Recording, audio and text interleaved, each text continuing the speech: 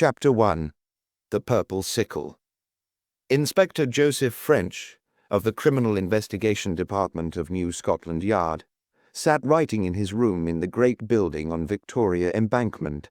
Before him on his desk lay sheet after sheet of memorandum paper, covered with his small, neat writing, and his pen travelled so steadily over the paper that an observer might have imagined that he had given up the detection of crime and taken instead to journalism. He was on a commonplace job, making a précis of the life history of an extremely commonplace burglar, but though he didn't know it, fate, weighty with the issues of life and death, was even then knocking at his door. Its summons was prosaic enough, a ring on his telephone. As he picked up the receiver, he little thought that that simple action was to be his introduction to a drama of terrible and dastardly crime. Indeed, one of the most terrible and dastardly crimes with which he had ever had to do. That Inspector French, he heard. Arrowsmith speaking, Arrowsmith of Lincoln's Inn. A criminal lawyer with a large practice, Mr. Arrowsmith was well known in the courts. He and French were on friendly terms, having had tussles over the fate of many an evildoer. "Yes, Mr. Arrowsmith, I'm French. I've a young lady here," Mr. Arrowsmith went on, "who has just pitched me a yarn which should interest you. She has got into the clutches of a scoundrel who's clearly up to no good. I don't know what he's after, but it looks mighty like a scheme of systematic theft. I thought you might like to lay a trap and take him red-handed." "Nothing would please me better," French returned promptly. "Shall I go across to your office?" "No, it's not necessary. I'll send the girl to the Yard. Thurza Dark is her name. She'll be with you in half an hour." "Splendid. I'll see her directly she comes. And many thanks for your hint." Though he spoke cordially, French was not impressed by the message. Communications purporting to disclose clues to crimes were received at the Yard every day. As a matter of principle, all were investigated, but not 1 in 100 led to anything. When therefore some half-hour later Miss Dark was announced, French greeted her courteously, but without enthusiasm. She was a pretty blonde of about 25, with a good manner and something of a presence. Well, but plainly dressed in some light summery material. She looked what she evidently was, an ordinary, pleasant, healthy young woman of the lower middle classes. French put her down as a typist or shopgirl, or perhaps a bookkeeper in some small establishment. In one point only did she seem abnormal. She was evidently acutely nervous. There was panic in her eyes. Tiny drops of perspiration stood on her face, and the hand in which she grasped her vanity bag trembled visibly. "Good morning, Miss Dark," said French, rising as she entered and pulling forward a chair. "Won't you sit down?" He gave her a keen glance and went on. "Now, if you'll excuse me for 2 or 3 minutes, I'll be quite at your service." He busied himself again with his papers. If her nervousness were due to her surroundings, she must be allowed time to pull herself together. Ready at last, he went on with his pleasant smile. "Just take your time, and tell me your trouble in your own way, and it'll be a strange thing if between us all we'll not be able to help you out." The girl looked at him gratefully, and with some surprise. Evidently she had expected a different kind of reception. French noted the glance with satisfaction.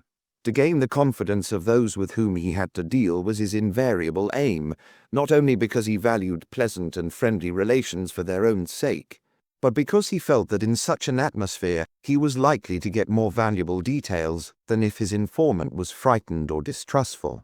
"So you know Mr. Arrowsmith?" he prompted, as she seemed to have a difficulty in starting.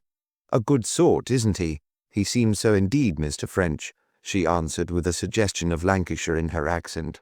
"But I really can't say that I know him. I met him this morning for the first time." "How was that? Did you go to consult him?" "Not exactly, that is.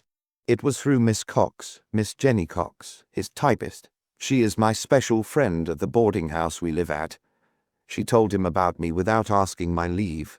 He said he would hear my story, and then she came back to the boarding house and persuaded me to go and tell it to him. She thought you were in some difficulty and wanted to do you a good turn." "It was more than that, Mr. French. She knew all about my difficulty, for I had told her. But she believed I was in danger and thought somebody should be told about it." "In danger? In danger of what?" The girl shivered. "Of my life, Mr. French," she said in a low tone. French looked at her more keenly.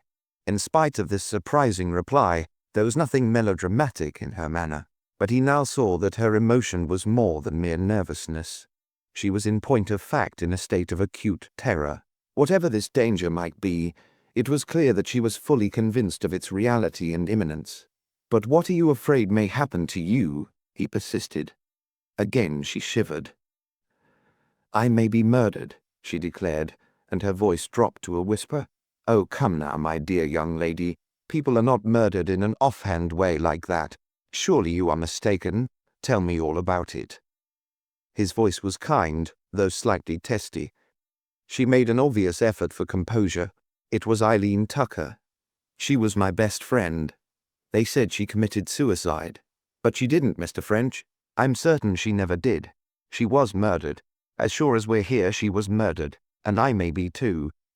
In spite of her evident efforts for self-control, the girl's voice got shrill, and she began jerking about in her chair.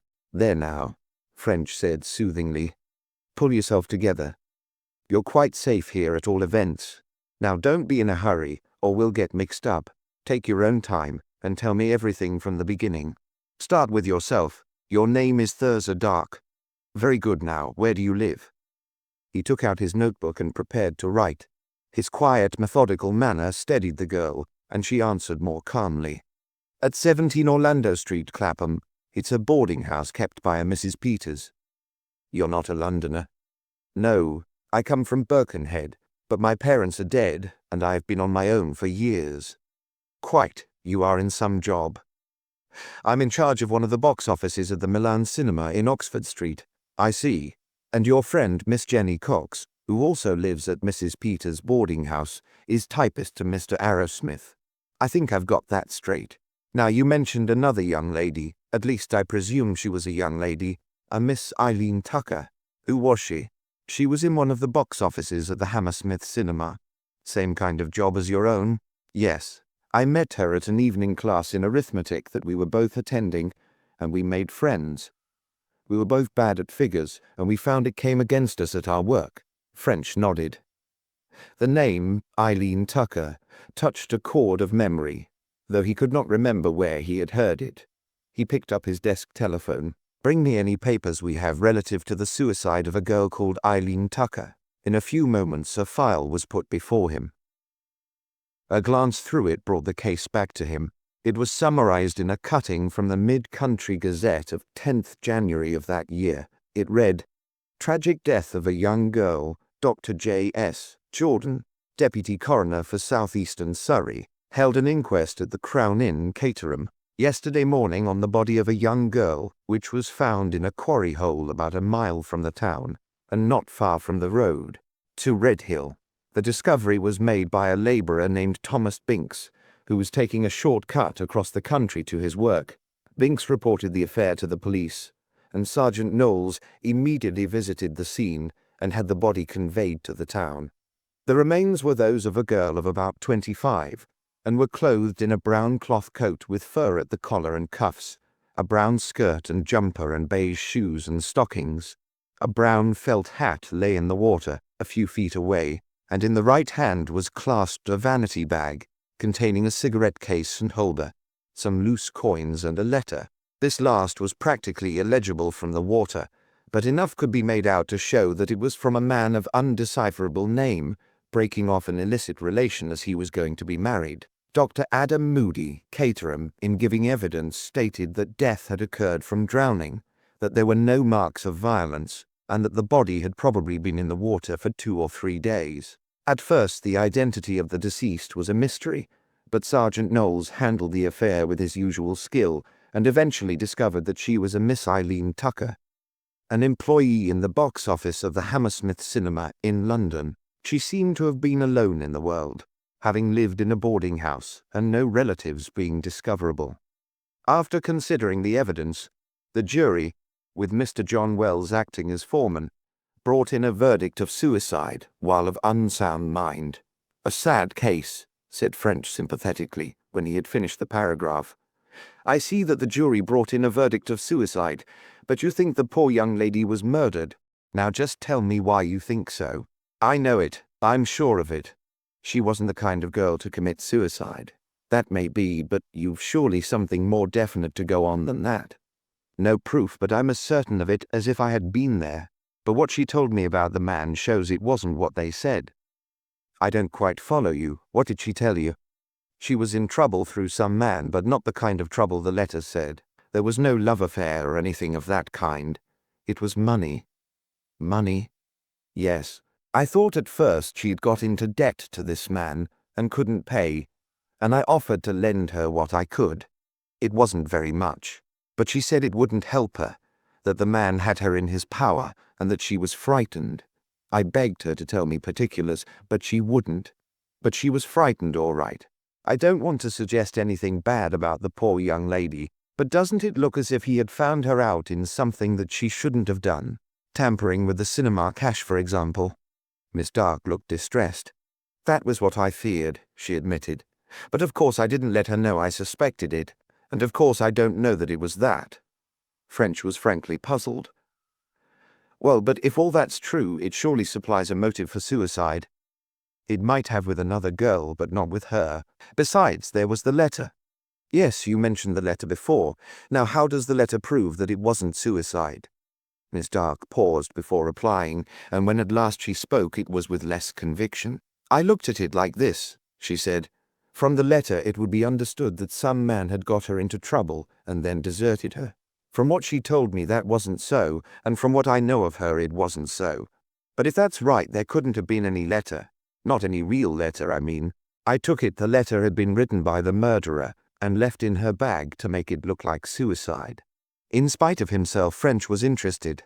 This was a subtle point for a girl of the apparent mentality of this Miss Dark to evolve from her own unaided consciousness. Not, he felt, that there was anything in it. The probabilities were that the unfortunate Eileen Tucker had been deceived and deserted by the usual callous ruffian. Naturally, she would not tell her friend. On the other hand, he considered that Miss Dark was surprisingly correct in her appreciation of the psychological side of the affair. The older French grew, the more weight he gave to the argument that X hadn't performed a certain action, because he wasn't the sort of person to do it. With due reservation, of course, and granted an adequate knowledge of X's character. That's a very ingenious idea, Miss Dark, he said. But it's only speculation. You don't really know that it is true. Only from what she said, returned the girl. But I believed her. Now, Miss Dark, French said gravely, I am afraid I have a serious question to ask you. If you knew all these material facts, why did you not come forward and give evidence at the inquest? The girl hung her head. I know I should have, she admitted sadly. But I just didn't. I did not hear of Eileen's death till I saw it in the paper the day after, and it didn't say where the inquest would be. I ought to have gone to Caterham and asked, but I just didn't. No one asked me any questions, and, well, it seemed easier just to say nothing. It couldn't have helped Eileen anyway. It might have helped the police to capture her murderer, if she was murdered, French returned, and it might have saved you from your present difficulties.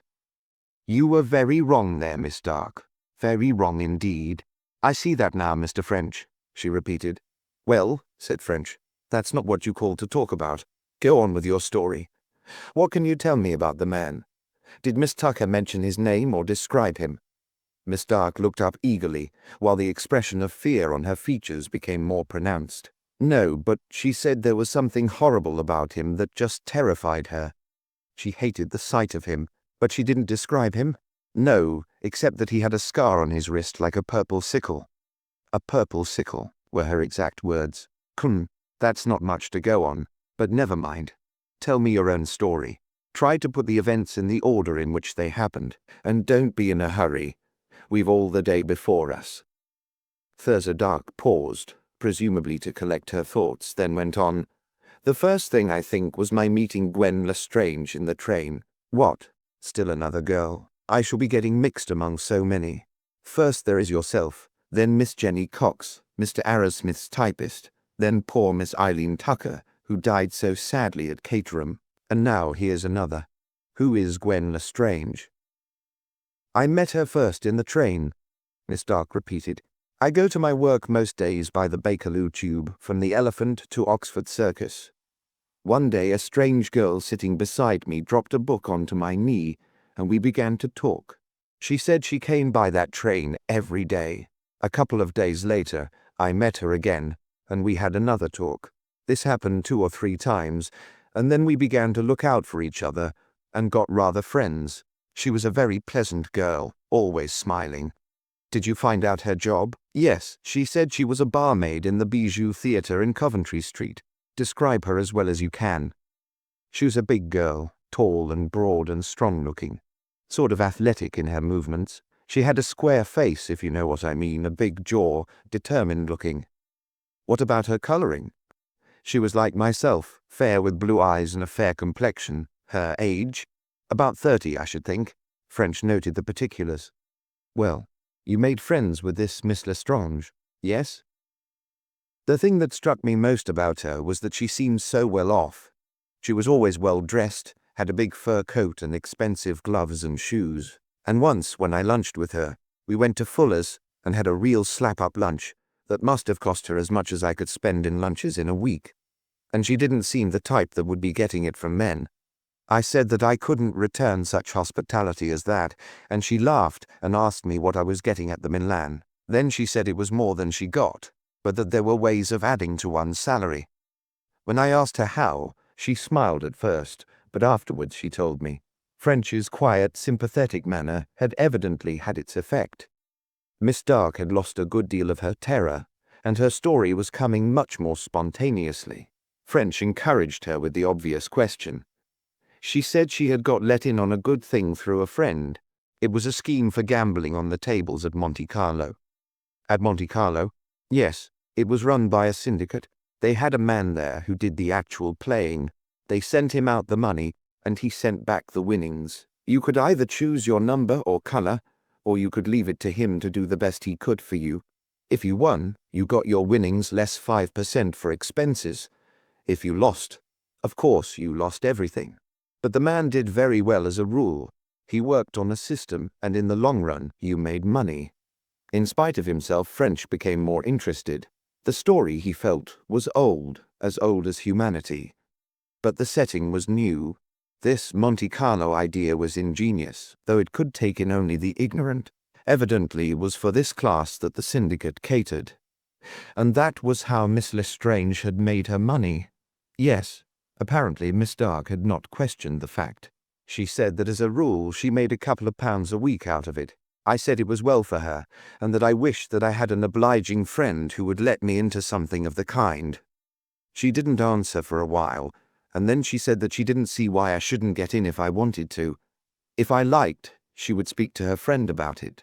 I wasn't very keen at first, for at one time or another I had seen a deal of trouble coming through gambling. But I thought a little fling wouldn't do me any harm, so I thanked her and asked her to go ahead. If she won, why shouldn't I? Why indeed? And did she arrange it? Yes. I didn't see her for 3 or 4 days. Then I met her in the train. She said she had fixed up the thing for me, and if I would come in early next morning, she would introduce me to the man who took the stakes. Our job started about 1 o'clock, you will understand, Mr. French. So we had plenty of time earlier. Of course. I suppose you both worked on till the places closed in the evening. That's right. We were done about 11 or a little later. Well, next morning I met her at 11 and we saw the bookmaker, Mr. Westinghouse. Gwen had told me that his office was rather far away and that he would meet us in the Embankment Gardens at Charing Cross, and so he did. Now before you go on, you might describe Mr. Westinghouse. I can tell you just what he was like, the girl returned. You know those big American businessmen that you see on the films? Clean-shaven and square chins and very determined and all that? Well, he was like that. I know exactly. Right, Miss Dark. You met Mr. Westinghouse? Yes.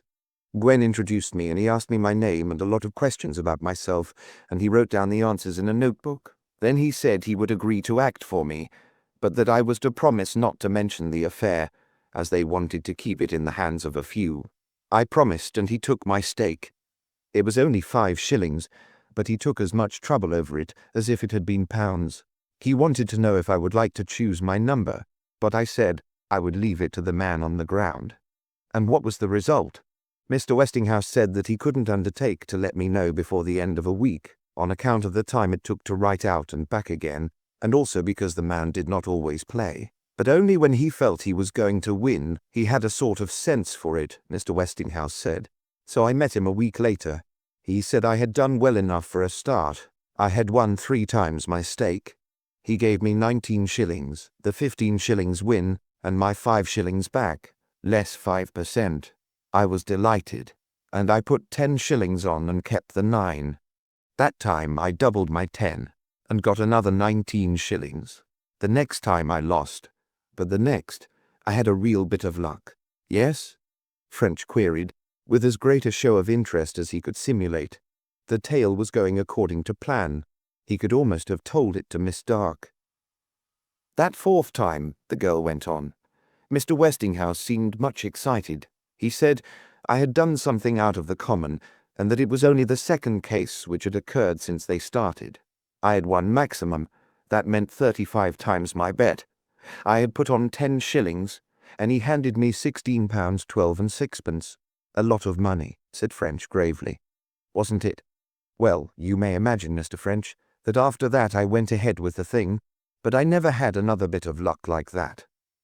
Though on the whole, I did fairly well, at least until lately. That, of course, was the next step. She had still to tell of her loss and the penalty. But that, French felt sure, was coming. About a month ago, the girl went on. Gwen told me she was leaving town. She had got a better job in the Waldorf Theatre in Birmingham, but I carried on the gambling all the same.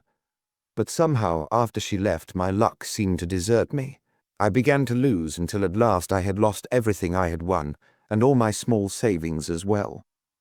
And what did Mr. Westinghouse say to that?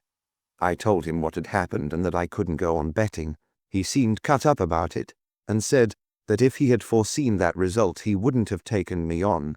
Then he said it was a real pity I couldn't go on a little longer. The luck at the tables came in cycles, and they had been passing through a specially bad cycle. Several other people had lost as well as me. He said the luck was due to turn, and that if I could hold on, I would be sure to win back all that I had lost and more. I said I couldn't, as I hadn't the money, and that was all there was to it. He said to let things stand for a week, and then to come back to him, and he would see what could be done. And you did? Yes. Mr. Westinghouse told me he was glad to see me as the luck had turned. If I could manage a really good bet, he was certain that I should win handsomely. I said I hadn't the money. Then he hummed and hawed, and at last said that he couldn't see me stuck, that he felt responsible for me, and that he would help me out. If I would undertake to let him have half the profits, he would lend me enough to clear a good round haul. He took 2 notes out of his pocket and said here was £10. I could put it on in one bet if I liked, but he advised me to put on 4 bets of £2.10 each instead. Some 1 or 2 were sure to get home. I didn't like the idea, but I was sure he wouldn't have offered such a thing unless there really was a good chance. So after some time I thanked him and agreed. I know I shouldn't have done it, but there it is. I'm telling you just what happened. French smiled. If we were all as wise as we should be, Miss Dark, there would be no stories to tell. Never mind, just go on with yours. Well, you can guess what happened.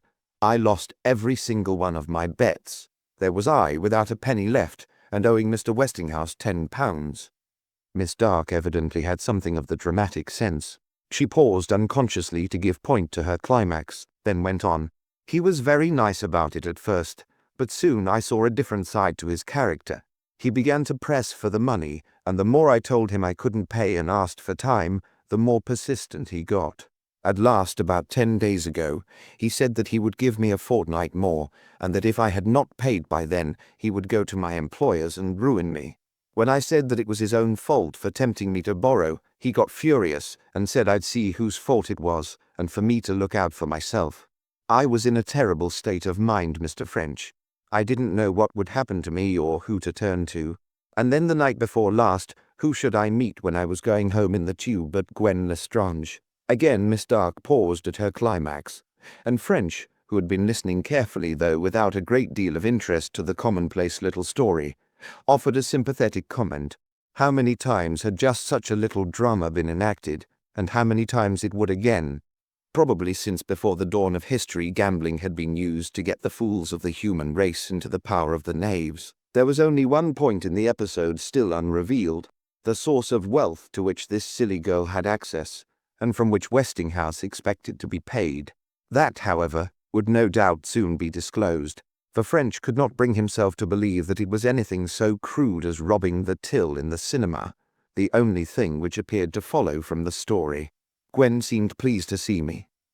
She said her mother had been ill and she had got a couple of days' leave from Birmingham. She asked me to have coffee with her next morning at Lyon's Corner House, so that we could have a chat. I think I told you I started work about 1 o'clock, and shortly before 12 next day I joined her at Lyon's. She exclaimed at once about my looks. "Why, what on earth's wrong with you?" she cried. "You're in trouble of some kind." I didn't want to talk about myself, but she insisted on hearing, and when she learned what had happened she was very angry. "That old scoundrel," she cried, "and I used to think he was straight." She got quite excited about it. She advised me to tell Westinghouse to go to hell and dare him to do his worst. He couldn't do me any harm, she said. I had only to deny the story and say he had been persecuting me, and he could produce no proof. But I knew that was no good, and that the mere raising of the question with the cinema manager would lose me my job. And it would have, Mr. French. "I dare say it would," French admitted. "Well, I wasn't on for it anyway, and when she saw I wasn't she let that drop. Then she said that she felt sort of responsible for me, seeing that it was through her I got into the thing, and that she would therefore try and help me out. There was a cousin of hers, a really good sort, who might be able to help me. He had helped her at one time when she was in the same trouble herself. She would stake her reputation that he at all events was straight, and if I wished she would introduce me to him. Well, I needn't take up your time by telling you all our conversation. It ended in my agreeing to go to Mr. Style, as the cousin was called. Gwen fixed up a meeting. I was to be at St. Pancras when his train came in from Luton, where he lived, and he would talk to me on the platform. I went there and he found me at once. You might describe Mr. Style also. The girl shivered as if at an unpleasant memory. "I can easily do that," she said, and her expression became almost that of horror. "As long as I live, I'll remember his appearance. He was thin and tall and sallow, with a small, fair moustache. But his eyes were what struck you. He had such queer, staring eyes that you would think they could see right into your mind. They made me feel quite queer, sort of uncanny, if you understand what I mean." French nodded, and she went on. "He said that his cousin, Miss Lestrange, had told him of me and the fix I was in, and he thought he could do something to help me. He said he had a job which he thought I could do, and which would pay me well. It was easy as far as actual work was concerned, but it required a young lady of good appearance and manner, and some shrewdness to carry it through.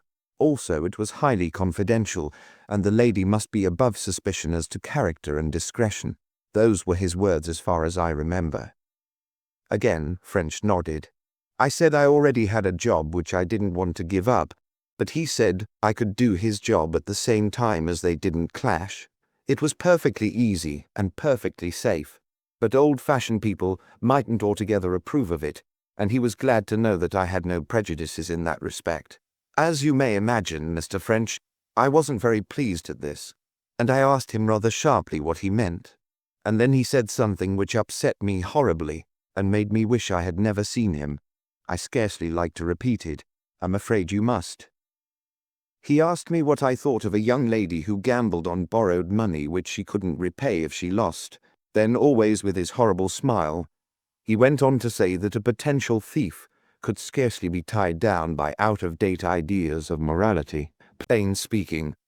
The girl made a hopeless little gesture. "You may say I should have got up and walked away," she continued, "but I just couldn't. Somehow I felt as if I had no strength left to do anything, but I was terribly upset. I had not realized that I had done anything so serious, and I grew sort of cold when I thought of it." He watched me for a moment. Then he laughed and said not to be a fool, that I had done what anyone would have done in my place, and that he only mentioned the matter so that I might not imagine that I was above the little weaknesses of ordinary people. I said I had never imagined anything of the sort, and he answered that being so we might get to business. Though Miss Dark was now telling her story as clearly and collectedly as French could have wished, it was evident that the personality of Style had profoundly impressed her. The more she spoke of him, the more nervous and excited she grew. But French's sympathetic bearing seemed to steady her, and after a short pause she continued. He said then that he would make me a confidential offer. He would take over all my liabilities and make me an immediate advance to get me out of my present difficulties. He would also guarantee me a substantial increase to my income, without in any way prejudicing my present job, if I would do as he asked. He assured me that what he would ask was absolutely safe if I was careful, and that though it might not exactly accord with certain straight-laced ideas, it would not injure anyone or cause any suffering. He also declared on his honor it was nothing immoral or connected with sex. But he said he had no wish to coerce me. I could think the offer over, and I was perfectly free to take it or leave it as I thought best. A plausible ruffian, I asked him then what the job actually was, but he said there was time enough for that, and he began to ask me about the cash at the Milan and how it was checked, and if I was overlooked in the box office, and how often the manager came round, and so on. I can tell you I didn't like it, Mr. French, and I began to feel I just couldn't have anything to say to his job. Yes? French queried as the girl stopped. And then, repeated Miss Dark excitedly, and with an unconscious dramatic effort. Then he raised his arm and I saw his wrist. Mr. French, it had a purple scar like a sickle on the inside. Chapter 2. French makes an assignation. If Thurza Dark had surprised French by her dramatic declaration, he surprised her even more by his reply. Miss Dark, he said gravely, though the irrepressible twinkle showed in his eye, you're a born storyteller. The girl started and flushed angrily, but he held up his hand. No, he said with a smile. I don't mean it that way. I believe everything that you have said, but I really must compliment you on the way you're telling the story. You did that climax uncommonly well. And I'm not laughing at you either, he went on, as her expression changed once more. I can assure you I consider your statement very important and am following it closely. Go on now, and tell me what happened after that. By the way, do you smoke? He took a box of cigarettes from a drawer of his desk and held it out. His little ruse succeeded. Miss Dark had become very much excited, and though he liked artistic narrative, he felt it would be too dearly purchased at the price of accuracy. His intervention brought her back to earth. She lit a cigarette and went on more soberly. I just sat and stared at the mark while I thought what poor Eileen Tucker had said. This must be the man she had described.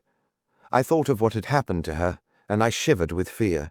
It was clear what her trouble had been. Well, now it's not so clear to me. Just what did you think it was? The girl looked at him in surprise. I supposed that style had made her rob the till of the Hammersmith cinema, and I supposed he would try and make me rob the Milan. Not so easy as it sounds, French declared. But perhaps you are right, yes? Mr. Style evidently saw me looking at the mark, for he seemed annoyed and he covered it up with his sleeve. I felt I had been rude and I looked away. But his manner was not so pleasant afterwards. Do you think he had any idea you had known Eileen Tucker? He asked me the question. That was afterwards, after we had talked for some time. Just as I was going away, he said, By the way, about a year ago, I met a young lady in your line of business, a Miss Eileen Tucker. A very nice girl she was, too. I suppose you never came across her. And what did you say? At first I was going to say yes, then something came over me and I thought it might be safer if I said nothing about it. So I said no, that the name was strange to me. Do you think he believed you? Did you hesitate before you answered him?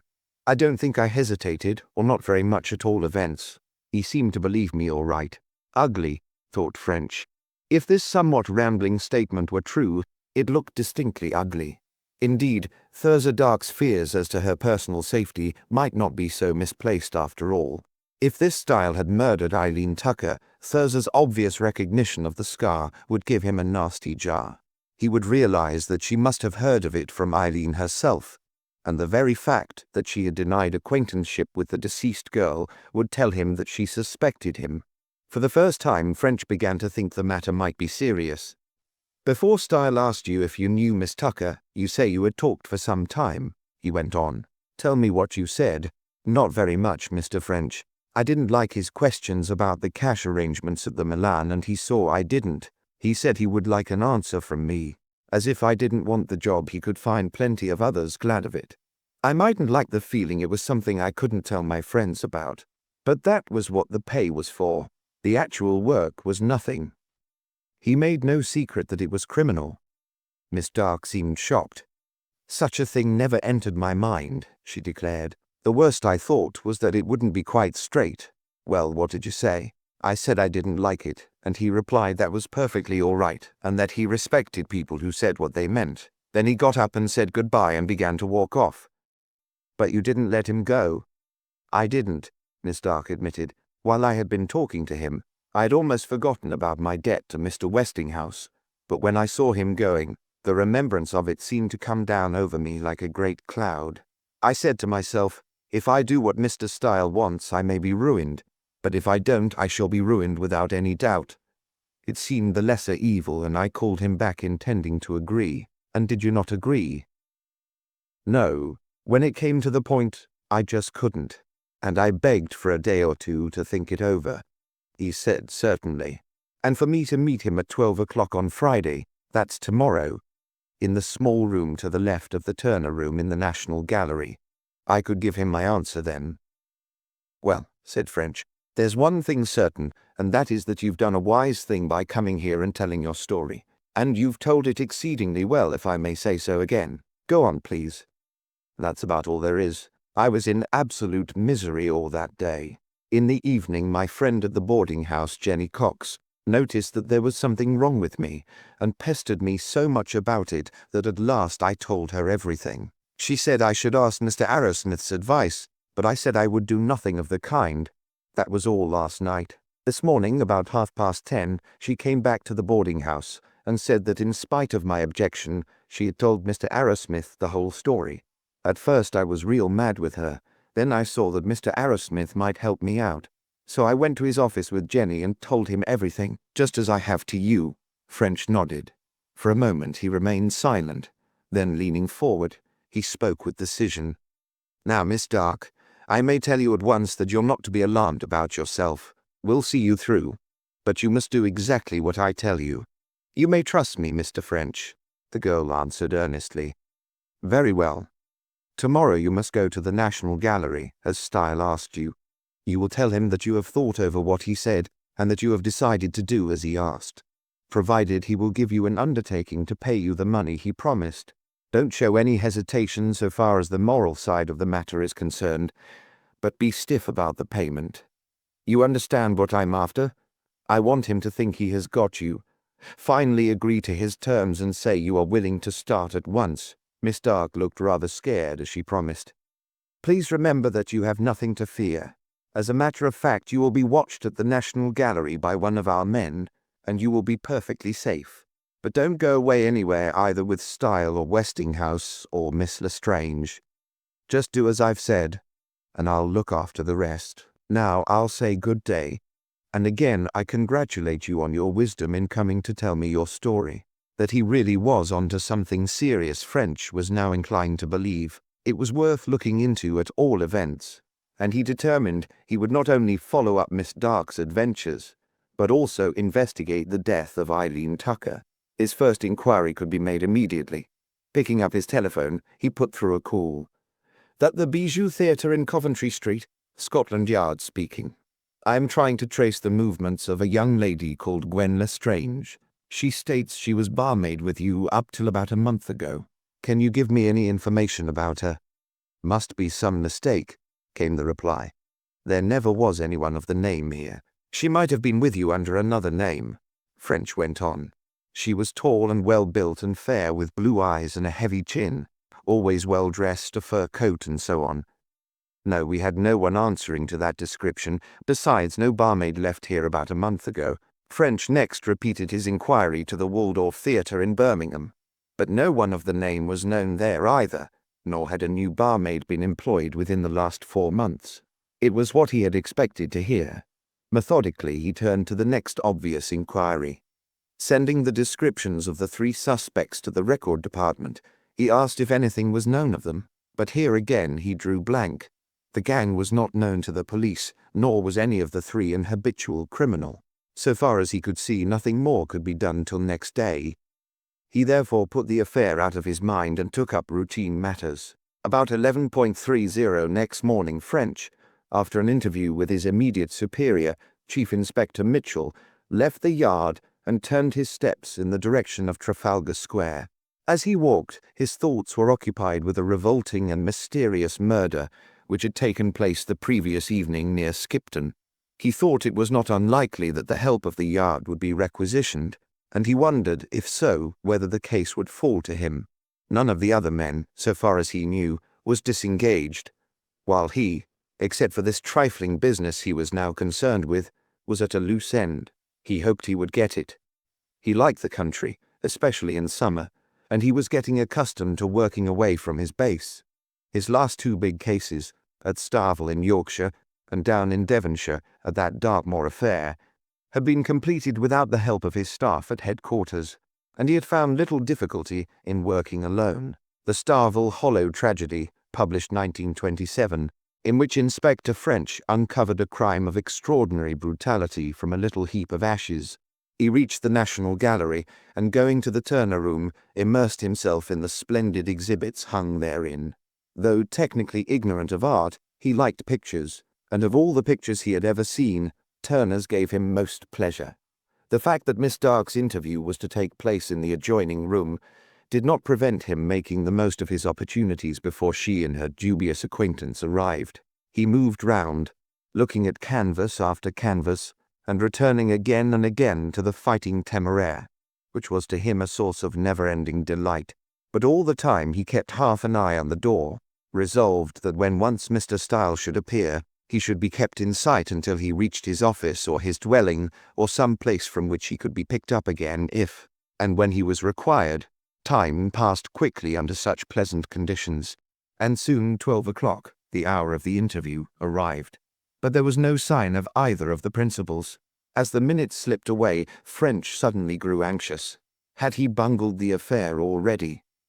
He had chosen the room beyond that of the interview in the hope that Style would not see him, so that he could trail him with more ease and security. Now he began to wonder if Style had met the girl at the door and altered the venue to some other room. If so, he might pick them up as they were leaving the building. He therefore strolled to the entrance, and there, taking up an inconspicuous position, watched those departing. For over half an hour he waited, then remembering that Miss Dark began work at the Milan at 1 o'clock, he concluded his luck was out and went along to the cinema. It was a fine new building in Oxford Street, not more than 100 yards west of the circus. Palatial was scarcely the word with which to describe it, as it was built in a vastly more lavish and ornate manner than 90% of the palaces of the world. French entered a huge hall of marble and gold, in which were a row of box offices, and from which massive bronze doors led to the auditorium. Only 2 of the 6 box offices were open. French glanced into each, but in neither was his friend. Having learned from an attendant that though the girl was due for duty, she had not yet arrived, he sat down to wait. Time crawled slowly on. 1:30 came, then 1:45, then 2, and still she did not appear. At 2 o'clock, French could stand it no longer. He saw the manager. But from him he learnt nothing. Miss Dark had no leave of absence, nor had she sent any apology. She was a reliable girl, and had never before missed an attendance. The manager had no explanation to offer. "I should be obliged if you would let me know at the yard if she turns up," said French as he took his leave. He was now acutely anxious. Fears of the worst filled his mind as he drove rapidly to the boarding house in Orlando Street, Clapham. In a few minutes he was sitting with Mrs. Peters, the landlady. At once he obtained news. On the previous evening, about 11:30, an attendant had rung up from the Milan. He had explained that Miss Dark had asked him to say that her sister had unexpectedly turned up from Manchester, and that she was going to spend the night with her at her hotel. As a matter of form, French rang up the Milan. But the reply was only what he expected. Miss Dark had left at her usual time without giving any message to anyone. Sadly, French found himself forced to the conclusion that there could no longer be any doubt that the gang had got her. The thought of her disappearance profoundly upset him. It hurt like a personal affront. An appeal had been made to him for help. He had promised help, and he had not given it. They'd been too much for her, he thought. That ruffian style saw that she suspected him of Eileen Tucker's murder, and no doubt he shadowed her to the yard. He's told his friends that she'll blow the gaff and they've done her in, or I'm a Dutchman. In accordance with his usual custom, he had added a description of his caller to the papers, which already formed the beginning of the dossier of the case. It was the work of a few seconds to call up the yard and direct that an urgent call for 4 wanted persons should be circulated, those described under the names of Thurza Dark, Gwen Lestrange, Westinghouse, and Style in the file in the top left-hand drawer in his desk. Then he turned back, and with the landlady's permission, made a detailed search of the missing girl's bedroom. But with the exception of a photograph of the girl herself, he found nothing useful. On his way back to the yard, he called at Mr. Arrowsmith's and interrogated Miss Cox, Miss Dark's boarding-house friend, once again without result. Nor did a visit to telephone headquarters in the hope of tracing the mysterious call lead to anything. By the time he had completed these inquiries, it was getting on towards 8 o'clock. As the hours passed, he had been growing more and more despondent. But there was nothing more he could do that night. By now the description would be in the hands of the police within at least 50 miles of London, and that he had not heard from any of them seemed to confirm his worst fears. He was just about to leave the yard when the telephone in his room rang. "Call through from Portsmouth about that Thurza Dark case," said the officer in the yard private exchange. "Will you take it, Mr. French?" "Right," said French, an eager thrill passing through him. "Scotland Yard. Inspector French speaking." "Portsmouth Police Station. Sergeant Golightly speaking. Relative to the inquiry as to the whereabouts of a young lady named Thurza Dark received this evening, I think we have some information." "Right, Sergeant. Go ahead." "At about 9:30 a.m. today a report was received here that the body of a girl had been found in the sea at Stokes Bay, some 3 miles east of Portsmouth. A party of yachtsmen leaving for a day's sail had seen it floating about a mile from the shore. They brought it in, and we had it medically examined. The cause of death was drowning. So far we have been unable to identify the remains, or to find out how the girl got into the sea. It looks like suicide. We had already issued a circular when we saw yours. The remains answer the description you give. Girl been in the water long?" 6 or 7 hours, the doctor thought. "Has the inquest taken place?" "It's arranged for 10 tomorrow morning." "Right, Sergeant. I'll go down tonight if possible. Wait a moment till I look up the trains." "There's an 8 and a 9:50, sir, from Waterloo." French glanced at his watch. "I'll get the 8. Can you meet me?" "Certainly, sir." The hands of the station clock were pointing to 10 minutes before 10 when French, armed with his emergency suitcase, left the train at Portsmouth. A smart-looking sergeant of police was waiting on the platform, and to him, French introduced himself. "The girl was in with me on the previous day, Sergeant, so I can identify her myself. Otherwise I should have brought someone who knew her." "Quite so, sir." The sergeant was deferential. "We believe she was a stranger. At least, we haven't been able to hear of anyone missing from anywhere about this district. And your description just covers her. The body's lying at the station, so you'll know in a few minutes." "Right, Sergeant. Let's walk if it's not too far. I'm tired sitting in that blessed train." French chatted pleasantly as they stepped along, true to his traditional policy of trying to make friends and allies of those with whom he came in contact. The sergeant was evidently curious as to what there might be in this girl's death, which so keenly interested the great yard. But French forbore to satisfy his curiosity until he should himself know whether or not he was on a wild goose chase. The remains lay on a table in a room off the yard of the police station. The moment French raised the sheet with which the head was covered, he recognized the features of the girl he sought. Poor pretty little Thurza lay there still and peaceful, her small peccadilloes and troubles, her hopes and her joys over and done with. As French gazed upon her pathetic features, he grew hot with rage against the people whose selfish interests had led to the snuffing out of this young life. Before its owner had had her chance to make what she could of existence. That she had been deliberately murdered, there could be little doubt. and he silently registered a vow that he would not cease until he had avenged her. He gave a short sigh as he banished his feelings from his mind, and became once more the efficient, unemotional officer from Scotland Yard. "It's the girl right enough," he declared. "Now, Sergeant, as you may have guessed, there is more in this than meets the eye. I have reason to suppose that this is neither accident nor suicide." "What, sir? You mean murder?" "I mean murder. As I understand it, this girl was in the power of a gang of sharpers. She got to know more about them than was healthy for her, and this is the result.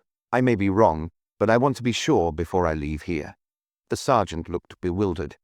"There is no sign of violence, as you can see," he suggested hesitatingly, "and the doctor had no suspicion of murder." "There has been no post-mortem?" "No, sir. It wasn't considered necessary. We'll have one now." "Can you get the authority from your people?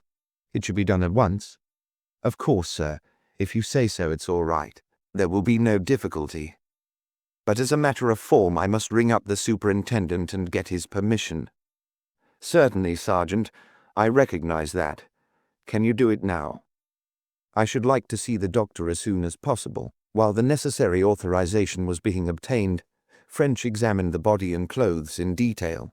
But except that a tiny bit of the skirt had been torn out, as if it had caught on a splinter or nail, he found nothing to interest him. A few minutes later, he and the sergeant were being shown into the consulting room of Dr. Hills, the police surgeon. The doctor was a short man with a pugnacious manner.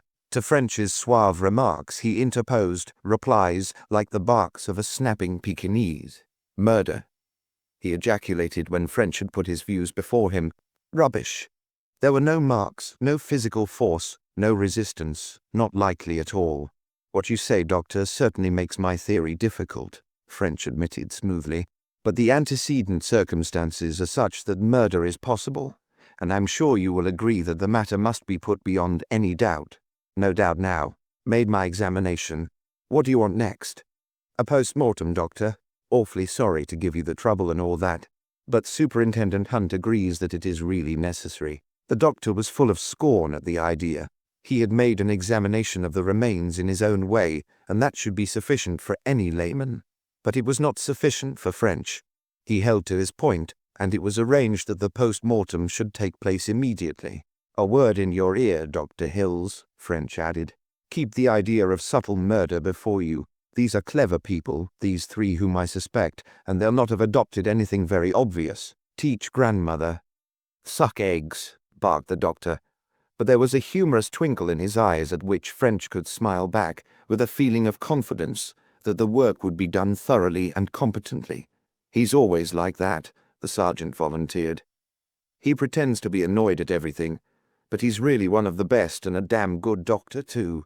He'll make that examination as carefully as the best London specialist, and you'll get as good an opinion when he's finished." If time was a criterion, the job was certainly being done well. French, sitting in the nearest approach to an easy chair that the sergeant's office boasted, had read the evening paper diligently, had smoked 3 pipes, and finally had indulged in a good many more than 40 winks before Dr. Hills returned. "Kept you up, Inspector," he remarked, glancing at the clock, whose hands registered 3:30. "Ah, well, been worth it. Found something. You'll not guess. No sign of murder, no force applied, no resistance made. Death by drowning only. All as I said. But," he paused in his stream of explosives and waited impressively, "but water in lungs and stomach. Fresh, Inspector, fresh. What do you make of that?" French was considerably impressed. "What do you make of it yourself, Doctor?" he asked. "Drowned in the sea, fresh water in lungs, pretty problem. Your funeral." He shrugged his shoulders, gave a quick friendly smile, barked "night," and was gone. Chapter 3. The Inquest. The problem with which Dr. Hills had presented French was not so difficult as it appeared at first sight. There could indeed be only one solution, but that solution carried with it the proof of what French had up to then only suspected, that Thurza Dark's death was the result of neither accident nor suicide, but definitely of murder. If the water which the poor girl had swallowed were fresh, It obviously followed that she had been drowned in fresh water, her body having afterwards been put into the sea. Why the three fiends had committed their revolting crime in this way French did not know, but it was clear that the placing of the body in the sea could have been done with but one object: to conceal the fact of murder by creating the appearance of accident. And had it not been for the special knowledge which French possessed, it was more than likely that the trick would have been successful. A further problem immediately arose, trifling in comparison to that of the girl's death, but still requiring a decision. Should the discovery be mentioned at the inquest? To allow the conspirators to suppose that their scheme had succeeded would have the obvious advantage of making them less careful. In the course of his career, French had many times experienced the value of lulling his adversary to complacency, if not to sleep.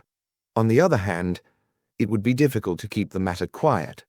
The doctor would certainly refuse to hold back such material evidence. This would involve confiding in the coroner and adjourning the inquiry on some technical ground, as that official would not allow a verdict inconsistent with the facts to be returned. But an adjournment would not have the effect desired by French. Until the case was finally disposed of and a verdict of accidental death returned, the murderers would remain on tenterhooks, alert and careful.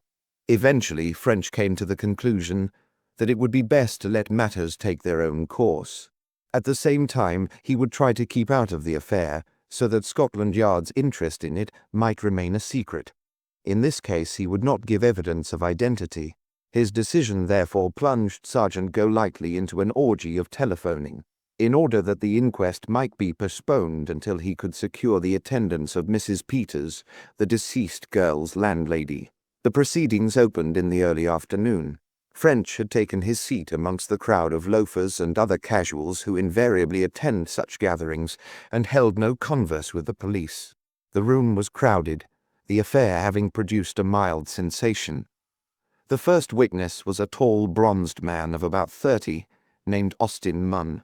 He deposed that he lived at Lee on the Solent, and he was owner of the schooner yacht Thisbe. At about 6:30 on the previous morning, he and 3 yachting friends had started off in the Thisbe for a long day's sail. They were going east through Spithead and towards Brighton. When they were passing through Stokes Bay, some 3 or 4 miles from Lee, he saw something in the water. He was at the tiller, and he altered course to pass it closely. When they came near, they saw that it was the body of a young woman. They hove to immediately and brought it aboard. They tried artificial respiration for over an hour, though none of them thought it would be any good. The girl looked as if she had been dead for some hours. The body was that on which the inquest was being held. They turned into Portsmouth, and on arrival, one of his friends had gone to inform the police. The sergeant had come down at once and arranged for the removal of the remains. Sergeant Golightly stated that about 8:30 on the previous morning, Mr. Lewis Pershaw, one of Mr. Munn's yachting party, reported that his yacht had picked up the body of a young woman when starting out for a cruise. He, Golightly, had gone down and taken charge of the remains. The deceased was dressed in a light fawn coat and skirt, with a white silk blouse, flesh-coloured stockings and black patterned shoes. She had no hat. On her left wrist was a watch which had stopped at 1:07. She wore a necklace and earrings of imitation pearls. Her face was calm and peaceful. As a result of his inquiries, he had learned that the deceased was a Miss Thurza Dark, an employee at the Milan Cinema in Oxford Street, London. She lodged in a boarding house in Clapham, and the landlady was present and would give evidence of identity. He had been unable to find out how the body had reached the place in which it was found. Mrs. Peters was then called. She deposed that the remains were those of her late lodger, Thurza Dark. The girl had lived with her for nearly a year.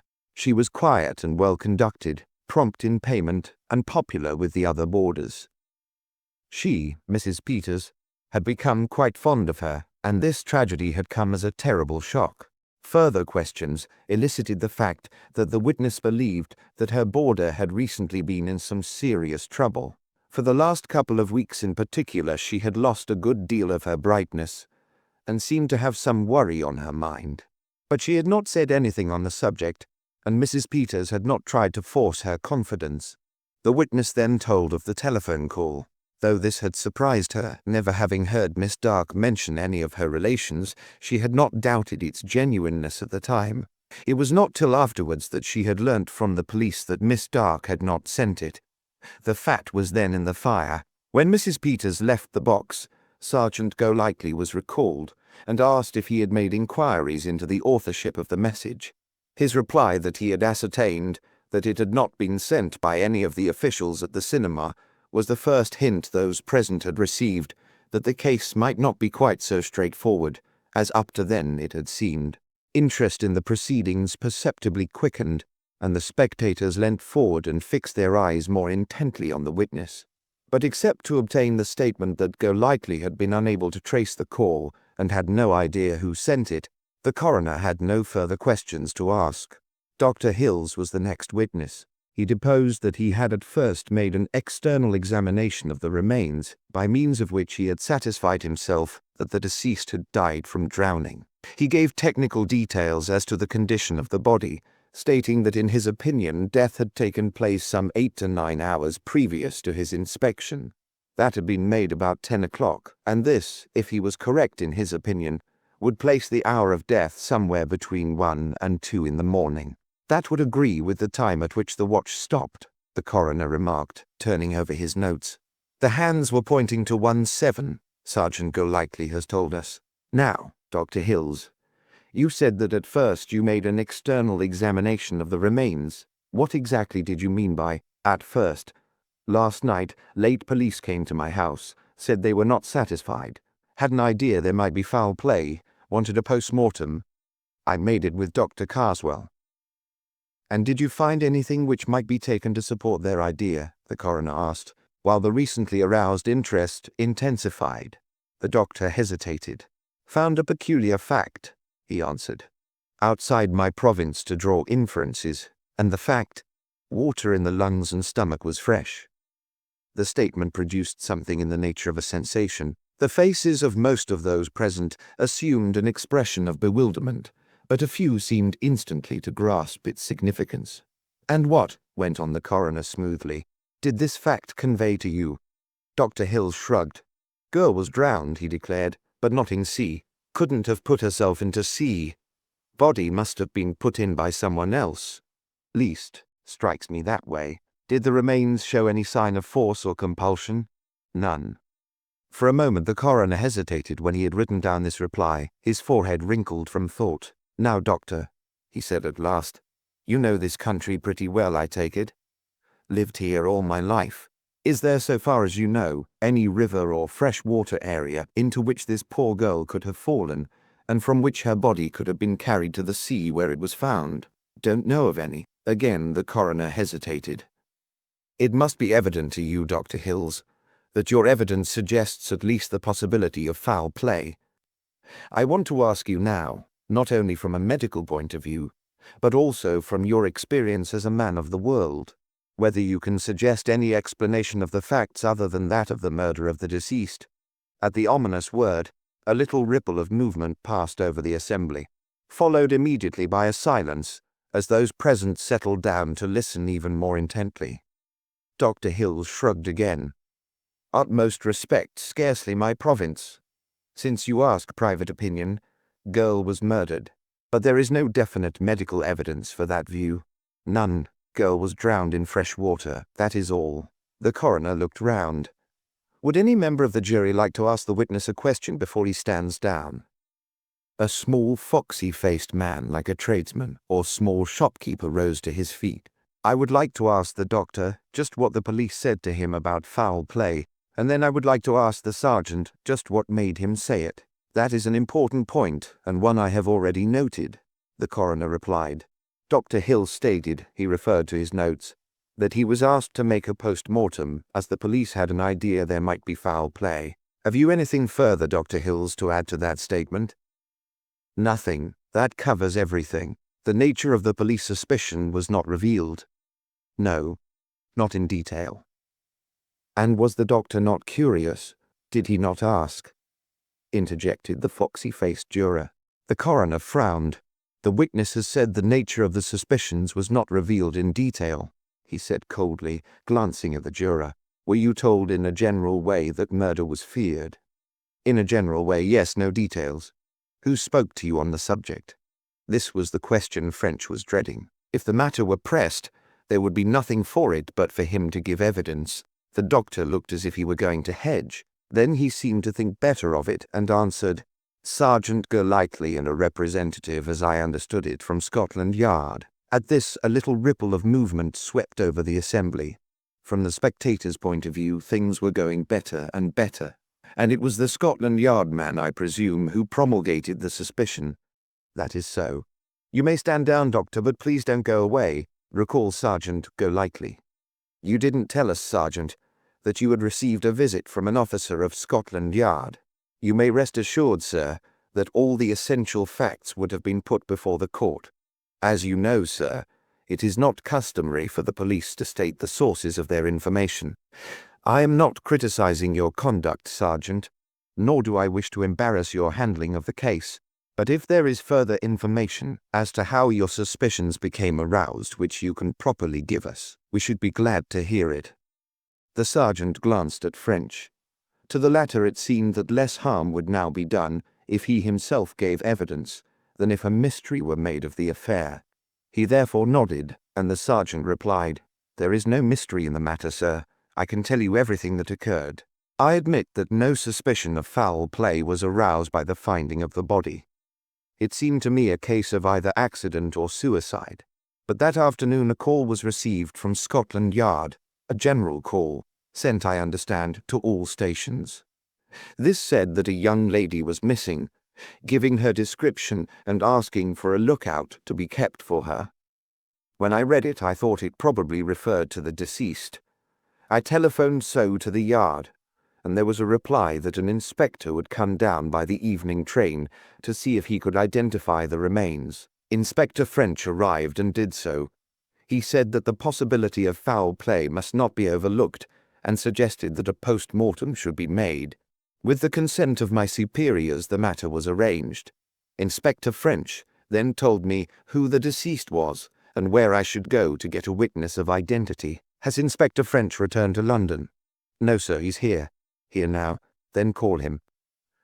As French entered the box, the little ripple of excitement was repeated. A full-fledged inspector of the famous CID was an unwanted sight in the local courts, and people craned forward to see what manner of man he might be.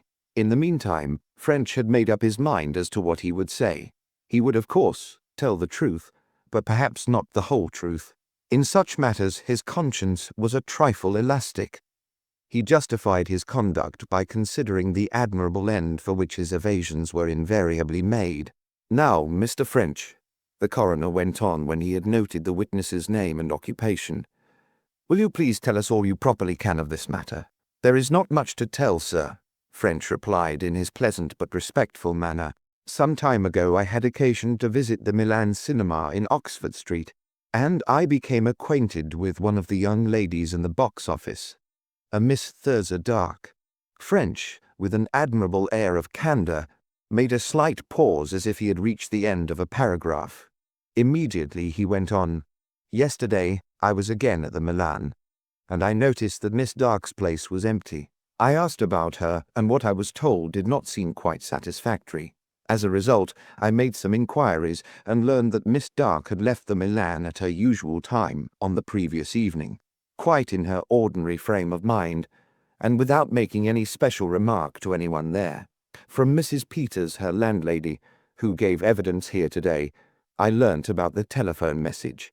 The fact that this message was a false one confirmed my suspicion that all might not be well, particularly as no reason could be suggested for the girl's disappearance. Considering all the circumstances, it was judged wise to issue a circular that she was missing. This was done, and there was a reply from here, as you have heard. I came down and saw that the deceased was Miss Dark. And have you any idea as to how her body got into the sea? None, sir. What does the fact that fresh water was found in the deceased's lungs convey to you, Inspector? Just what the doctor has said, sir, that she was drowned in fresh water, and that her body was afterwards put into the sea. Can you account for that in any way other than that the girl was murdered? That is certainly the most probable explanation, though I think there are others.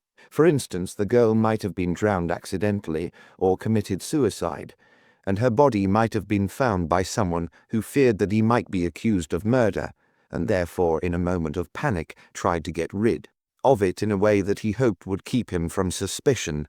That doesn't seem very probable. It does not, sir, but one has to consider all possibilities.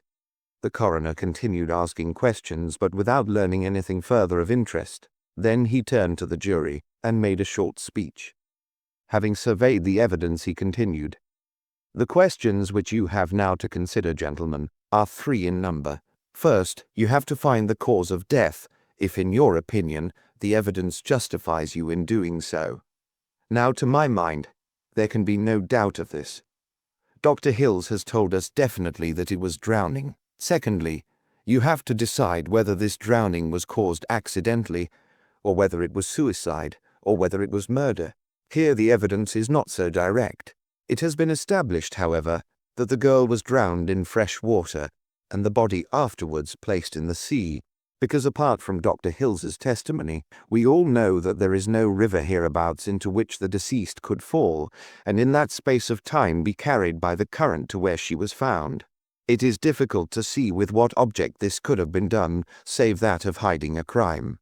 If you think that these views are borne out by the evidence, you will return a verdict of willful murder. If, on the other hand, you consider some other explanation tenable, such as the ingenious one advanced by Inspector French, you may return that of accidental death. If you consider that the evidence points to suicide, you will find accordingly. Your third question follows from the answer you give to the second. If you find that murder has been committed, you must state, if you can, the guilty party or parties. As to this, it appears to me that no evidence of any kind has been placed before you, but here again, you must form your own opinion. Contrary to French's opinion, the jury elected to retire. For half an hour they considered the matter. Then, at last, brought in the verdict which had seemed to him self-evident: willful murder by some person or persons unknown. Chapter 4. French makes a start. "I should like to introduce you to Major Bentley, our chief constable," said Sergeant Golightly to French as they left the courthouse. The major was a small, dark man, with a rather Jewish cast of countenance. French had noticed him come in late to the inquest, and had imagined he was a police official. "I was talking over this affair with the superintendent this morning," the major began. "He's knocked up at present, and I went to his house. That's why you haven't met him. In the absence of complete knowledge, we rather took the view that the key to the matter lay in London, and that Portsmouth came into it only as the result of an accidental selection. I should like to know, Inspector, if that's your view also." "As a matter of fact, it is, sir. I have some further information which I didn't think it necessary to lay before the coroner, but which I should be pleased to give to you. It tends in that direction." The chief constable smiled. "I rather imagined your evidence was, shall I say, bowdlerized. It occurred to me that you were mighty quick in assuming that the girl had disappeared, all the details strictly accurate." "Strictly, sir." French smiled also. "But if a meaning other than that I intended were taken from what I said, that would not be my fault, would it?" "Of course not. Naturally, the energies of the police must be directed towards hoodwinking the courts, eh?" French laughed outright. "It has its uses," he admitted, glancing with amusement at the sergeant's scandalized countenance. "But this time I fear our adversaries are too wide awake to be taken in by it." "That's so. Well, come along with you to the sergeant's office, and let's have our chat." When they were seated, and had lit up 3 of the chief constable's Egyptian cigarettes, French told in detail about his interview with the dead girl and the inquiries he had already made. Both men listened with keen attention and without interrupting. "What's it all about, Inspector?" Major Bentley asked when he had finished. "Those 3 ruffians get these girls into their power, or try to. But what for? Have you any theory?" "I've not," French admitted. "At first it looked like an attempt to rob the tills of the cinemas, but all they'd get from that wouldn't be worth their while. It might, of course, be for immoral purposes, but somehow I don't think so. In any case, the motive for this second murder is clear. This style believed that the girl Dark connected him with the first crime, the murder of Eileen Tucker. Possibly they found out that she had gone to the yard and thought she had given them away. That's my view. Probably they shadowed her. If so, they would see that her ability to identify 3 of their members would make her so dangerous that their only policy would be to make away with her. Quite. That's clear enough. But it doesn't explain the first murder. It does not, sir. It looks as if there was some game going on to get the cash out of those cinemas, but how it would be done I can't see, nor I. The chief constable shrugged his shoulders. Well, that's all very interesting, but the point about which I really wanted to consult you is this. If the key to the matter lies in London, as I think we are agreed that it must, the matter is one for you, and not for us. The body was found here, sir. It is technically a matter for you. I know, but that is a detail which can easily be put right. If we apply for help from the Yard, you can sail ahead without delay. That's true, sir, or at least the Yard can. I should have to report and wait for orders. But as I'm mixed up with the case already, and as I have no other job on hand, I'm sure I should be the man sent. Shall I get on the phone to the Yard? I think you should. Tell them we're applying to the Home Office for help from them, and that I've suggested that as you're here you might carry on. Right, sir. I'll do it now. But when French got through to Chief Inspector Mitchell, he was surprised by receiving a recall. Come and see me first, French, at all events, said his chief. We'll fix it up then. French travelled to Waterloo by the 8:06 p.m. from Portsmouth, and early next morning knocked at the Chief Inspector's door. Morning, French, Mitchell greeted him. I was a good deal interested by the summary of those proceedings down at Portsmouth. I fancy there's more in this thing than we've got down to yet. Just start in and give me details of what took place at the inquest. French obeyed. Mitchell listened without interrupting and nodded his head when his subordinate had finished. I sat here, he said slowly, last night for a solid hour after I had received your telephone, trying to remember a name. At last I got it. Does Arundel convey anything to you? Arundel, French repeated. Near Eastbourne, that is, isn't it? Eastbourne, your grandmother. It's 10 miles east of Chichester and some 4 miles from the coast. That help you? French slowly shook his head. Afraid not, sir. Well, I'll tell you. Past that little town there flows a river, the Arun. And in that river one day last October was found the body of a young woman. The medical evidence was that she had been drowned, and as there were no signs of violence or other suspicious circumstances, a verdict of accidental death was returned. But French. Mitchell leaned forward and became very impressive. She was employed in the box office of a big London cinema. French stared. Good Lord, sir.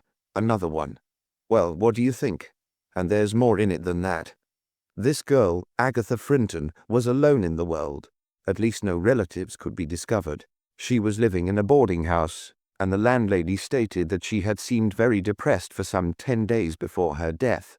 It's another case of the same, French declared with an oath. As sure as we're alive it is. Don't you think so, sir? It's certainly suggestive. It looks to me like the last time your friends wanted a recruit for their little scheme, whatever it is. That's what I think. It's going to be a big case, this. The further you go into it, the bigger it grows. That's 3 girls we believe they've murdered, and goodness knows how many more there may be that we haven't got onto yet. I have a man on that, Mitchell declared. He's looking up the files. I told him to go for any cases of the death of girls in box offices of places of amusement, including accidents, suicides, and murders. That should cover it. That'll cover it all right. But there's another point, sir. We believe they murdered Thurza Dark because they found out that she had been at the Yard and they suspected she was going to give them away. Had this other girl, this Agatha Frinton, been to the Yard?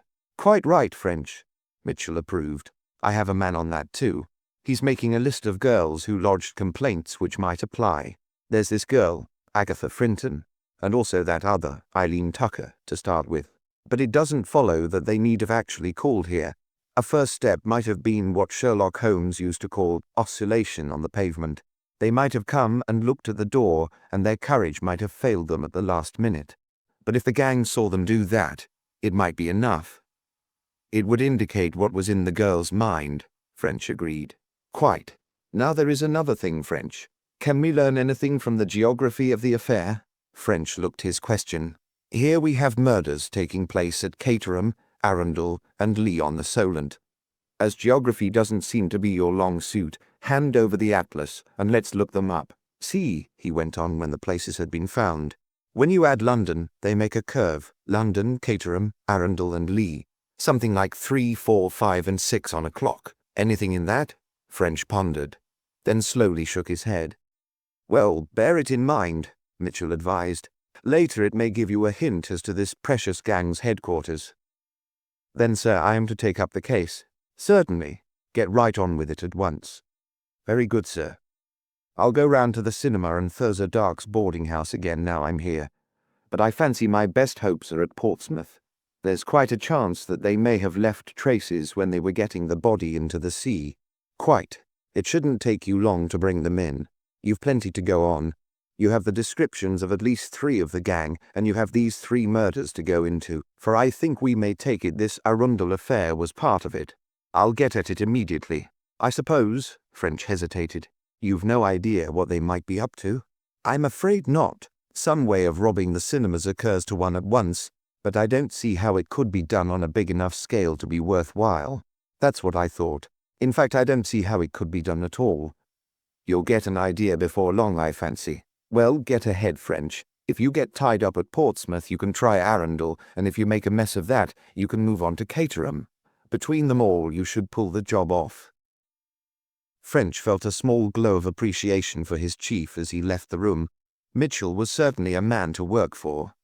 He knew his job from A to Z, and his power of getting straight to the heart of things was little short of uncanny.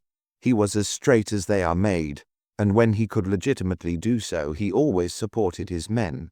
Moreover, he made allowances for human weakness, and beneath his somewhat short manner, there was a very real vein of kindliness. French had never met anyone whom he would rather serve under. He lost no time in getting to work. Beginning with the boarding house, he interviewed not only Mrs. Peters, but the servants and some of the boarders with whom the deceased girl had been on specially intimate terms. Unfortunately from them, he learnt nothing, nor did a meticulous search of Miss Dark's belongings give better results. Then he drove to Mr. Arrowsmith's office and interrogated the typist, Jenny Cox. From her he obtained a good deal of information as to the dead girl's life, but again none of it threw light on his present problem. By the time he had finished with Miss Cox, the Milan was open, and after lunch he went there to continue his inquiries. Here, after considerable trouble, he learned one new fact, not indeed an important one, but still something. An attendant whom he had not seen on his previous visit had been on duty in the entrance hall on the night on which Miss Dark had disappeared. About 11:15, a young lady had come in. As the show was nearly over, he had wondered what she wanted, and had watched her particularly. She had gone to Miss Dark's box, and a short but animated conversation had taken place between the two ladies. He had overheard the stranger say as she was leaving, "Cheerio, then. I'll wait for you at the corner." She was a tall, good-looking girl, stylishly dressed, with a fur coat, and she seemed eager and excited, and as if pleased about something. The attendant had noticed also that Miss Dark had hurried away as soon as she could. In spite of the man's somewhat meagre description, French had little doubt of the visitor's identity. That she was Gwen Lestrange, he would have bet long odds. He immediately set to work on the clue. After examining the remainder of the cinema staff, he arranged for the interrogation of the police who had been on duty in the immediate neighborhood on the night in question, and circulated an inquiry among the taximen of the district in the hope that the girls might have engaged a vehicle. The great machine of the CID, having thus been set in motion in London, he returned at 8 o'clock to Portsmouth. Smoking a meditative after-dinner pipe in the train, he set himself to take stock of the facts which he had already learnt, and to see if they would yield any deductions which might indicate the way in which he should go. He saw at once that the inquiry resolved itself into 2 separate and distinct problems. There was the immediate question of the identity of the trio who had murdered these poor girls, for French believed with his chief that all 3 crimes were the work of the same parties. But behind that, there was the further problem of motive. What were these 3 people doing that should lead them to so terrible an expedient? It did not require much thought to show French that he must concentrate on the first of these questions. Until the criminals were discovered, the second question could scarcely be approached. Indeed, the establishment of their identity might lead directly to the discovery of their motive. Of the murder of Thurza Dark, therefore, just what did he know? She had left the Milan at 11, in her usual health and spirits, and her dead body was found in the Solent at about 7 the next morning. The evidence of her watch tended to the belief that she was murdered at 1:07, and this was supported by the doctor's statement. French wondered if he could make a provisional timetable of the happenings on that tragic night. Again and again he had found that nothing had so cleared up his views on a case as the fixing of a duration to each incident. Perhaps in this case also it would give light. In the first place, he considered the time which he should allow for the actual murder. Even with his case-hardened mind, he did not care to dwell on the ghastly details, but he felt sure that it could not have been completed in less than half an hour. When he added the time necessary for the kidnapping, he felt sure a good deal longer would have been required. Assume, however, half an hour, 11.15 to 1.07, less half an hour was about 80 minutes. It was evident in the next place that the journey from London must have been made by car. There was no train, and the difficulties of using an aeroplane would have been overwhelming. Moreover, the fastest motor launch would have taken too long for a sea passage to have been taken. He had brought a map and guidebook of the district, and these gave the distance from London to Lee as something like 78 miles. From the above facts it followed that the crime could not have been committed at Lee. It must have been done within an 80-minute journey from London. In 80 minutes, French thought it unlikely that more than 30 miles could have been done. With such a freight, no driver would have run the risk of being held up by the police for speeding. 30 miles from London in the general direction of Portsmouth brought him to the district containing Wokingham, Aldershot, Godalming, Horsham, and Ashdown Forest. He thought that a provisional assumption was justified that the murder had been committed either in London or somewhere on the London side of this circle. Some 50 miles had then to be covered. On these country roads a higher speed might be admitted. Still, French did not believe Lee could have been reached before about 3:30 in the morning. The remains would then have to be put into the sea, an operation which would also have taken time. Suppose it took half an hour. This would have brought the time to 4 o'clock. About 4 it would be beginning to get light, and French was sure the criminals would do their utmost to get away as soon as possible from a place with such dangerous associations. When the train ran into Portsmouth station, French was smiling contentedly. He was pleased with his progress. From nothing whatever he had evolved the definite concept of a car arriving at a point near Lee at some time between, say, 3 a.m. and 5 a.m. on the morning of Tuesday the 19th of June. And of the carrying of the body from this point to the sea. Possibly a study of the shore and currents might enable him to fix that point within short limits. If so, it would be strange indeed if he did not find some further clues. In a hopeful frame of mind he put up at the Splendid at Southsea, his plans for the next day settled. Chapter 5. Lee on the Solent. When French woke next morning, he found a brilliant sun pouring in through his window. A good omen, he thought, as he gazed out on a sea just as blue and sparkling as the Mediterranean had looked from the hotel in Nice at which he had stayed when investigating the wanderings of the Pike cousins. With luck he would make progress today. A short journey through Portsmouth and Gosport brought him to Lee on the Solent, a pleasantly situated little town of new houses, stretched out along the shore. 5 minutes later, he was turning in at the gate of Mr. Austin Munn's neat villa. There, the first installment of his luck materialized. Mr. Munn, clad in white yachting flannels, was reading the paper on a rustic seat in a shady nook. French went over to him. "Oh," said Munn, getting up. "You're the inspector, aren't you? Lovely morning. Do you wish to see me?" "For a few moments, if you please." "Certainly. Shall we sit here, or would you rather go into my study?" "I can't imagine anything better than this. A delightful place you have here, Mr. Munn." "Not too bad on a fine morning," Munn admitted. "Will you smoke, Inspector?" He held out a gold cigarette case. "Terrible business about that poor girl." "That, of course, is what I want to see you about," French returned, selecting an opulent-looking Turkish cigarette. "The local police have called in Scotland Yard, and I've been put in charge of the case. I want to ask you for some help." Only too glad if I can do anything, but I've already told all I know. I'm in hopes that you can help me all the same. First, I'd like to fix just where you picked the body up. I have an ordnance map here, and perhaps you could mark the spot."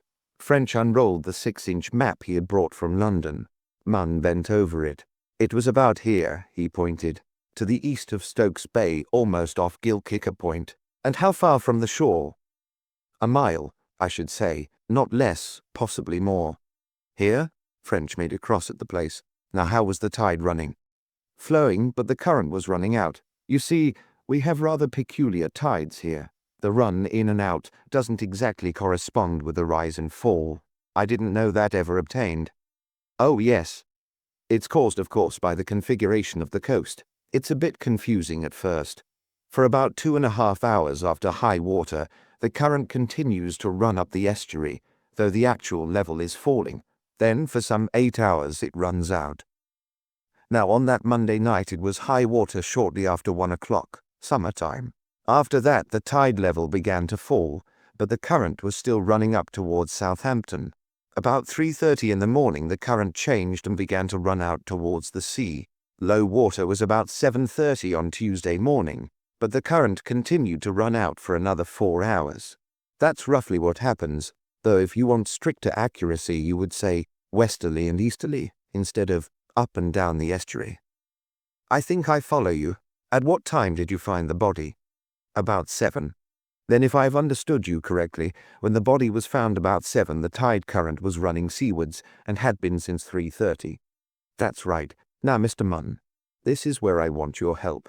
Rightly or wrongly, I have formed the opinion that the body was placed in the sea at some time between 3 and 5 that morning, most probably about 4 o'clock. Assuming that is so, where do you think it might have been put in?" History seemed to French to be repeating itself as he asked the question. It was not so long since he had sat on the stones at the end of the pier at Bury Port in South Wales, and asked stout coastguard Tom Manners how the tides ran in the Bury Inlet, and where a crate which had been found off Llanelly might have been dropped into the water. If this went on, he thought, he might set up as a tide specialist. He only hoped that today's inquiries would have as satisfactory results as those on that former occasion. The Sea Mystery, published 1928, in which Inspector French, with no evidence to go by but the naked body of a man washed up from the sea, solved a crime of amazing ingenuity. Like Tom Manners, Munn hesitated over his answer, whistling the while under his breath. "I should say," he replied at last, "a short way above Lee. Perhaps at Lee, perhaps at Hill Head, probably somewhere between the two. It's not easy to say with any degree of accuracy." "That's good enough, Mr. Munn. You see what I'm after.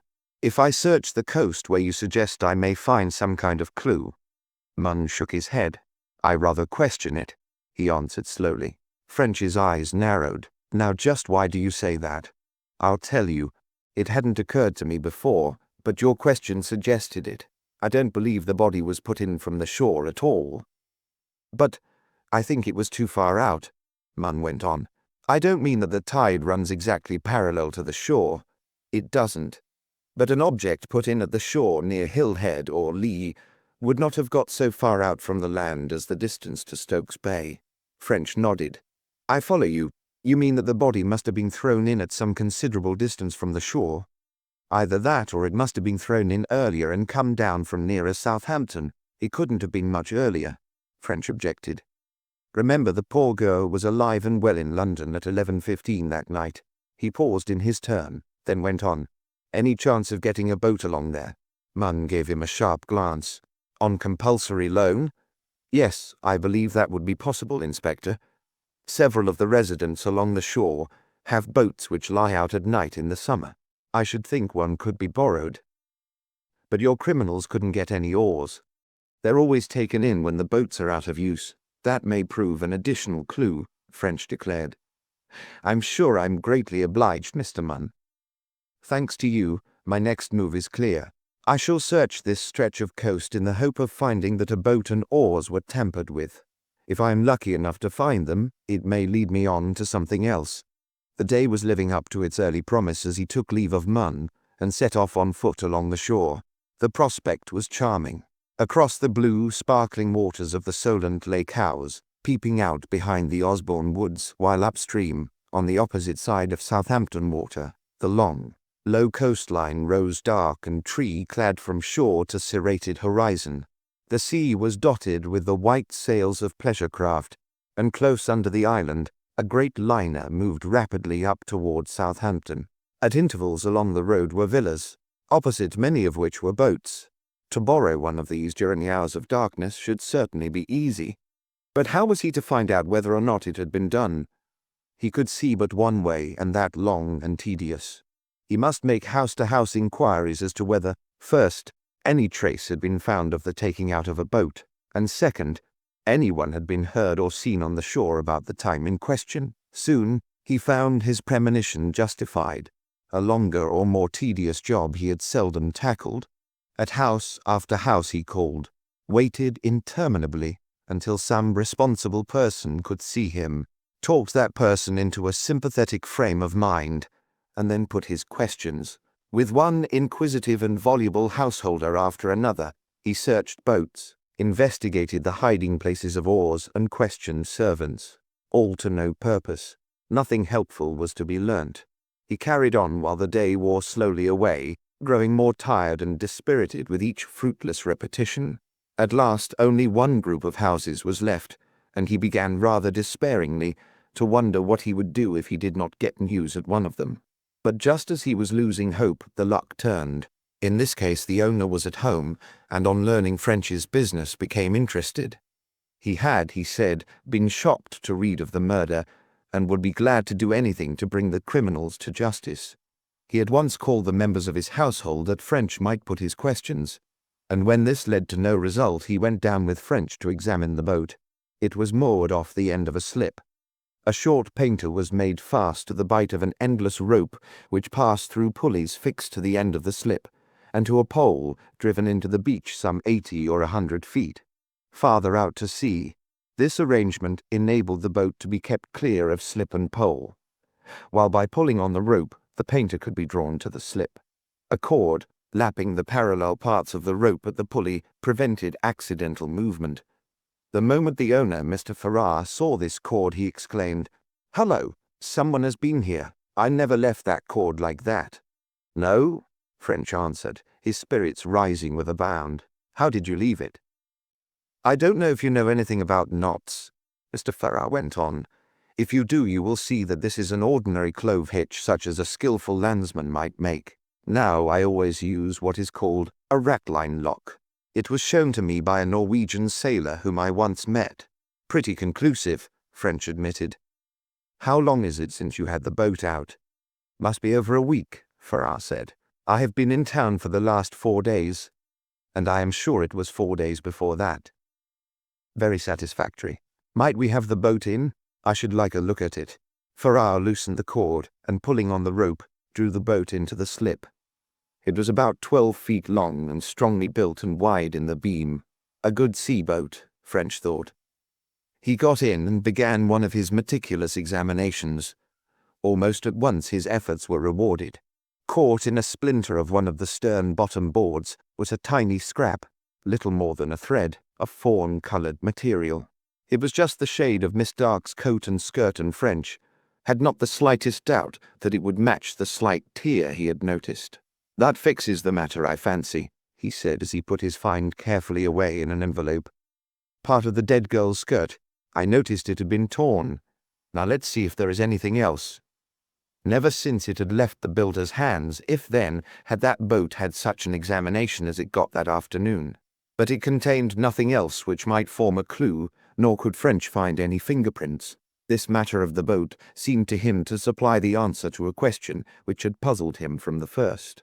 If the criminal's object had been to dispose secretly of the body, why had they chosen a landlocked piece of water like the Solent, particularly one so alive with shipping? The answer was evident: the boat. On no part of the open coast could they find boats so conveniently placed for borrowing. The ease of getting the boat would clearly outweigh the increased risk that the body might be found. He rejoined Farrar on the slip. "That's really excellent," he said with ill-repressed delight. "It shows that I am on the right track. But I don't see how finding this will help you. There is nothing here to indicate who used the boat. French did not feel called on to deliver a dissertation on the science of detection. It may be a help. You never can tell, was his summary of the situation. By the way, what about oars? Where do you keep yours? They couldn't have got the oars. They are never left in the boat. We take them up to the house when we've finished with them. The criminals must have stolen oars elsewhere or brought their own. One other question. You've told me you didn't see anyone about on that Monday night or hear a car. Now can you suggest anyone who might possibly have been out? Farrar shrugged. How could I? Well, who are the doctors in this part of the world? Was there a dance in the neighborhood? You see what I mean? Farrar saw but couldn't help. He gave the names of 4 medical men, any one of whom might have been called in by residents in the district, but he didn't know of anyone who had been, and then suddenly he slapped his thigh. But I do though after all, he exclaimed. Findlay's wife had a son that morning. You bet Findlay was out for the doctor. You should go and see him, he's an architect in Portsmouth. Or if you like you can come back to the house and ring him up. I'll introduce you. French accepted gratefully, and in a few minutes the call was put through. Findlay was equally ready to help. Yes, his wife had been confined on the night in question, and he had gone for the doctor shortly before 4, Dr. Lappin, of Lee, but he had met no one on the road, nor had he seen a car. A call on Dr. Lappin seems to be indicated, French declared, as he once again thanked Farrar for his help. Well, said the latter with a sidelong look, since you mention it, do you know why I told you about Findlay? Why? For this reason. I know something about the police, and I may tell you that you're the first officer who has ever come to ask me a question in what I may call a really civil way. It is generally, tell me or it'll be the worse for you. But when you treated me as a friend who might be able to help you, why, I thought I'd do it. I don't think our people are as bad as you make out, Mr. Farrar. But I'm much obliged to you all the same.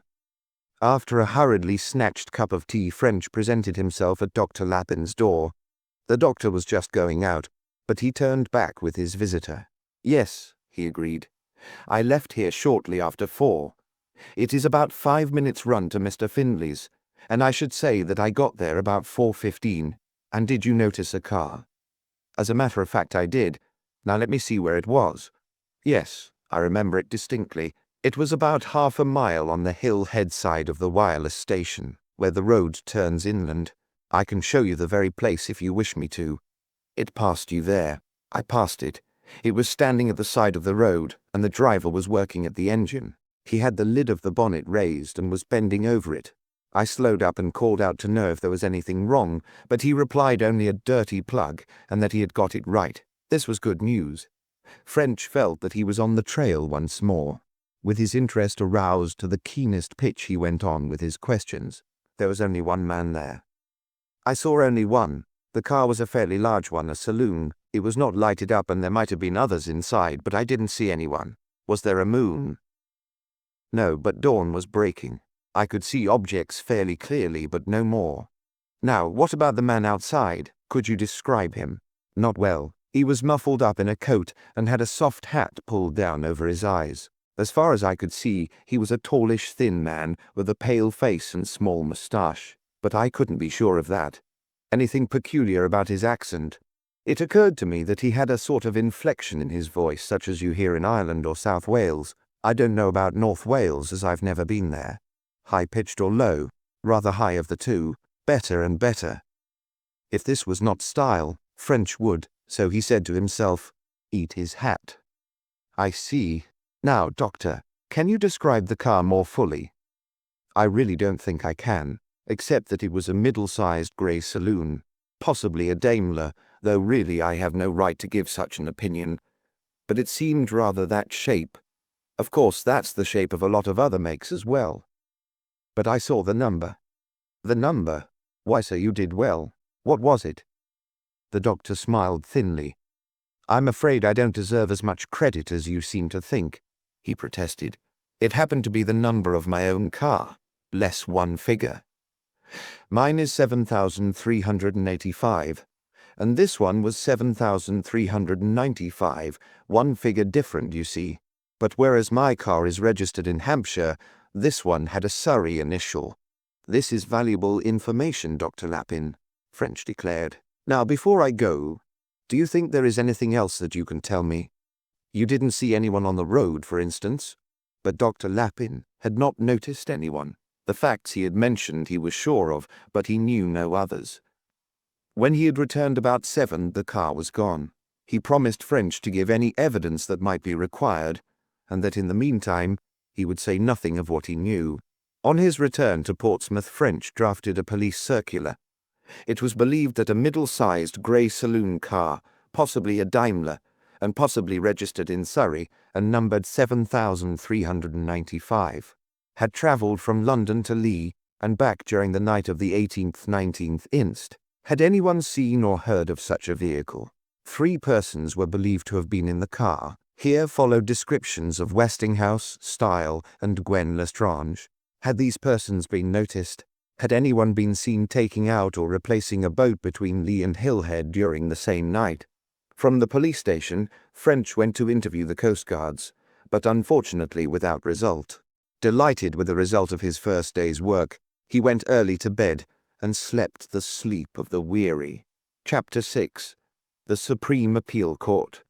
Though self-congratulation is not precisely the same as pride, common experience teaches us that it is usually followed, if not by a fall, at least by a disappointment. French's satisfaction at his rapid progress was no doubt natural, but its sequel proved an illustration of this unhappy principle.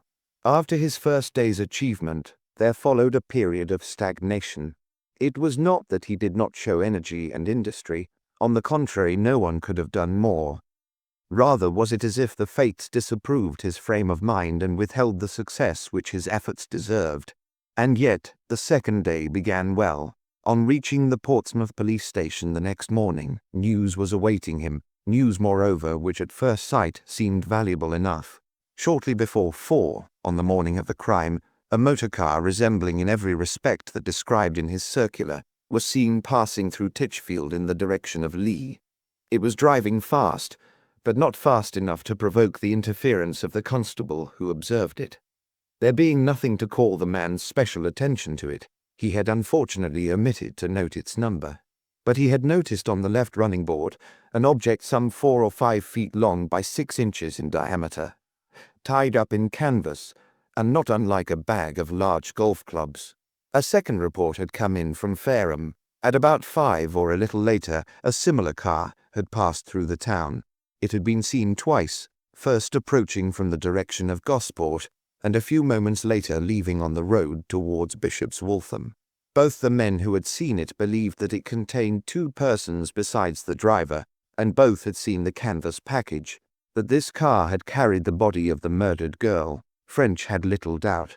It was true that Dr. Lapin had not observed the package, but French believed that this was for the excellent reason that when the doctor passed the car, it was not there, for he felt sure that he knew what that package contained. In this carefully planned crime, the murderers knew that though they could borrow a boat, there would be no oars in it. French had little doubt that beneath the canvas cover lay a pair of oars divided into 2 by some form of socketed joint. After it had left Fareham, the car seemed to have vanished into thin air. In spite of French's most persistent inquiries, no further trace of it could be found, nor did a single one of the vast army of men who were on the lookout ever identify anyone as a possible actor in the terrible drama. The clue of the car number had also petered out, though as French had not expected much from it, he was the less disappointed.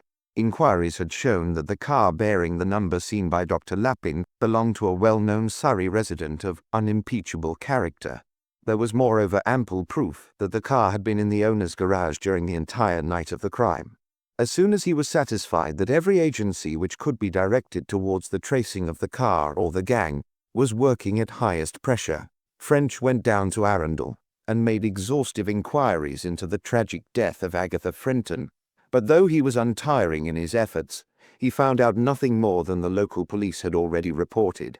After a week of fruitless work, he transferred his activities to Caterham. Here almost immediately he learned an interesting fact. On the 3rd night before the discovery of the tragedy, there had been a dance.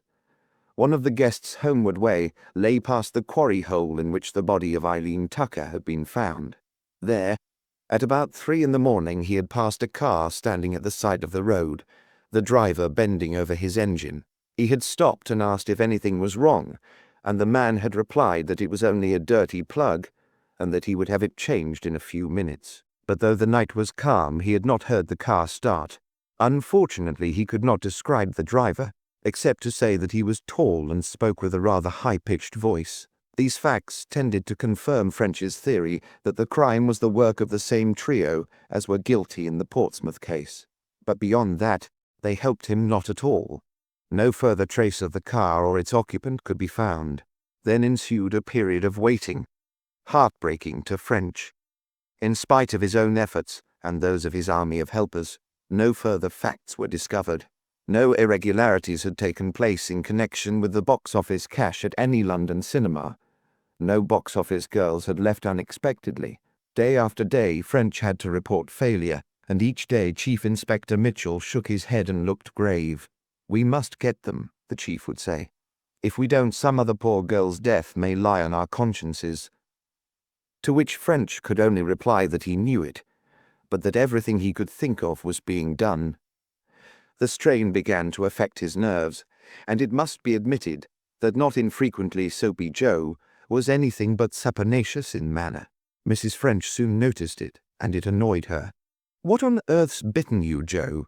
she asked one evening, when absent-mindedness and short answers were all that she could extract by a thrilling tale of the next door neighbours' servants' delinquencies. "Nothing," said French. "Nothing," she repeated scornfully. "Don't tell me a pack of lies. You've had something on your mind for the last fortnight. What's the matter?" "Well," French admitted, "I suppose it's this confounded case. I don't seem to get any forwarder with it. I should have had those 3 people long before this, and I can't get a line on them anywhere." "I thought it was that. Now, I'll tell you what you'll do. You'll put the thing out of your head and take me to the Palladium. Then when we come home, I'll make some tea, and you'll tell me the whole story. Telling it like that will perhaps clear it up in your mind, and you'll see how to get on." French did not often bring his business into his home or discuss his cases with his wife. But on certain occasions when he had felt utterly up against it, he had put his difficulties before her in detail. And it had not seldom happened that she had made some remark or thrown out some suggestion which, when followed up, had led him to his goal. He remembered particularly one case when she had practically told him the solution of a problem which he himself had been utterly unable to imagine. That worrying conundrum of the identity of the mysterious Mrs. X in the Geething murder case of Hatton Garden. Suddenly a wave of hope flowed over him. Perhaps in this case also she would, as he put it, take a notion. With a sudden recrudescence of his old energy, he jumped to his feet, crossed the room, and implanted a whole-hearted and resounding kiss on the good lady's cheek. "Bless you, Em," he cried. "You're not such a bad old sort. We just will. Come along." They went along.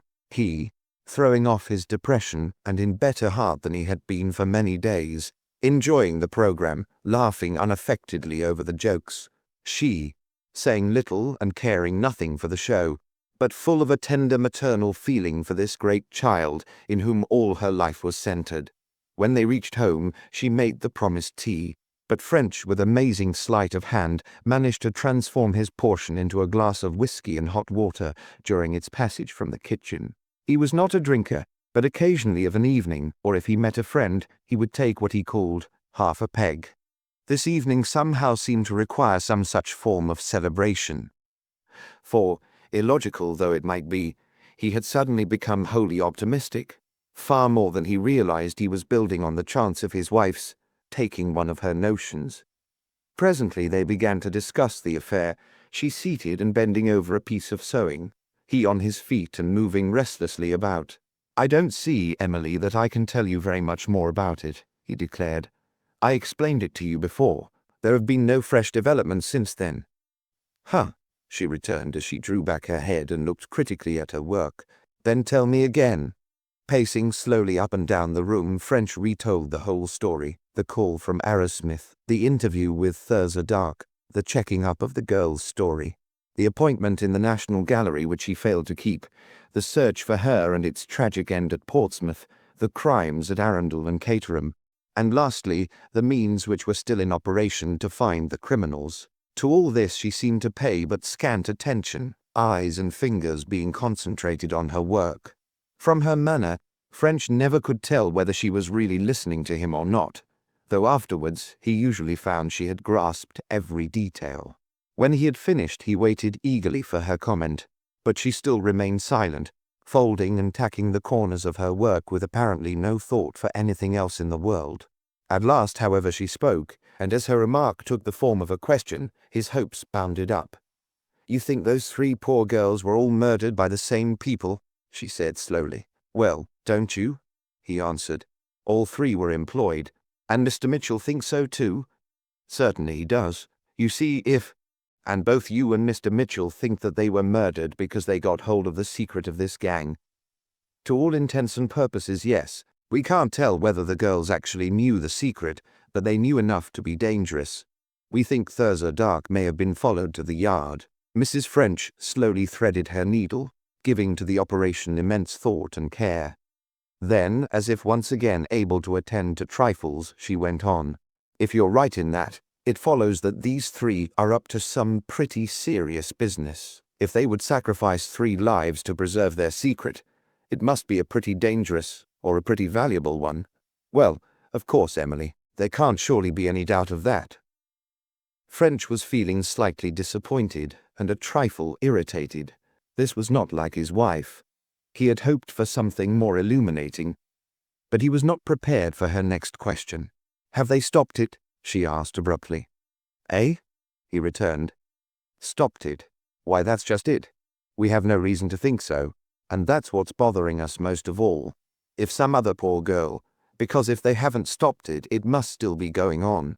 Of course it's going on, or at least we think so," he said impatiently. "What did she mean by harping on with these obvious facts? What's in your mind, Emily? I don't see what you're after." "Well, if it's going on now, that should surely give you all you want." "All I want?" He stared at her with a sudden thrill. Something was going to come out of this after all. "For heaven's sake, Emily, what do you mean?" But Mrs. French was not to be hurried. Deliberately she rearranged her work and started on a new corner. "Wasn't that dark girl upset when you saw her?" she went on slowly. "Very much so. She thought and she'd been upset for some time before you saw her."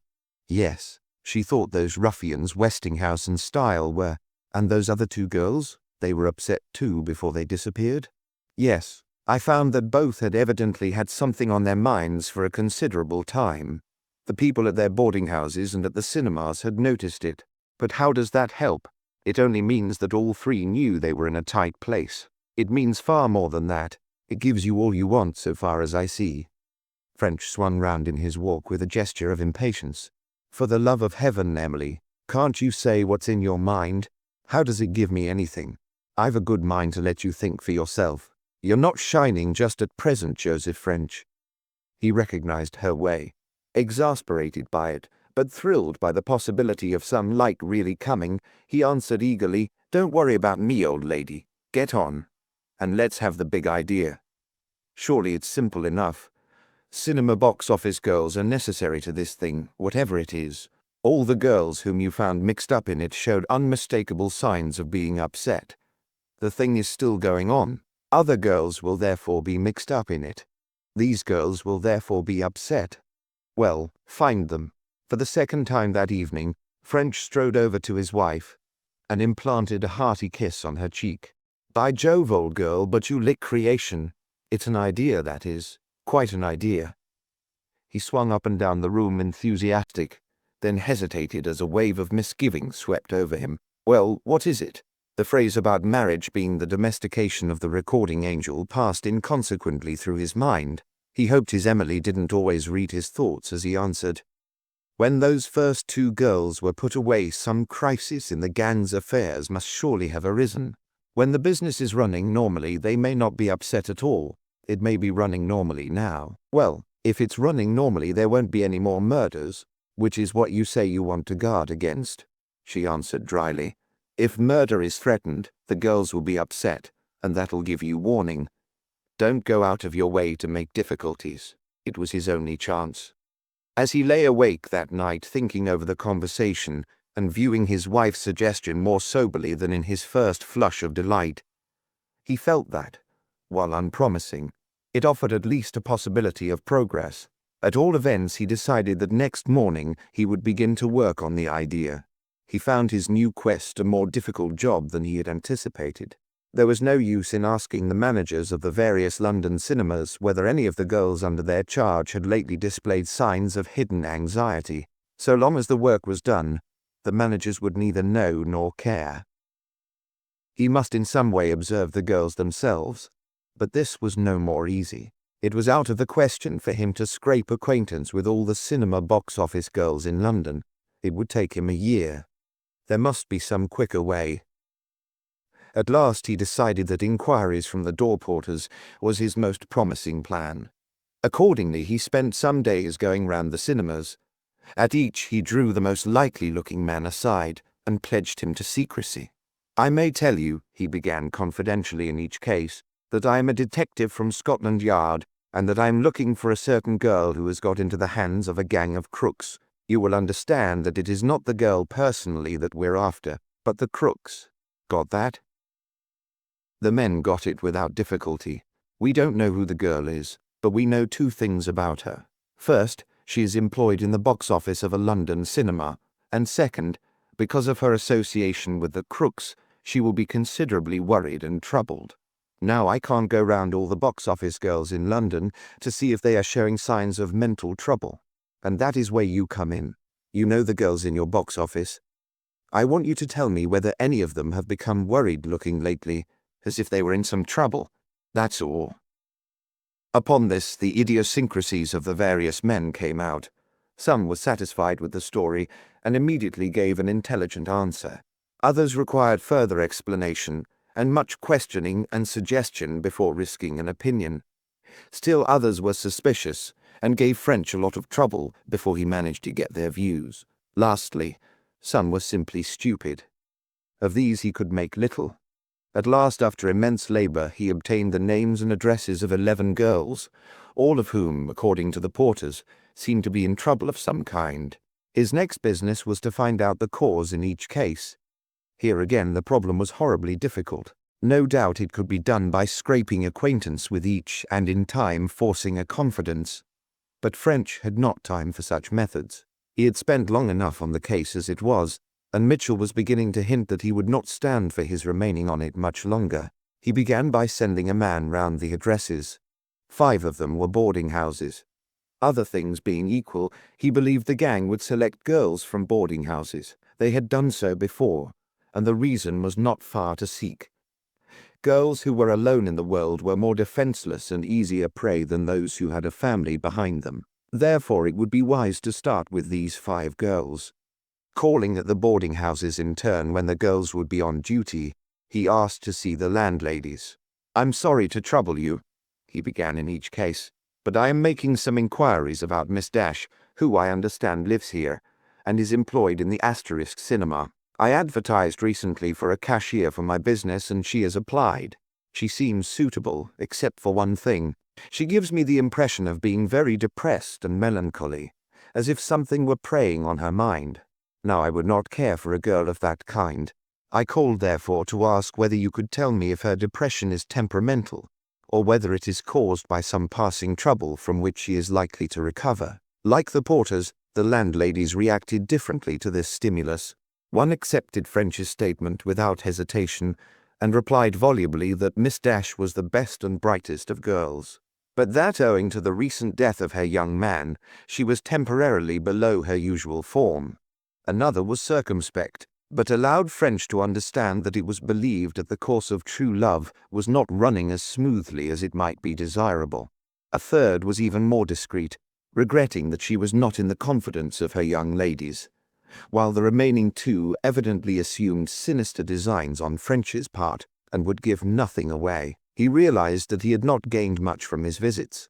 Even the first 2 girls were not out of the running, as were they in the clutches of the gang. They might easily have invented the stories told by their landladies. in order to prevent suspicion attaching to their manner.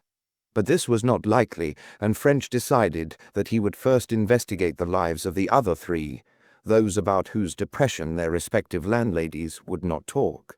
These were Miss Lillian Burgess of the Cosmopolitan Cinema in the Haymarket, Miss Molly Moran of the Panopticon in Leicester Square, and Miss Esther Isaacs of the Venetian in the Strand. It wasn't perhaps very likely, but from one of these he might learn something. Chapter 7. Fair Passengers. Once he had decided his course of action, French was not the man to let the grass grow under his feet.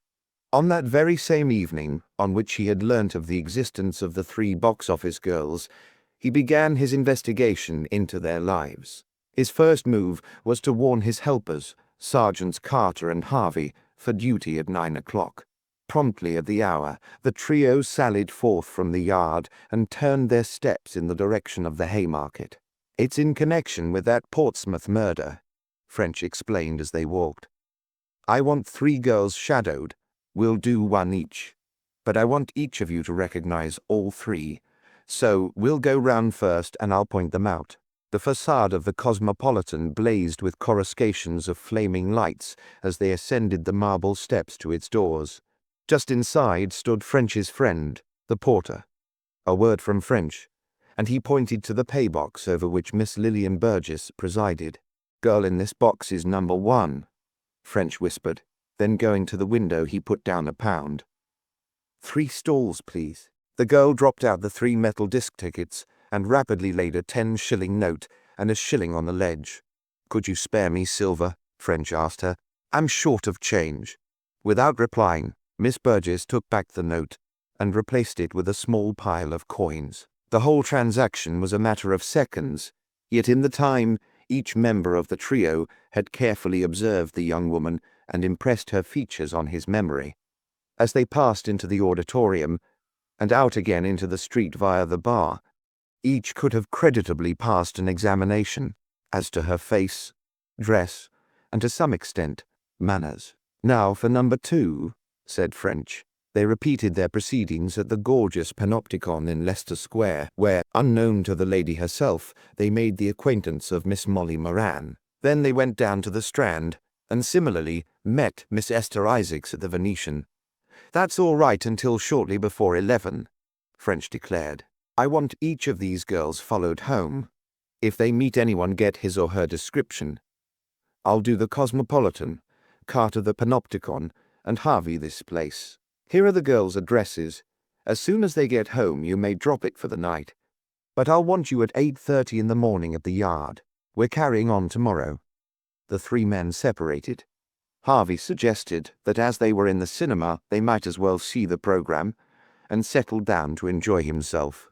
Carter was not on for pictures and went to look up a friend who lived close by, while French, feeling restless and unsettled, set off for a stroll through the crowded streets. Though a Londoner, French could never get over his wonder at the streets, especially at night. The blazing lights, the flashing sky signs, the endless streams of vehicles on the polished asphalt surface of the roadway, the sauntering or hurrying crowds on the pavements, the life and movement, and yet the orderliness, the surprising silence of it all, struck him afresh as one of the wonders of the world. In Paris and other cities he had visited, they had the life and the movement, but compared with London, the streets were filled with the blare of 1,000 noises, while the traffic seemed to rush chaotically in every direction. But here it was as if some great machine were functioning, quietly, efficiently, inexorably. The air was mild and pleasant as he crossed Trafalgar Square and reached the comparative solitude of the Mall. He sat down on one of the seats to rest after the fatigue of the day, smoking placidly until time, acting through the hands of his watch, called him back once more from refreshment to labour. Then, knocking out his pipe, he returned to the Haymarket and took up his stand behind one of the great vestibule pillars of the Cosmopolitan. From here he had a good view of the door by which, according to the porter, Miss Lillian Burgess invariably left. Soon he saw her. She tripped out and ran rapidly down the steps in the direction of Piccadilly Circus. French, hurrying after her, was just in time to see her disappearing into the tube station. He sprinted forward, picking her up among the crowd, and kept behind her as she took a southbound Bakerloo train.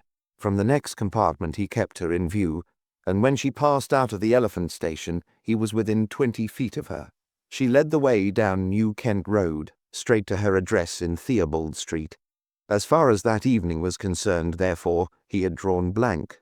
He did not think she would reappear that night, so after waiting on chance for a few minutes, he went home. After interviews with Carter and Harvey next morning, at which he learned that their experiences had been precisely similar to his own, the shadowing was resumed. As the three girls did not begin work until 1 o'clock and were kept late at night, it was unlikely that they would be early risers. Nevertheless, French was leaving nothing to chance, and before 9 he and his lieutenants were at the scenes of their various labours. In French's case, there was a rather shabby restaurant across the road from Miss Burgess's boarding house, and there, hidden behind the dilapidated window blind, he toyed with breakfast and watched the street. But he had to read the paper very thoroughly and smoke a number of pipes before he saw his quarry. No less than 2 hours passed before she left the house and walked in a leisurely way down the street. French, in an even more leisurely way, walked after her. She went straight to Westminster Bridge Road, crossed the river, and passing through into Great George Street, entered St. James's Park. At a steady pace, she crossed the Mall and the Green Park and reached Hyde Park. There she went up one side of the Serpentine, round the top of the Bayswater Road, and down the other side to Hyde Park Corner. French had fallen far behind, but when he saw her start off along Piccadilly, he closed up and kept about 20 feet off. She led him along Piccadilly to the Circus, then turning down the Haymarket, she disappeared into the Cosmopolitan. In spite of the fact that he had been expecting some such denouement, French swore. There was his whole morning gone, and nothing to show for it. He had an accurate knowledge of where the young lady had taken her morning exercise, but that was all he had learnt. It looked as if he was on the wrong track, and that this girl at least had no connection with the gang. But such had not been proved. It would require a much longer and more detailed investigation to set the point at rest. Shrugging his shoulders, he went back to the yard to hear how Carter and Harvey had fared. He overtook Harvey at the door. Miss Isaacs had spent her morning in a very similar way to Miss Burgess. She had left her boarding house about 11 and gone for a walk. Harvey had kept her in sight during the whole period, and was satisfied that she had not communicated with any other person. In a few minutes Carter came in. Molly Moran had left her boarding house in Nelson Street, a small street running between High Street and Arlington Road, at 11.30. She had taken a Hampstead and Highgate train at Mornington Crescent Station and had travelled to Charing Cross. On emerging from the station she had strolled slowly about, first under the Southern Railway Bridge, and then up and down Craven Street. Carter had had considerable difficulty in keeping her under observation without revealing his objective, but he had imagined that she was waiting for someone, and had not let her out of his sight for a moment. After about 10 minutes a grey saloon car had come quickly down the street, and pulling into the pavement, had stopped beside Miss Moran. She had immediately jumped in, and the car had swung off towards the Strand. Carter had raced for a taxi. By a stroke of luck he had got one without having to go to the rank under the bridge, and when he had reached the Strand, the grey car was still in sight, circling Trafalgar Square. But his luck had then given out. In the press of traffic his taxi had been held back, and by the time it had got free, the quarry had disappeared up Cockspur Street. After fruitless attempts to find it, Carter had driven to Leicester Square and taken up a position from which he could watch the doors of the Panopticon. In some 40 minutes Miss Moran had arrived, walking slowly. As it was then 20 minutes to 1, Carter had assumed that she would not again leave the building, and had returned to the yard. "What was the number of the car?" French asked. "MX 1382. As far as I could see, it answered the description of the one you heard of in Hampshire." French nodded. "I was going to ask you that. Did you see anyone in it?" "Only the driver. I couldn't see him clearly through the glass, but he seemed a big, stout, clean-shaven man. He wore a soft felt hat, looked like grey, but I couldn't be sure of the colour." "Did the girl get in beside him?" "No. She didn't seem to speak to him, but jumped in behind, and he drove off at once." The thing seemed arranged, and they hurried it through as quickly as possible. This hurry seemed significant to French. Moreover, the driver was suggestively like Thurza Dark's description of Westinghouse. "Same thing tonight and tomorrow morning," he said to his satellites. "Only that we'll change round. We don't want those girls to spot that they're being shadowed. You, Carter, can take the Isaacs girl, and Harvey, Miss Burgess, and I'll shadow this Molly Moran." That night, the three young women went quickly home as before, and next morning at 9 o'clock, French found himself trying to kill time unostentatiously in Nelson Street, until Miss Moran should take it into her rather pretty head to sally forth on the day's adventures.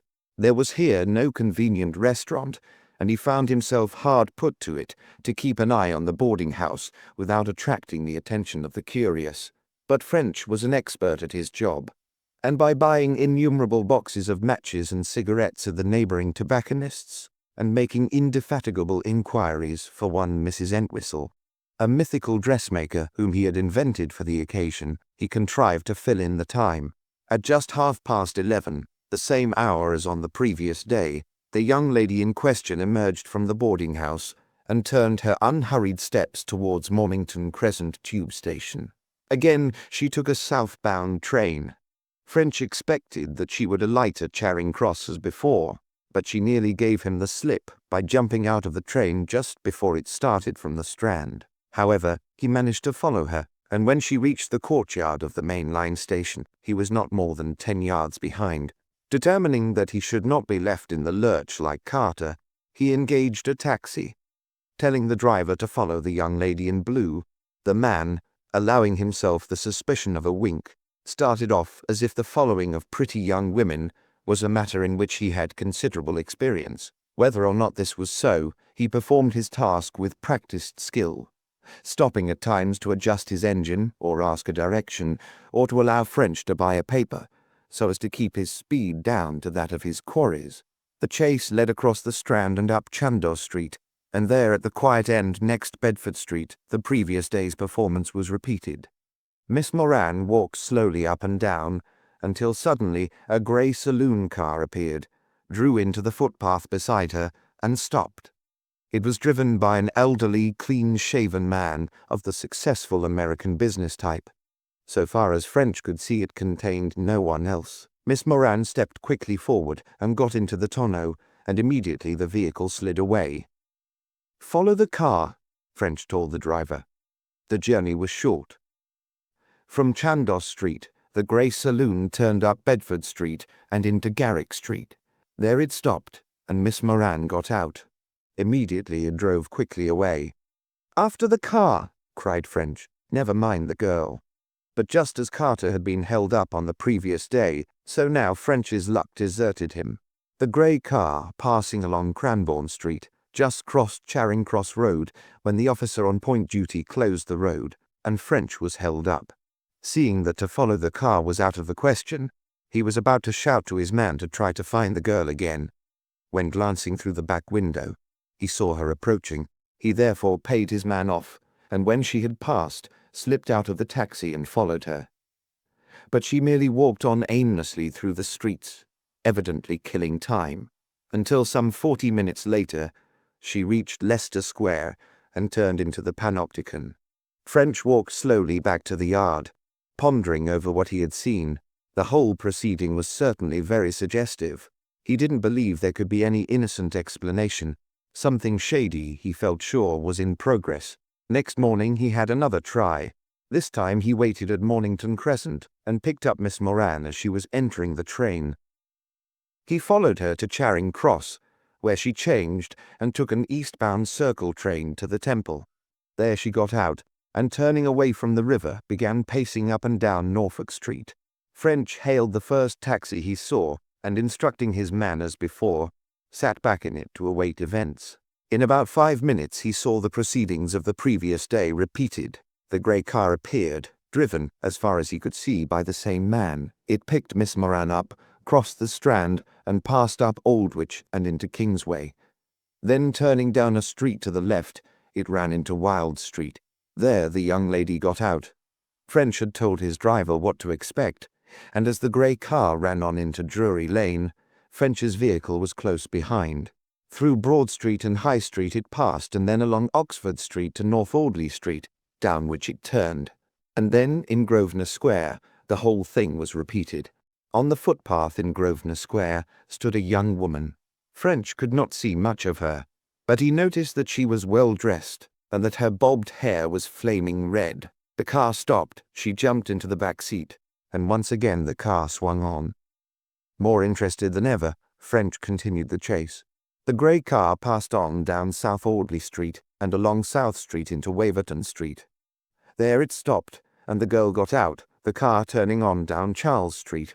For a moment, French hesitated as to which of his two quarries he should follow. He would have given a good deal not to have been playing a lone hand at that moment. Rightly or wrongly, he decided on the car. Once again, to his amazement, a similar scene was enacted. From Charles Street, the car ran by Berkeley Street, Piccadilly, Grosvenor Place, and Vauxhall Bridge Road to Tackbrook Street. There another girl was waiting who in her turn jumped into the back of the car. She was driven through Bessborough Street, Grosvenor Road, and set down at the end of Page Street. Still another time French followed the car, and still another time the same thing happened. A fourth girl was picked up in Darwin Street, off the Old Kent Road and near Bricklayers Armsgood Station. She was taken to Long Lane in Bermondsey, and there set down, while the car went on to Newington Causeway. French began to wonder if the whole day was to be spent in giving rides to girls. It was now nearly 1, the hour at which most of the cinemas opened, and if the girls picked up were engaged in cinema box offices, there would scarcely be time to deal with any more. With keen interest he settled back in his taxi, anxious to learn the next development. But this fourth girl, it turned out, was the last. The grey car ran on westwards till it reached Waterloo. Then it turned to the left into York Road, and again to the right into a narrow street, labelled Tate's Lane, disappearing finally into a gateway about halfway down the street. French's car ran on past the gateway, and turning into the cross street at the end of Tate's Lane, stopped. Telling his driver to keep him in sight, French walked back to the corner and watched the gateway. He had noticed as he came past that the latter was surmounted by a signboard bearing the legend Thos, Cullen, Coach Builder. A glimpse through the open gate revealed a dilapidated yard in which stood a number of carts and lorries. Evidently Mr. Thos Cullen was not in too successful a way of business. French wondered if the man he had shadowed was Cullen himself. At first he thought not. That untidy, ineffective-looking yard did not accord with the forceful, decided face of the driver of the car. Then he saw that if the business with the girls was the serious factor in the man's life, coach building might be merely a blind to mask his other activities. For 15 minutes or more French hung about the corner. Then the man appeared, well-dressed and prosperous-looking, and set off striding with assured steps down the lane to York Road. He turned to the right into Waterloo Road, and French had to sprint at his highest speed to avoid losing him at the corner. He was just in time to see him disappearing into the station, and with a rapidly increasing sense of satisfaction, he followed him to the restaurant. At opposite ends of the big room French and his quarry lunched. Then the chase was once more resumed. This time the trail led down Waterloo Road, past the Old Vic, and into Weber Street, where the man vanished into a doorway. French hung back until he thought the coast was clear, then lounged forward and entered also. The doorway led into a dilapidated passage with a flight of stairs rising at the end to offices above. On the jambs were the names of the occupants. 7 persons or firms French counted. There were 2 solicitors, an estate agent, an engineer and architect, a commission agent, a wholesale tea merchant, and a firm of electrical suppliers. Having noted the names, French passed back to the street and took up a position from which he could keep the entrance in view. For the best part of an hour he waited, sitting in his taxi for the most part, while the driver busied himself with his engine. Then suddenly the quarry reappeared and strode off in the same forceful and determined way. French shadowed him to Waterloo and down to the Bakerloo tube. Booking to Watford, which he thought should cover any journey that the unknown might make, French followed him to the platform. The man took a northbound train, and French, slipping in his usual way into the next carriage, settled down to await developments. At Harrow, the man got out. French noted that he was evidently a season, and a man of some standing, for the ticket collector touched his cap respectfully. He turned out of the station on the downside of the line and set off towards the hill. "Can you tell me if that is Mr. Pointer?" French asked the collector as he gave up his own ticket. "No, sir. Mr. Welland is his name. Curtis Welland, commission agent, was one of the names on the office door in Weber Street." So far, so good.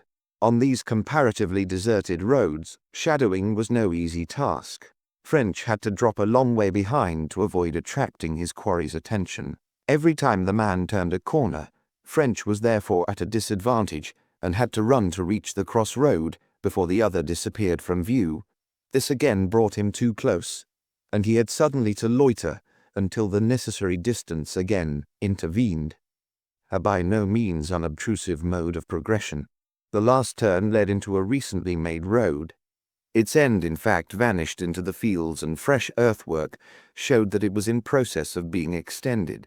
The houses along it were all quite new. Several were unfinished, while a few vacant building lots still remained.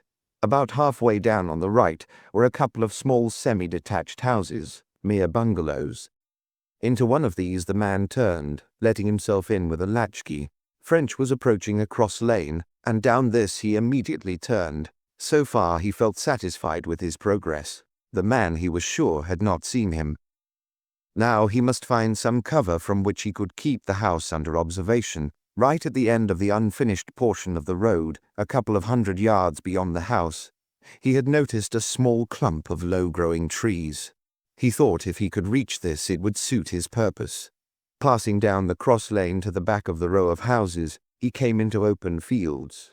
These were separated by thorn hedges, one of which ran parallel to the street. French crept along behind the hedge until he came to the clump. There he found that, while himself completely hidden from view, he had an excellent view of the house.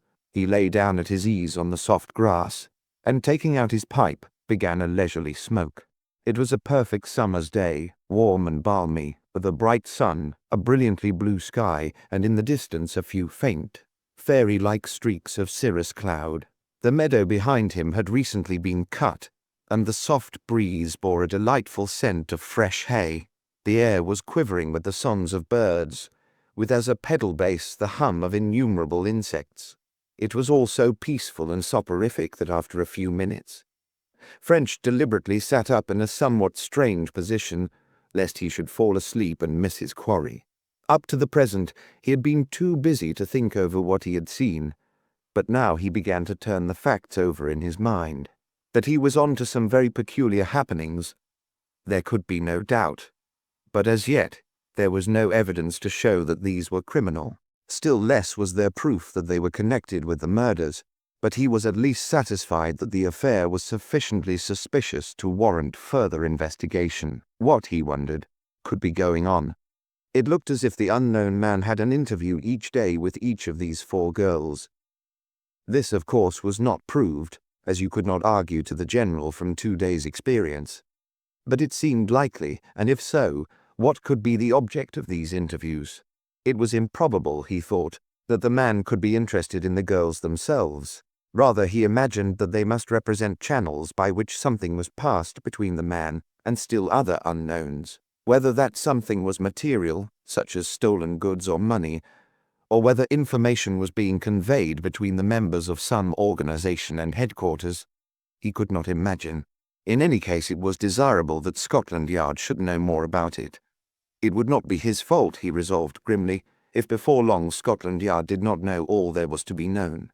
Chapter 8. The Grey Car's Round. The remainder of that day came to French as a sort of anti-climax. He put in a wearisome afternoon's work with, so far as he could see, no result whatever. After some half-hour in the clump of trees, he suddenly saw his man appear at the door of the house, wearing +4s and with a bag of golf clubs over his shoulder.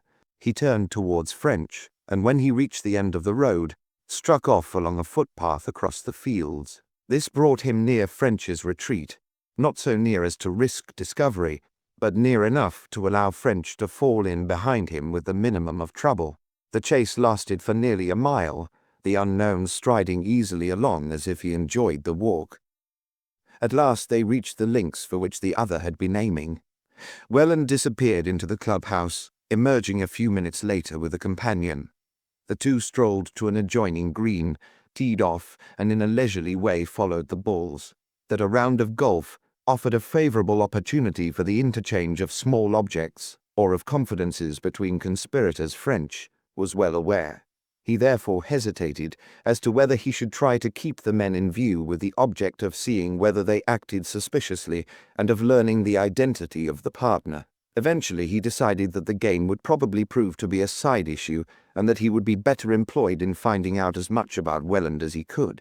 Returning to Harrow, he called at the police station and asked the sergeant for information. "I can't give you much, I'm afraid, sir," the man answered. "But if you can wait a little, I'll make a few inquiries." He called a subordinate.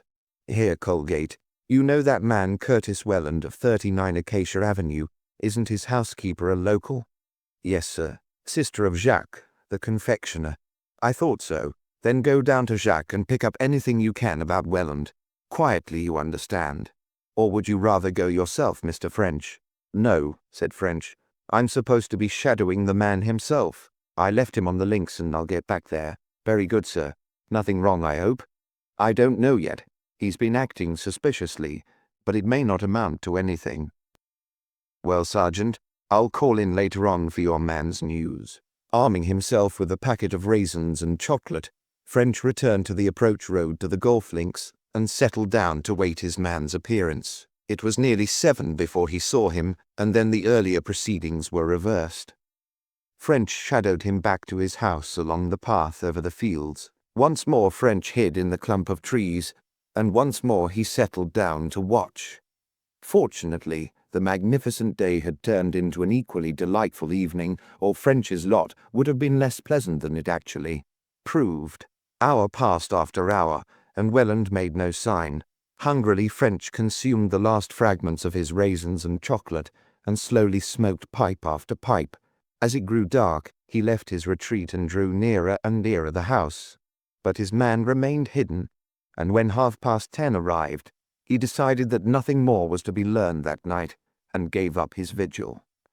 On his way back to town, he called at the police station to learn the result of the pumping of Jacques. It had not proved very successful. All that the sergeant had discovered was that Curtis Welland had come to the neighborhood some 12 months previously, buying the house in which he lived. He was believed to be well-to-do, for though he had some job in town and went in every day, he was able to get home early and to play a lot of golf. Apparently he was unmarried. At least no woman other than his elderly housekeeper had been seen about the place. He lived a retired life, going out but little in the evenings and doing practically no entertaining. He took no part in the public life of the place, but was understood to be popular among the golfing set, and to be generous in the matter of subscriptions to charity. So far as the sergeant knew, he was not connected with any church or other local organizations. He went to town daily by the 9.17 train and usually returned about 4. With this French had to be content. Admittedly, it did not back up his suspicion that the man was a criminal, but he reminded himself that if a criminal were wishing to lie low, he would comport himself in just such a way. Next morning French had 3 helpers, Carter, Harvey, and a third man called Pickford. At 9:17 they boarded the Bakerloo train at Harrow, having first seen Mr. Curtis Welland seat himself in a first-class carriage. They were close behind him when he left the train at Waterloo, and separately followed him to his office in Weber Street. There he disappeared, while the 4 made themselves as inconspicuous as possible, French engaging a taxi to wait within call. About 11 their man appeared and strode off in his slightly important, prosperous-looking way. He followed the route he had covered on the previous evening until he reached York Road and Tate's Lane. The coachbuilder's yard gate was open, and he turned in and was lost to view. French and his helpers thereupon got into their taxi, and making a circuit through the neighbouring street, drew up at the far end of Tate's Lane, ready to follow the saloon car should it make its appearance. For half an hour they waited, which suggested to French that Welland did his own chauffeuring. Then the grey car came slowly out of the yard and turned towards York Street. Immediately the taxi followed. The chase led northwards. Over Waterloo Bridge it passed into the Strand, and turning to the right through King William Street, led into Orange Street, There the proceedings of the previous day were repeated. On the footpath stood Molly Moran. The car drew in opposite her. She stepped into the tonneau, and the car drove off. It turned into Whitcomb Street, crossed Coventry Street, and in Wardour Street stopped. Miss Moran got out and it drove on. French's bewilderment was reflected in the faces of his companions as the taxi followed. This thing, whatever it was, happened day after day, and was apparently carried out on a definite system. For 4 consecutive days, Welland had picked this girl up in his car, carried her for a few hundred yards, and set her down again. Each day it was in the same part of London, but in a different street. What could the object be? As on the previous day, the car now drove westward. Its second stop had then been in Grosvenor Square. This time it stopped in Berkeley Square, 5 minutes' walk away. There the girl with the red hair was waiting. She jumped in and 2 minutes later in Grafton Street, jumped out again, while once more the car drove off. Now, Carter, you're shot. Follow her, French directed, and Carter, slipping out of the taxi, vanished. The third girl, who had been picked up in Tatchbrook Street on the previous day, was waiting in Rochester Row, scarcely 5 minutes away. She had a 3-minute run, alighting in Regency Street. As she walked off, Harvey slouched after her. Then the car crossed the river and stopped for the fourth girl in Upper Grange Road, again close to Bricklayers Arms Station. She and Sergeant Pickford got out 5 minutes later, while French cautiously trailed the car back to Tate's Lane and Mr. Curtis Welland, from there to his lunch, and then to his office. Shortly before 3, Welland reappeared, and walked, precisely as on the previous day, to the tube station at Waterloo. After a momentary hesitation, French, on seeing him enter the Harrow train, gave up the chase. He thought he could do better elsewhere. He returned to Weber Street, and mounting the stairs, took quick stock of his surroundings. The house was 5 stories high, and on each upper floor were 2 sets of tiny offices. Curtis Welland, commission agent, was housed on the 3rd floor, with Harold Tozer, engineer and architect, opposite. The whole place was dirty and dilapidated and suggestive of unprofitable businesses. French approached Welland's door and knocked. There was no response. Guardedly he examined the lock. It was old, and he thought it might prove amenable to the persuasion of a bent wire. But obviously he could not attempt any burglarious exploits at the moment, even if sounds of movement in the engineer's office had not warned him off. For a moment he paused, then crossing the landing, he knocked at the engineer's door. A lanky young man opened. "Sorry to trouble you," French apologized, "but I am looking for a Mr. Fairchild, an engineer. I'm afraid I've been misdirected. Do you by any chance know him?" "No," said the young man. "There's no one of that name here. Sorry, I can't help you," French replied conventionally and retreated downstairs. He had obtained the look at the occupant of the engineer's office which he had wanted. Moreover, he had seen enough to convince him that the young man was alone. Once again he took up his weary vigil in the street below. For nearly an hour he killed time before he saw his new acquaintance leave. Then he quickly re-entered the building and climbed to Welland's office. With considerable misgiving, he had determined to do a dangerous and prohibited thing, to search the premises without a warrant. He felt sure he could do so without discovery. The whole of the floor itself was unoccupied, and the wooden steps of the stairs would give plenty of notice of anyone's approach. Unless some extraordinarily unfortunate accident should bring Welland himself back, he should be quite safe. As an additional precaution, he knocked once more on both Welland's and Tozer's doors. When he had waited a moment, he clattered downstairs, then creeping silently up again. He took his bent wire from his pocket and set to work on the lock. In a very few minutes it yielded to his treatment, and passing softly through the door, he closed it behind him. The room was fitted up in the barest way as an office. In the centre stood a roll-top desk with an Austrian bentwood chair behind it. A second chair faced the desk. In one corner was a cupboard of painted deal, and that was all. There was not even a blind on the window, nor a waste-paper basket, and the second room was entirely empty. The doubt of the commission agency business, which all this suggested, was increased by a rapid search of the desk. It contained only some financial newspapers, a notebook with records of stock and share transactions, and a number of novels of the more modern and intellectual type. The cupboard, which was not locked, was empty. In spite of the speed at which French worked, his search was amazingly thorough.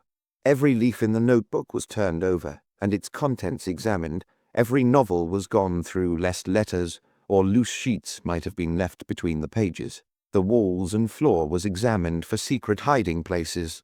In short, when he concluded that there was nothing in the rooms to interest him, it was because he had made absolutely certain of the fact.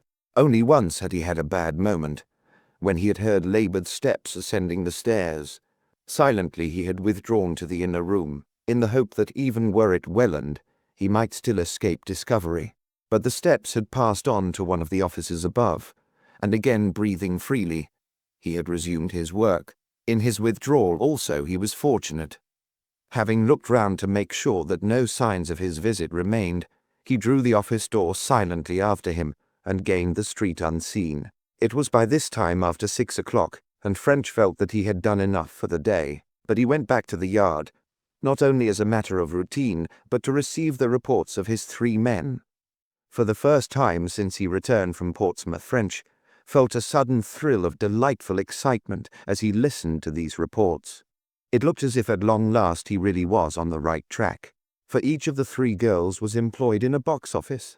The red-haired girl, it seemed, worked in the box office of the Royal Cinema in Edgware Road, and the other 2 in those of theatres in Vauxhall Bridge Road and Old Kent Road respectively.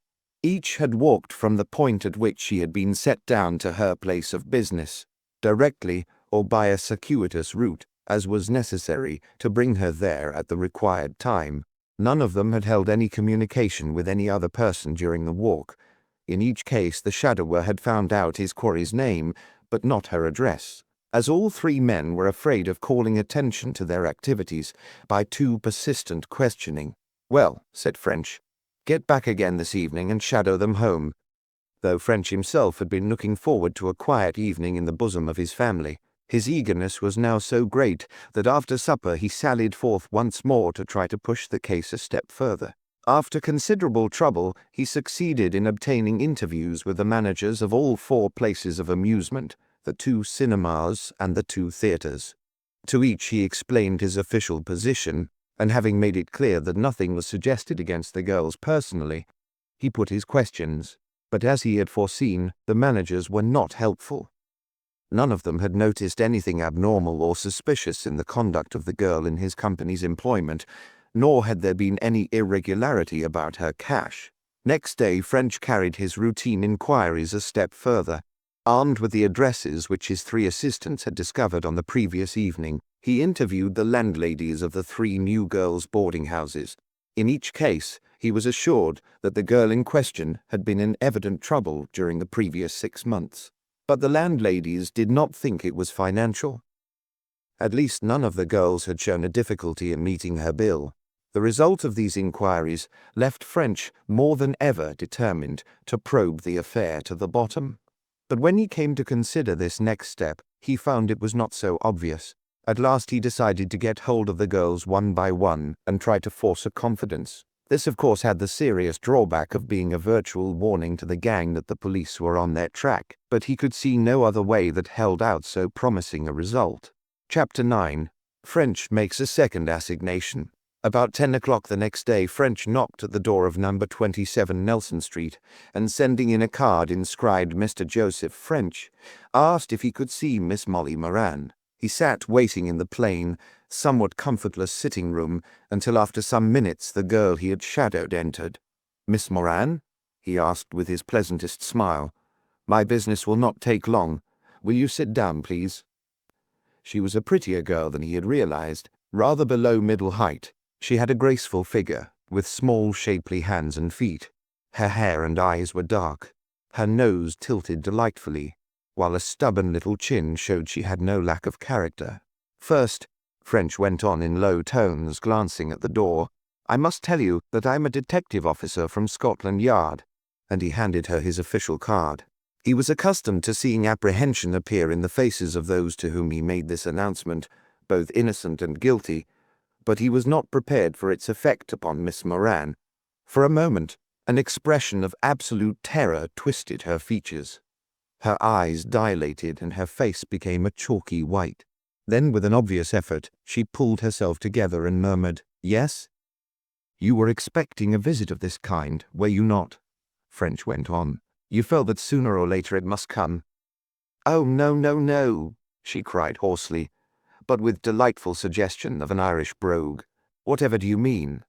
I think you know. If you didn't, why should my visit terrify you?" "I am not terrified," she declared in tremulous tones which belied her words. "Why should you think a thing like that anyway?" "How can I think anything else, Miss Moran? There is no use in your taking that line. Your manner leaves no doubt of your feelings." She made a determined effort to pull herself together. "Well," she retorted with more confidence, "and can't you understand that the very appearance of a detective gentleman like yourself would be enough to frighten anyone?" French shook his head. "It won't do, Miss Moran," he said, not unkindly. "You apprehend danger to yourself from my call. You cannot deny anything so obvious. But I want you to understand, I'm not here to harm you. You have some information that I require. That is all." She waited without speaking, evidently in no way reassured. "First," went on French, still speaking in low tones, "my business is private. Are you sure we shall not be overheard? If there is any chance of that, I shall ask you to come out with me, and we can discuss the matter on a seat in one of the parks." She nodded quickly. "That'd be better," she agreed. "If you go on, I'll follow." French rose. "Right then. What about the Charing Cross Gardens near the Villiers Street entrance?" He remembered that this was where poor Thurza Dark had met Westinghouse. To his delight, the shot told. She gave him a quick, terrified glance as she faltered, "I'll be there in half an hour." "Good." Then loudly for the benefit of anyone who might be listening, "Well, goodbye, Miss Moran. I'm glad to have had the pleasure of meeting you." He had little doubt that the girl would keep her appointment, but he was not so sure that she would not first communicate with some member of the gang. Therefore, as soon as he was out of sight of the house in the direction she would expect him to take, he turned quickly down a side street, and by making a short detour, regained Nelson Street on the opposite side of the boarding house. Stepping into a shop, he laid a shilling on the counter and asked if he might use the telephone. "Scotland Yard speaking," he called softly. "Please keep a note of any calls from Gerard 4763 Celsiuses during the next few minutes. Official demand to your headquarters following." He had noticed the telephone in the hall of the boarding house. Luckily for him, it was one of those old-fashioned instruments which bore a plate with the words, "Your number is," followed by the digits in question. He left the shop quickly, so as to make sure that Miss Moran should not give him the slip. She had not appeared, and once more becoming an aimless lounger, he watched the boarding-house door. In about 10 minutes she emerged and set off down the road. Slowly French followed, but she attempted no excursions aside, and within a minute of the time appointed they met in the gardens. "Here is an empty seat," French said, when he had gravely complimented her on her punctuality.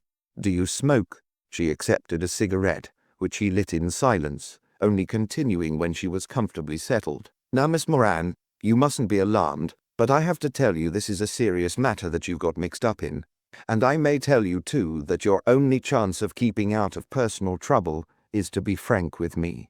If you tell me everything, I'll do my level best for you. But I assure you that I'm not threatening when I say that if you mislead me, you'll bitterly regret it." The girl had evidently been thinking during her walk, and she replied with some show of assurance. "Och, sure, Mr. French, I wouldn't dream of not being frank with you, but there's nothing I have to tell." "I'm sorry to hear you say so," French returned, "because your face shows me the exact opposite. However, past that for the moment. Will you tell me why you travel every morning for a few hundred yards in Mr. Curtis Welland's car?" The girl's white face paled still further, but she made no reply. "Do take my advice, Miss Moran," French went on earnestly. "I may tell you in confidence it is not you that I want, but Welland, but if you persist in putting me off, you'll be in the same trouble yourself. Believe me, you're playing a more dangerous game than you know." For a few moments further she hesitated, then said sullenly, "I'm not doing anything against the law. In that case, Miss Moran, You can't have any real objection to telling me all about it. You can't make me say a single word if I don't want to. Perfectly true. But I can arrest you on a charge of criminal conspiracy with Welland and certain other parties, and the public prosecutor will make you tell in open court at your trial. But you wouldn't do a thing like that. She spoke half coaxingly, but the look of fear flashed again in her eyes. Not if you didn't force me to. French leaned towards her and spoke very earnestly. Don't you make any mistake, Miss Moran. It's my business to get this information, and I'm going to get it. And what's more, you're going to give it me. You can please yourself whether you do it now, or at Scotland Yard, or at the Old Bailey. But you're going to give it to me. His voice became coaxing in its turn. Why not now? Just privately here between the two of us. I promise to help you and to protect you from your accomplices. He paused, then as she did not speak, went on. Do be sensible, Miss Moran. You'll never get such a chance again. Remember, it would be 100 times worse in open court with everyone against you. French felt that he was sailing rather near the wind in speaking in this way. His justification to himself was that he was convinced of the girl's innocence, or rather that if guilty of crime, she had been terrorized into it and wished to escape. But he was not in a position to say this to her in so many words. He remained silent for a few minutes, then, just as he was about to resume his arguments, she spoke, her emotion accentuating her brogue. I don't think that's a fair way you're speaking to me at all, she said in a low tone. But how am I going to stand up against the whole British police? Sure, I see that you've got me, and I'll have to tell you what you want to know. Believe me, you won't regret it. Well then, if you must know, it's about money, she began with a rush, as if, having decided to speak, she was now only anxious to get her recital over. I've been hard up for money. And you'll be saying it's very wrong and foolish of me, but I've taken to gambling to raise the wind. That Mr. Welland is a bookmaker. He has a scheme by which you can stake on the tables at Monte Carlo, and you here in London all the time. A girl I met told me about it. That's what I'm doing in the car. Mr. Welland said it was against the law to bet in the street, and that his office was too far away, so he would lift me for a moment in his car while he took the money. French could scarcely restrain a chuckle of sheer delight as he listened to this statement. It was even more gratifying news than that the girls with whom Welland was dealing were employed in box offices, for here was actual proof that he really was on the right track. The scheme for betting on the Monte Carlo tables connected the cases. When therefore he was investigating the affairs of Curtis Welland, he was on the way to learning who murdered Thurza Dark and her fellow victims. For the second time in 2 days, he experienced that delightful feeling of enthusiasm which came from progress and success. At the same time, he was puzzled by the girl's manner. Experience told him that a true confession produced symptoms of relief, but Miss Moran had shown no such feeling. Indeed, she seemed more uneasy and apprehensive than ever. Gradually an opinion crystallized in French's mind. He had not heard the truth. This story was an invention, and the girl was terrified lest he should see through it. A small test, however, should settle the matter. Gambling may or may not be wise, Miss Moran, he said gravely. But it is certainly not illegal, and you have nothing to fear from the police because of it. There surely must be something else. Has your betting tempted you towards the till of the Panopticon? For a moment, an indignant denial seemed imminent. Then a fresh idea appeared to dawn on the girl's mind, and she checked herself. Maybe there was something of the kind, she said, averting her face as if from shame. But French was certain she was now feeling relief. So the little test had worked, and out of her own mouth the girl stood convicted. French's previous inquiries had proved that she was not stealing from the till, but she had seen that her story lacked motive, and to bolster it up, she had admitted a theft of which she was innocent. The business, then, was even more serious than he had supposed. This girl was willing to risk arrest rather than reveal it. But French saw that for the moment he would get no more out of her, and he set himself to dispel her fears, so that the story she would almost certainly tell to Welland would do as little harm as possible. One other point, however, he did learn. At the moment he did not appreciate its importance, but afterwards he saw that its discovery formed an essential link in the chain by which he eventually unraveled the mystery. While going over with Miss Moran the places at which she had been picked up and set down, he remembered that she had not been seen to speak to Welland, and asked how she knew where to wait for the car. Without hesitation, she told him that 5 different places had been chosen, which were used in rotation. This avoided stopping at the same point each day, which might be noticeable, and the number 5 ensured a different place being used on the same day of each week. For example, she said, "Today, I'll be waiting for him at the corner of Old Compton Street and Greek Street, and he'll run me to Green Street. That'll give me 3 or 4 minutes to fix up about the stakes. Tomorrow I start again where you saw me first," and so on. From such slight threads are the webs of justice woven. Before parting with her, French became the heavy father. He told her he was satisfied that she was doing something which she would be wiser to leave alone, and though of course she was a free agent, he urged her for her own sake to give it up. At all events, if she found herself in any danger or difficulty, she was to apply to the Yard, when he would see that she got the help she needed. "And don't wait till it's too late," he concluded earnestly. "I don't want to frighten you, but I warn you very seriously to be careful. Keep this interview secret from Welland. You may be in real personal danger if you don't. Other girls in your position have been indiscreet and have paid for it with their lives. I'm not exaggerating, Miss Moran, with their lives. So keep your mouth shut. And if you are in any danger, don't hesitate to ring up the Yard. Victoria 7000. She seemed considerably impressed as she gave him her promise, but she had kept her secret, and French, despondent over his failure, told himself that his efforts had done nothing more than to put the conspirators on their guard. He wished her good day and returned to the Yard. There he sent for no less than 5 men. 3 of you men get yourselves up as taximen, he told them, and take out cars. The other 2 and myself will be your passengers. You will stop in sight of the corner of Old Compton Street and Greek Street, and watch for a grey saloon car lifting a girl. All of you follow this car. Drive as near it as possible, and watch every motion that the girl makes.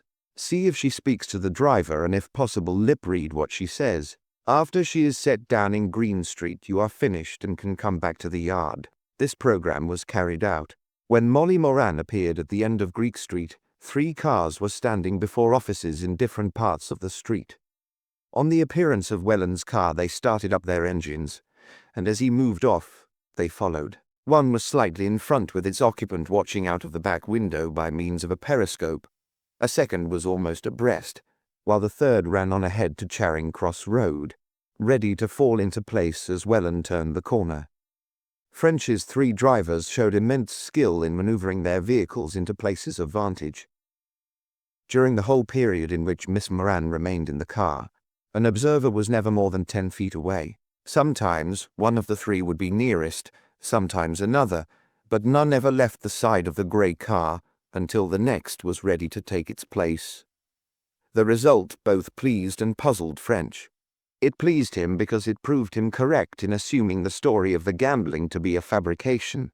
After a brief good morning, lip-read by Carter, the girl did not speak to Welland during the whole trip, nor did money or letters pass between them, but French was puzzled by what she did. For at least a minute she leant forward and appeared to feel at something at her feet. He pondered over this for some time, but could think of no explanation but the obvious one that the girl was putting something into or taking something out of a hidden receptacle. If so, he must inspect the car and find it. Should this be his next step? He thought so, except for one point. Would it not be better to see first if he could get anything out of the other 3 girls? Eventually he decided that it would. If his inquiries were reported to Welland, it could scarcely matter whether it was by 1 girl or 4. If he, French, knew as much as he evidently did know about the movements of Molly, Welland would recognize that he must know of the other girls also. Next morning, therefore, he made his 3 calls, in every case unfortunately without result. All the girls showed signs of anxiety, amounting almost to terror, on learning his business, but all, after the application of a varying amount of pressure, told the story of the gambling. He was satisfied that each was lying, and that the story had been rehearsed beforehand for use in just such an emergency. There remained then the search of the car. To arrange an opportunity was not an easy proposition. For a time he considered means of getting it to the Yard, such as the arrest of Welland by error, followed by an apology and an immediate release. But he thought that as long as any other way remained, his superiors would not stand for such a method. Besides, if by some remote chance the girls had not reported his activities to Welland, it would put the man on his guard. At last he decided that there was nothing for it but for him once again to play the burglar. He must somehow get into the garage at night, when he would have plenty of time to make an exhaustive examination. Though he did not see just how he was going to manage it, he decided that the very next day he would make the attempt. Chapter 10. Mr. Cracksman French. The first step which French took to meet his new problem was to make a reconnaissance of the enemy's country. He went early next morning to Tate's Lane, so as to get the job over before Welland should turn up. The gate of the coach builder's yard was open, and he walked boldly in and had a look round. A closer inspection confirmed the impression of a small, moribund business which the view from the street had suggested. The establishment covered a narrow frontage, but stretched a good way back. In the foreground stood a number of horse carts and lorries, awaiting the scrap heap, if one were to judge by appearances. These, with some spare parts, filled up all the open space to the high boundary wall on the left, except for a narrow passage to the back of the yard. Along the right ran a grimy brick building from which came sounds of hammering. The only structure with a well-to-do appearance was a new shed of about 20 feet by 10, built as a lean-to in the back left-hand corner. Numerous pneumatic tire tracks leading to the large door in the gable showed that this was Curtis Welland's garage. Though the sounds from the shed indicated that work was there in progress, no one was to be seen in the yard. French therefore strolled close up to the garage to see if he could find a way to break and enter, but the more he saw, the less easy this appeared. The building was of solid brickwork with a slated roof. The large door was fastened with the most modern form of Chubb lock, against which French knew that his bent wires and skeleton keys would have but little chance. In the side wall was a small window with a fixed sash. The other two sides were formed by the unbroken boundary walls of the yard. Thinking he had better not be seen poking about, he turned back to the shed and looked in. 3 men were employed, one turning hubs at a small lathe, the other 2 assembling lorry bodies. On seeing French, one of the latter came slowly forward. "Morning," said French. "You the boss?" "He's out," the man answered, adroitly expectorating. "Who wants him?" "I do," French explained. "Name of Simpkins. I want a garage for a car I've got, and I was told that you let them." The man shook his head. "But I thought that garage in the corner was let to an outsider." "That's right. But the boss, he didn't have nothing to say to the building. He only let the ground." "I follow you. Then it's occupied, is it? I couldn't get it, I suppose." "Not likely you couldn't. The man what keeps his car in that garage had it specially built for him last year. Any chance of my getting a bit of ground to build another?" "You'd have to see the boss about that," the man declared. "I couldn't fix it for you." "I want one like that in the corner," French persisted. "Could I see into it?" "Not without you got leave from Mr. Welland, you couldn't. He keeps the key." "See here, mister. You call back here about 3 o'clock and you'll see the boss. He'll tell you all he wants to know." "That's common sense." French chatted pleasantly, and a couple of shillings changed ownership. Then on his way to the gate, he made a bid for the second piece of information he required. "I wonder you don't get your stuff stolen at night," he said, after leading up to the subject by remarks on the spare parts lying around. "But then I suppose you have a watchman?" "We don't have no watchman. It ain't necessary. It wouldn't be so easy to steal anything as what you'd think, mister. This is all aviash stuff, and if anyone was to pass it out over the wall, 10 chances to 1 but a bobby'd catch 'em on." In a thoughtful mood, French returned to the yard. By hook or by crook, he would examine that car, even if he had to commit a felony. He knew that if he were found out he would get into trouble, but he felt the case had dragged on so long that for his own reputation's sake he must get results without further delay. On reaching the yard, he sent for Sergeant Ormsby. Ormsby had gone through his apprenticeship as a carpenter before he joined the force, and being skillful with his hands, he was in request where delicate manual work was required. "I want to do a burglary tonight, Ormsby," French began. "Are you on to give me a hand? I can't tell you to, but I'd be glad of your help, and if there's trouble I'll stand the racket." Ormsby grinned. "Right ho, Mr. French. It won't be the first time. I want to break into a garage. There's a heavy door with a chub lock that we can do nothing with, but there's a window that we might get the glass out of. The frame is glazed with a single pane of rough rolled, about 18 inches by 24. And you want me to take it out? Right first shot. Can you do it? And put it back so's it won't be noticed? Ormsby shook his head. He could try, but he wouldn't go nap on the result. Then better take a pane with you. Are you sure of the size? No, but take it big and take a diamond as well. You'll want the usual things, and some reddish-brown paint and dust. We'll try and get the lock off from the inside, and then perhaps you could cut a key. Ormsby was dubious as to the possibilities, but delighted at the prospect of adventure, and departed jubilantly to get his paraphernalia together. It was getting on towards 2 o'clock next morning when the two men set out. Both were wearing dark clothes, caps and rubber shoes, except for Ormsby's pane of glass. Wrapped up neatly in dark-coloured paper, there was nothing to draw an observer's attention to them. In addition to the glass, Ormsby had a small kit of tools, while French carried 2 electric torches and a large black overcoat. Tate's Lane, when they reached it, was deserted, save for a single policeman patrolling slowly towards its far end. When he goes round the corner, we'll have our opportunity, said French, who had looked up the areas covered by all the adjacent beats. They waited in York Street until the man disappeared, then followed him down Tate's Lane. 2 minutes later they were at the coach builder's. Now for it, said French, glancing quickly round. No one was in sight. Opposite, the houses were in darkness except for a single lighted window, which showed a dull yellow square against the surrounding gloom. Rather a nuisance, French thought. Someone over there was awake and might chance to look out. I'll go first, he whispered. Ormsby laid his glass against the wall and, forming a back, gave French a hoist up onto the wall.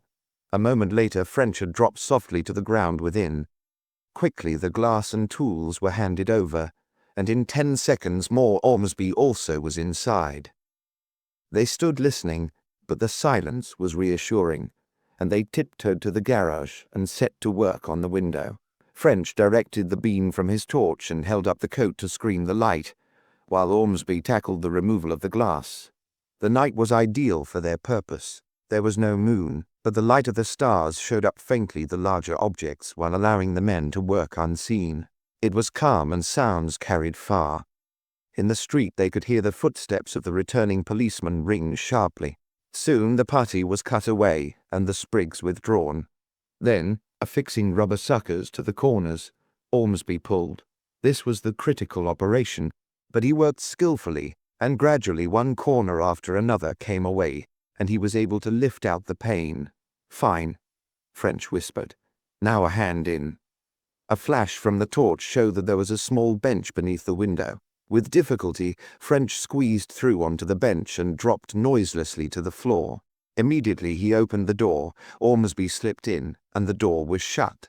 Their first care was to rig the coat over the window, lest the light should betray them. Then, while Ormsby started on his doorkey, French with the other torch examined the car. His search was extraordinarily thorough. From tires to roof, and from headlights to number plate, he went over every detail, but absolutely without result. The car was a perfectly normal 15/20ths Mercury saloon, probably worth £450 when new. It was upholstered in grey leatherette, and the small fittings were complete and excellent in quality. With a helpless, baffled feeling, French stood pondering. Were all his ideas of the affair erroneous? Did these girls really use the car only to register bets with the driver? For a moment he thought it must be so. Then the face of poor pretty Thurza Dark came up before his imagination, as he had seen it in the Portsmouth police station. No. There was something in their drives more deadly and sinister than gambling. Crime, terrible and dastardly, lurked there. Setting his jaw grimly, he turned back to the car. There must be something. He sat down once more on the back seat, and stooping forward as the girls had done, marked the area which his fingers could reach. On that space he worked, examining joints, testing for secret springs, measuring cubic capacities. And then suddenly he found what he wanted. Beneath the back seat was the petrol tank. This he had already measured and dipped, and it had seemed to fill the entire space. But now he found that a thin steel plate, hinged along the floor, turned up in front of the tank. It fitted so well that at first he had taken it for the front of the tank itself. But he had accidentally pressed a secret spring, and the plate had moved forward. Attached to the inside of the plate, and fitting into a recess in the tank, was a small steel pocket, lined with velvet.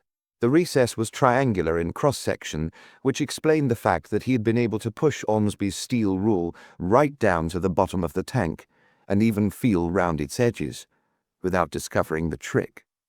French breathed a sigh of relief. At last the action of the girls was clear. On entering the car they had stooped down, lowered the plate, put in or taken out some object, raised the plate again and dismounted. After arrival from his round, or before starting, Welland had emptied or filled the pocket. But beyond the admittedly crucial point that his suspicions had been proved justified, French had learned nothing. That the objects transmitted were small was now certain, but this had been probable from the first. In vain he searched for some fragment in the velvet lining of the pocket, which might indicate the nature of the transitory contents. In vain he longed for the skill of Dr. Thorndyke, who might have been able with his vacuum extractor to secure microscopic dust from its fibers, which would have solved the problem. Satisfied that he had learnt all he could from the car, he turned to the examination of the building itself. There was not much to examine. The four walls, unbroken save for door and window, were finished smoothly with cement.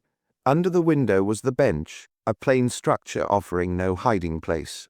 The roof was not sealed, the rafters, slating laths and slates being visible. The floor was of concrete, sloping slightly towards the central pit. A 4-inch drain level with the bottom of the pit led away through the end wall opposite the door, and above it, let into the garage floor, was a cast-iron inspection chamber cover. A 4-inch metal pipe rose up the wall and passed through the roof. All was perfectly normal and in order. French glanced at his watch. "Nearly finished, Ormsby?" "Just about, Mr. French. See here." He turned his new key in the lock and the bolt shot back. "Good. We can get in now any time."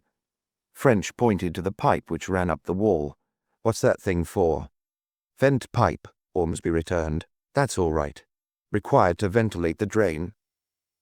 French nodded. "I'm satisfied with everything here except the drains. Best have this inspection chamber cover off and see that all is okay." Beneath the cover, the drain from the pit ran across the cement bottom in a channel, ending up in a drop, or well full of water, above which was a round plug about 4 inches in diameter. Still higher up, an open 4-inch pipe led to the base of the vertical one.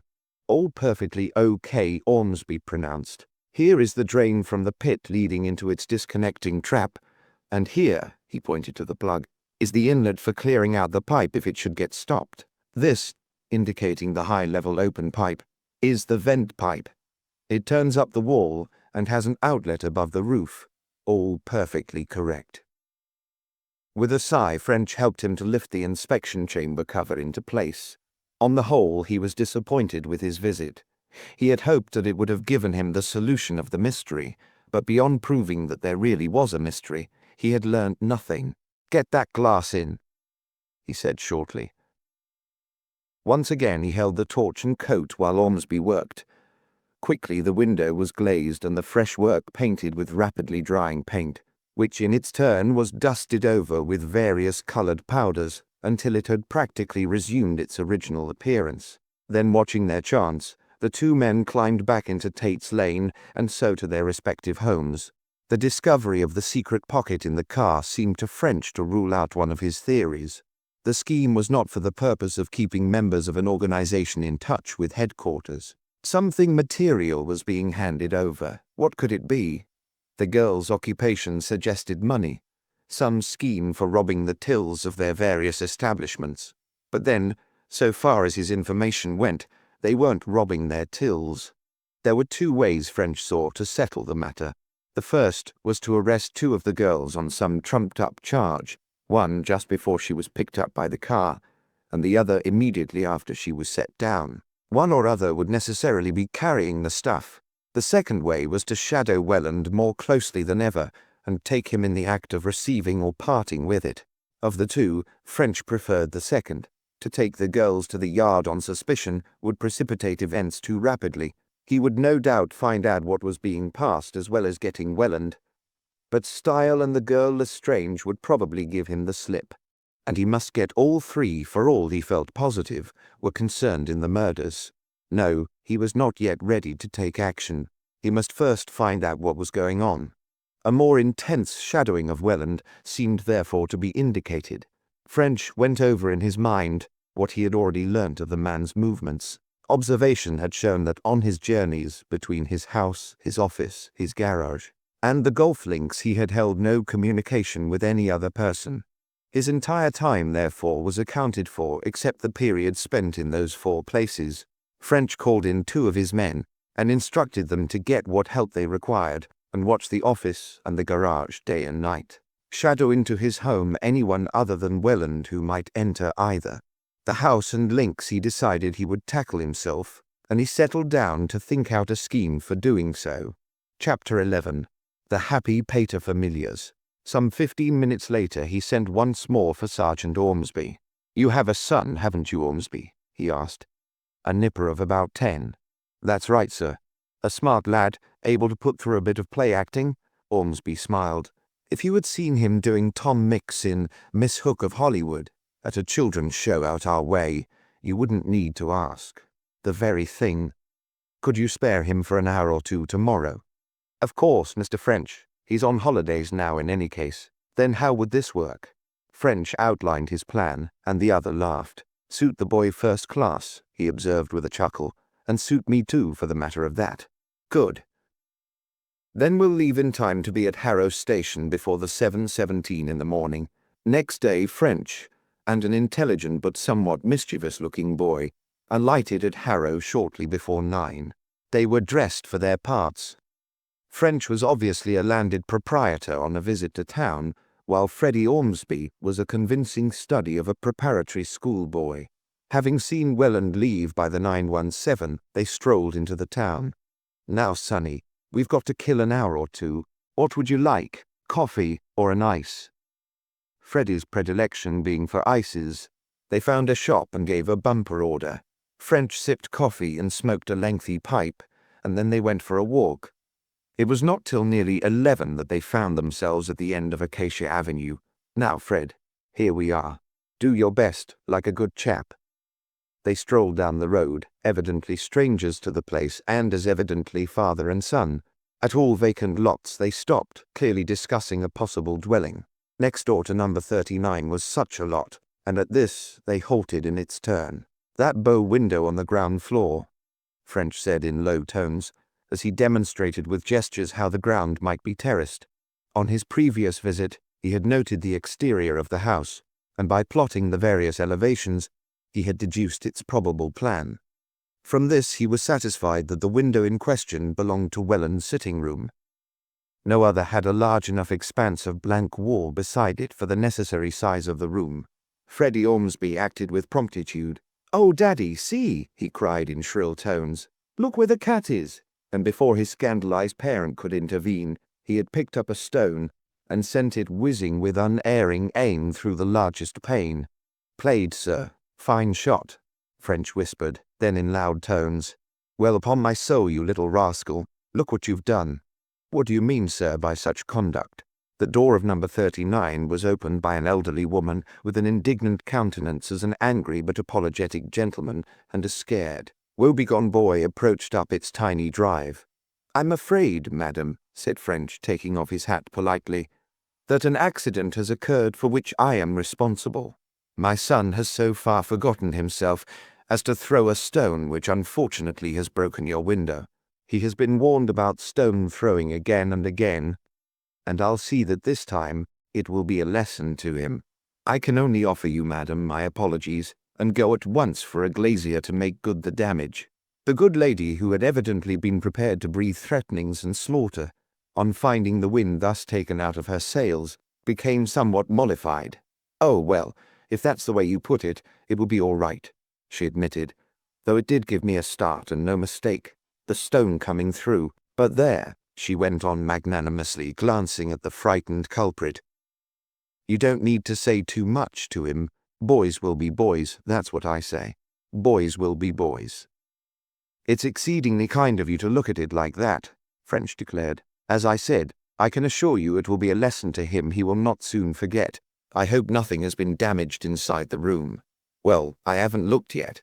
Better come in and see for yourself. Thank you. And I think it will save time if I get a sample of the glass and measure the window. Having adjured Cecil to wait for him and not to get into any more mischief while his back was turned, French followed the housekeeper. The room, as he had imagined, was Welland's sitting room. It was comfortably, though not luxuriously, furnished. In the window was a deep saddlebag armchair with beside it a table bearing some papers. Against one wall was a roll-top desk with the cover down. A tantalus and a cigar cabinet stood on a second table. Many shelves of books hung on the wall. The desk, thought French, as he expressed his relief that no further damage had been done and took his measurements. 2 minutes later he withdrew in an atmosphere of politeness and regrets. You did that well, old man, he congratulated his now grinning companion when at last they were clear of Acacia Avenue. You shall have 5 bob, and the best lunch I can get you. At the station they met Ormsby, clad in a glazier's well-worn overalls and with smudges of paint on his cap. He did it fine, French greeted him. You'll be having the lad in the films yet. There's the size of the pane and there's what it was glazed with. Have you got what'll do it? No, said Ormsby, but there's a glazier's down the street. I'll get it there. It was the room you wanted, all right? Yes. And there's a desk in it that you'll have to go through. How'll you do if the old woman sticks in the room? Ormsby smiled. Trust me for that, Mr. French. You may not have known it, but it sometimes takes a terrible lot of hot water to glaze a pane. I'll keep her boiling up fresh kettles. 3 hours later, Ormsby knocked at the door of French's room at the Yard. There's absolutely nothing there, Mr. French, he began, as he took the seat to which the other pointed. I had a bit of luck, and I've been through practically the whole house, and there's not a thing that you could get hold of. In the first place, that old woman's a bit deaf, and that helped me. I noticed it, said French. Yes. Well, I went to the door and said I was the man come to glaze the pane, and she had me in at once. And I got to work. She hung about for a minute or two, but I didn't speak. And when she saw me getting at it, she said she would be next door in the kitchen if I wanted anything, and went out. Lucky for you. Wasn't it, sir? But better than that, she was washing clothes, and as long as I could hear the suds going, I knew I was safe. I made some mess round the window to show I was working, and then I went for the desk. It was an easy lock, and I had it open in 20 seconds. I went through everything, and there's not a paper nor any other thing that shouldn't be there. All absolutely okay. Pity, French interjected, isn't it? Then I made some more mess and had a look round the room and a quick run through the books. Then the old lady came in to see how I was getting on. He paused, and French nodded his appreciation of the situation. She seemed satisfied with the amount of the mess, and went back to the kitchen without speaking, and I heard the washing start again. I thought I might take a bit of risk, so I slipped upstairs and found the man's bedroom. I was afraid to stay too long, but I was long enough to make sure there was nothing there either. So then I came down and finished up the pane and painted the putty and came away. Well, that's that, Ormsby. Sorry I couldn't get more, Mr. French. We may do our best to cook up evidence, French said, with the twinkle in his eye showing even more clearly than usual. But I draw the line at inventing it if it's not there. Here was another disappointment. French had been building more even than he knew on Ormsby's search of the house, and when this also had drawn blank, his chagrin was correspondingly great. The affair was certainly exasperating. It was a long time since he had felt so completely puzzled. There was nothing for it, however, but to carry on with the plan he had made. And 5 o'clock that afternoon saw him at the clubhouse of Welland's golf course, inquiring for the secretary. This is a confidential matter, Mr. Allen, he began when he was seated in that gentleman's office, and I do not know that I can claim your help in it. I can, however, ask for it, and that I am going to do. The secretary murmured politely. It concerns a member of your club, went on French, Mr. Curtis Welland. Now I may say in confidence that we have reason to suspect that Mr. Welland may not be all that he appears to be. In fact, we think, French dropped his voice, That he is one of a trio involved in no less a crime than murder. The secretary stared. Curtis Welland, he repeated incredulously. Surely not, Inspector. Curtis Welland involved in a murder. You can't ask me to believe that. He shook his head decisively. Then you know him well. As a matter of fact, I don't. I really scarcely know him at all. But he has always seemed so quiet and inoffensive. The last type of man that one would associate with such a crime. So was Dr. Crippen, and so was many another murderer, Mr. Allen, French said seriously. Manner and appearance are unfortunately no guide, as you would know if you had my experience. But I make no accusation against the man. It may be that the Yard is mistaken in its view, and that's what I have been sent here to find out. I am investigating Mr. Welland's life and character, and it is in that capacity I have come to ask your help. Allen hesitated, frowning. Mr. Welland is a member of the club, he said at last. He is in a sense my employer. I don't know that I feel at liberty to discuss him even if I knew anything against him, which thank heaven I don't. Well, sir, said French with a smile, if you don't know anything that settles the matter, doesn't it? Then he came to his real objective. But there is a bit of quite harmless information that perhaps you could give me. It is a list of Mr. Welland's particular friends among the members, or of anyone with whom he plays regularly. This will not be giving anything away on your part, because you must see that I could find it out for myself by simple observation. Allen replied with evident relief. He would be glad to help the inspector, but there were no such persons. Mr. Welland had Catholic tastes.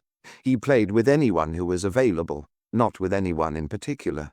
French was more than ever worried as he returned to the Yard. Almost in despair, he redoubled his efforts. He put a number of men on to watch Welland's house. Others he had shadow him while golfing and at other free times, but all without avail.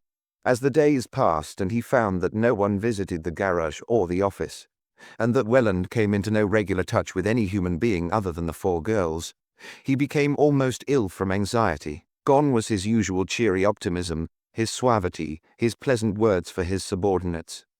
Soapy Joe was soapy no longer. And then quite suddenly, as he lay one night racking his brains over the problem, an explanation of the whole business shot into his mind. Tremulously he considered the idea, and the more he thought over it, the more certain he grew that he was right. Material objects were being carried in the secret pocket of the car. Material objects were being put in by Welland and taken out by the girls, and cash was being put in by the girls and taken out by Welland. The affair was a commercial proposition of a highly lucrative, but highly immoral and illegal type. These people were selling prohibited drugs, and a good scheme it certainly was. Welland, in some way as yet unknown, was getting the snow or other stuff in bulk and making it up into small packages. Every morning he would start out with 4 bundles of such packages in the pocket of his car. Every day each girl would remove a bundle and replace it with a roll of notes. Every night, on some preconcerted signal from her customer, she would pass out with the metal disc of entrance to the cinema a package of the stuff, pocketing the notes given in exchange. The illicit sale of drugs had increased by leaps and bounds, and of all the methods of which French had yet heard, this was certainly the best. Here was ample motive for murder. Let the gang get wind of communication between any of their victims and Scotland Yard, and the victim's fate was sealed. Both the gains of success and the penalties of failure were too great to permit of any risks being run. In a few moments, French's whole outlook on life had changed. Gone was his weariness, his lassitude, his depression. Once more he was the optimist, about to add one more laurel to the many he had achieved in his career.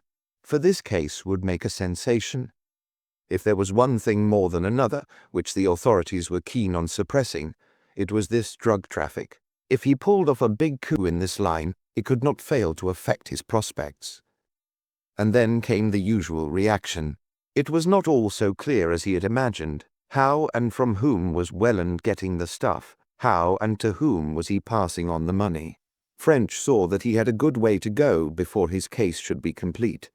As he thought of this side of the affair, he swore from vexation. Why, every investigation that he had made had tended to show that the man was neither obtaining drugs in bulk nor disposing of large sums of money.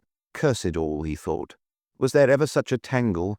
Almost in despair, he had just decided that he would have to fall back on his alternative scheme and arrest and search 2 of the girls, when a further possibility occurred to him. Could he not keep so close a watch on the girls while in their box offices that he could not fail to see small packages being passed out? To think of the idea was to act on it. Early next morning, French was once again closeted with the manager of the Panopticon, in confidence putting forward his suspicions and begging the others' help towards testing them. As a result of their deliberations, 3 men in the garb of electrical fitters arrived an hour later at the cinema. The boss of the little gang was named Ormsby, and his helpers were Carter and Harvey. It seemed that an electric main in the corner of the entrance hall had given indications of fusing, and immediate repairs had become necessary. The defect, it appeared, was hidden in the wooden paneling alongside the box office presided over by Molly Moran, and the first job of the fitters was naturally to protect their work from passers-by. When therefore the staff came on duty for the afternoon session, they found that a neat canvas structure had been erected beside the box office. Behind this the men worked, and from this at 5 o'clock they went home, all but one. From 12:30 that morning till 11:30 that night French sat behind the screen, his eyes glued to a hole in the canvas. From this he could see every movement of Molly's hands on the little desk some 5 feet away. His view, of course, was limited. His peephole was but slightly in front of the office, and the side wall of the opening cut off all movement on the back of the little counter. But he could not have placed his observation point further forward, as his sight would then have been impeded by the backs of the purchasers. But over a small area he had a perfect view, and he did not believe that anything could be slipped across unobserved by him. The watch was tedious, but not so tedious as if he had had to be on the strain all the time. He knew that no attempt such as he expected could be made during periods of rush booking. It would be too dangerous. It was therefore only the booking of isolated persons that he had to watch. And there were other alleviations. The noise outside was so great that he was able to change his position without fear of discovery. Moreover, he had taken in a goodly supply of food, which he consumed at frequent intervals, but still he thought the time would never come to an end. Stiff and sore and with a splitting headache he waited, until at last, after the performance, when all but the manager had left, he crept out and thankfully stretched his cramped limbs. His physical discomfort was, however, as nothing to his mental perturbation, for he had seen nothing. Moreover, so good had been his outlook, that he was satisfied that there had been nothing to see. Nothing was being passed out with the entrance checks. Of that he could swear. His drug theory was therefore false. Whatever Welland was doing, it was not peddling opium. Something else was being transferred through the medium of the secret panel in the car. French could have wept when he found himself forced to this conclusion. Never in his life had he been up against anything which had puzzled him more. He would give a month's pay, he thought savagely, to get the thing cleared up. That evening he had recourse once more to his household oracle. Again he put his difficulties before Mrs. French, and again light seemed to come from doing so. Not that this time she made any suggestions. Rather it was that his own mind clarified, and he saw that there was only one thing left for him to do. The arrest of the girls would be too dangerous. He must therefore get Molly Moran's confidence. By hook or by crook, he must force her to tell her true story. And if he couldn't frighten or cajole her into keeping his interference secret from Welland, why then he must just take the consequences. He determined he would see her again. First thing next day. Chapter 12. The Car's Freight. At 9 o'clock next morning, French rang up the number he had noted on the Nelson Street boarding house telephone, and asked for Miss Molly Moran. "It's in connection with our previous conversation, Miss Moran," he explained. "There is a fresh development which I want to discuss with you. Will you meet me in half an hour at the same place as before?" Though she agreed, French could sense the unwillingness in her tones. "Very good of you," he declared. "I'll not keep you long." He greeted her pleasantly when she appeared, led the way to a deserted seat in the Charing Cross Gardens, supplied her with a cigarette, and for a few moments chatted of everyday matters. Then, when she seemed more at her ease, he turned to business. "What I want to see you about is this, Miss Moran," he said more gravely. "Since our last interview, I have learnt that this matter of Mr. Welland is even more serious than I thought. I want to tell you what I know, and to ask your further help. And first, are you quite satisfied that I really am from Scotland Yard? Would you like to go with me to the yard where I am known?" "Oh no, Mr. French," she answered hastily. "That's not necessary at all. I am perfectly satisfied." "Very good. Now, I told you before that I believed you were in personal danger from your association with this man. I want to tell you why I think so." She did not reply, but sat with a bored expression, evidently trying to conceal her interest. "Nearly 3 months ago," went on French, "a young lady named Thurza Dark was sent to the yard by a solicitor. This man had found out that she had got into the clutches of a gang of crooks, and he sent her to us for protection. Now, Miss Moran, this young lady was employed in the box office of the Milan Cinema in Oxford Street. That is the first point. She said that on her way to business she had met a young lady in the train, a Miss Gwen Lestrange. She was a wealthy young lady, or seemed to be, and they got talking about her money. As Miss Lestrange said she was only a barmaid in a theatre, Miss Dark asked where it came from. With some appearance of hesitation, she was told it was from gambling at second hand on the Monte Carlo tables. After further conversation, Miss Lestrange suggested that Miss Dark should have a fling in the same way, and agreed to introduce her to the man with whom she herself dealt. He was then called Westinghouse. They met here in this garden, and Westinghouse arranged the gambling. There was no question now of Miss Moran's attention. She was watching French with tense interest, in fact with an expression almost of horror. He glanced at her with satisfaction. "Is there any need for me to go on, Miss Moran?" he said gently. "Can you not imagine the rest? How Miss Dark won fair sums at first and thought she was going to make her fortune. Then how she began to lose. How at last she got into debt to Westinghouse. How he became threatening and swore he would report her to the cinema authorities. How he threatened prosecution, imprisonment, until the poor girl was almost beside herself with terror. You can picture it, can you not, Miss Moran?"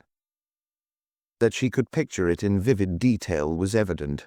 Her eyes were dilating, and her face had paled.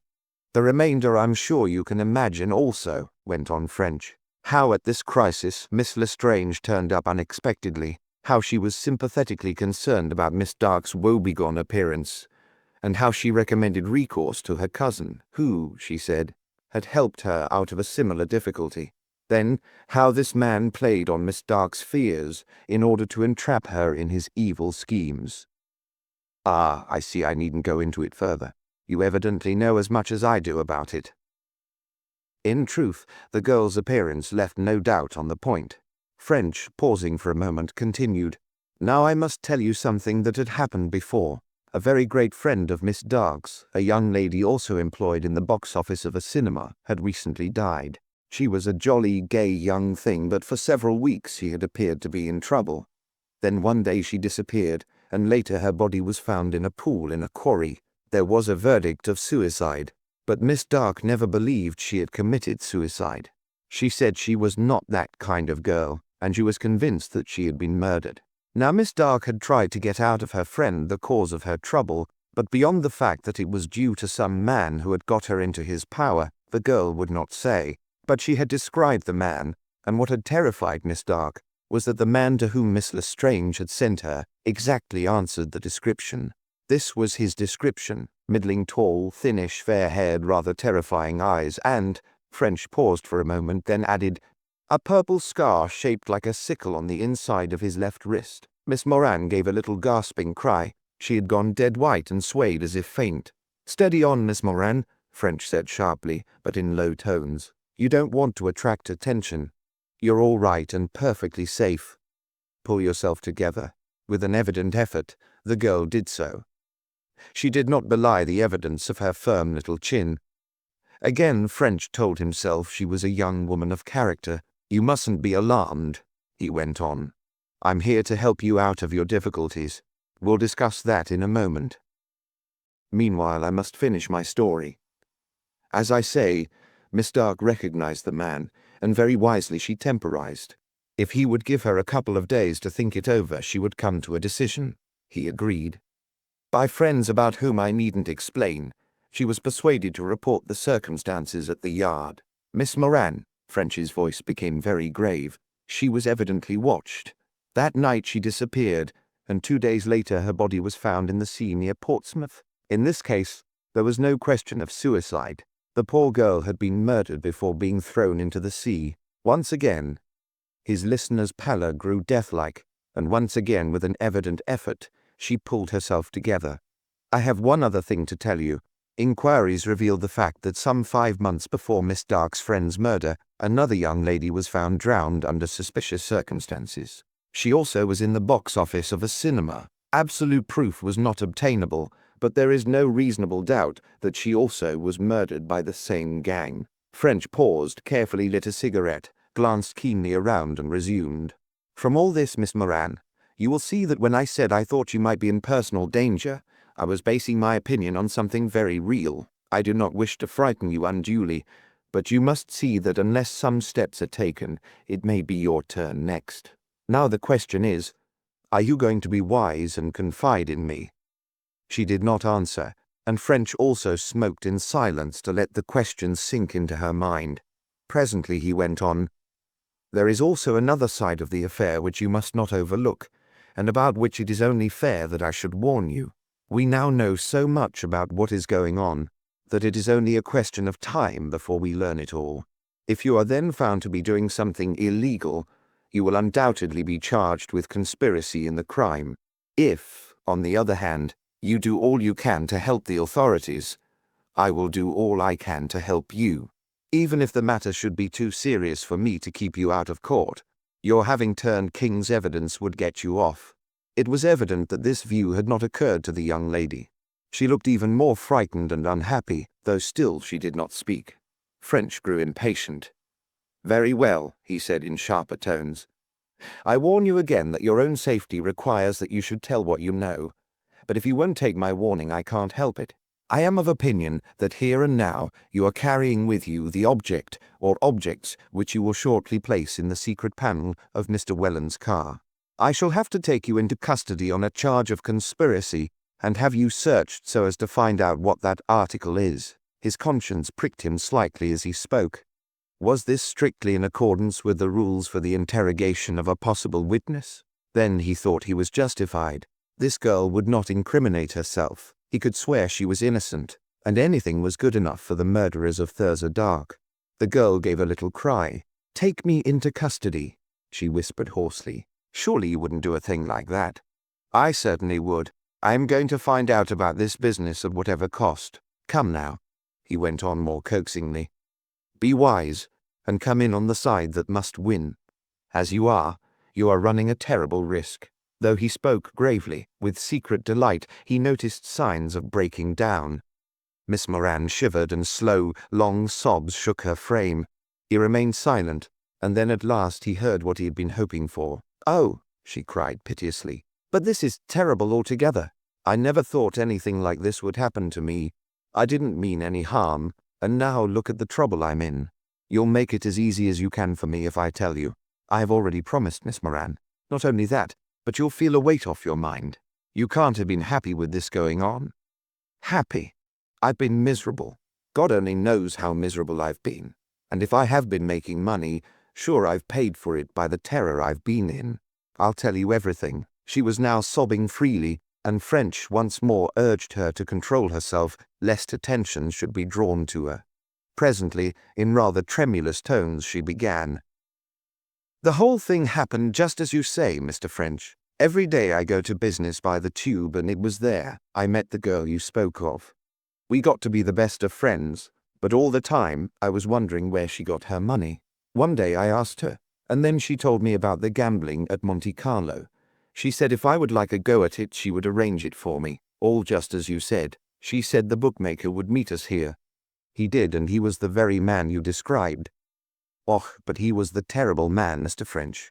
There was something about his eyes that would give you the cold shivers. He was the man you mentioned anyway, for I saw the scar on his wrist.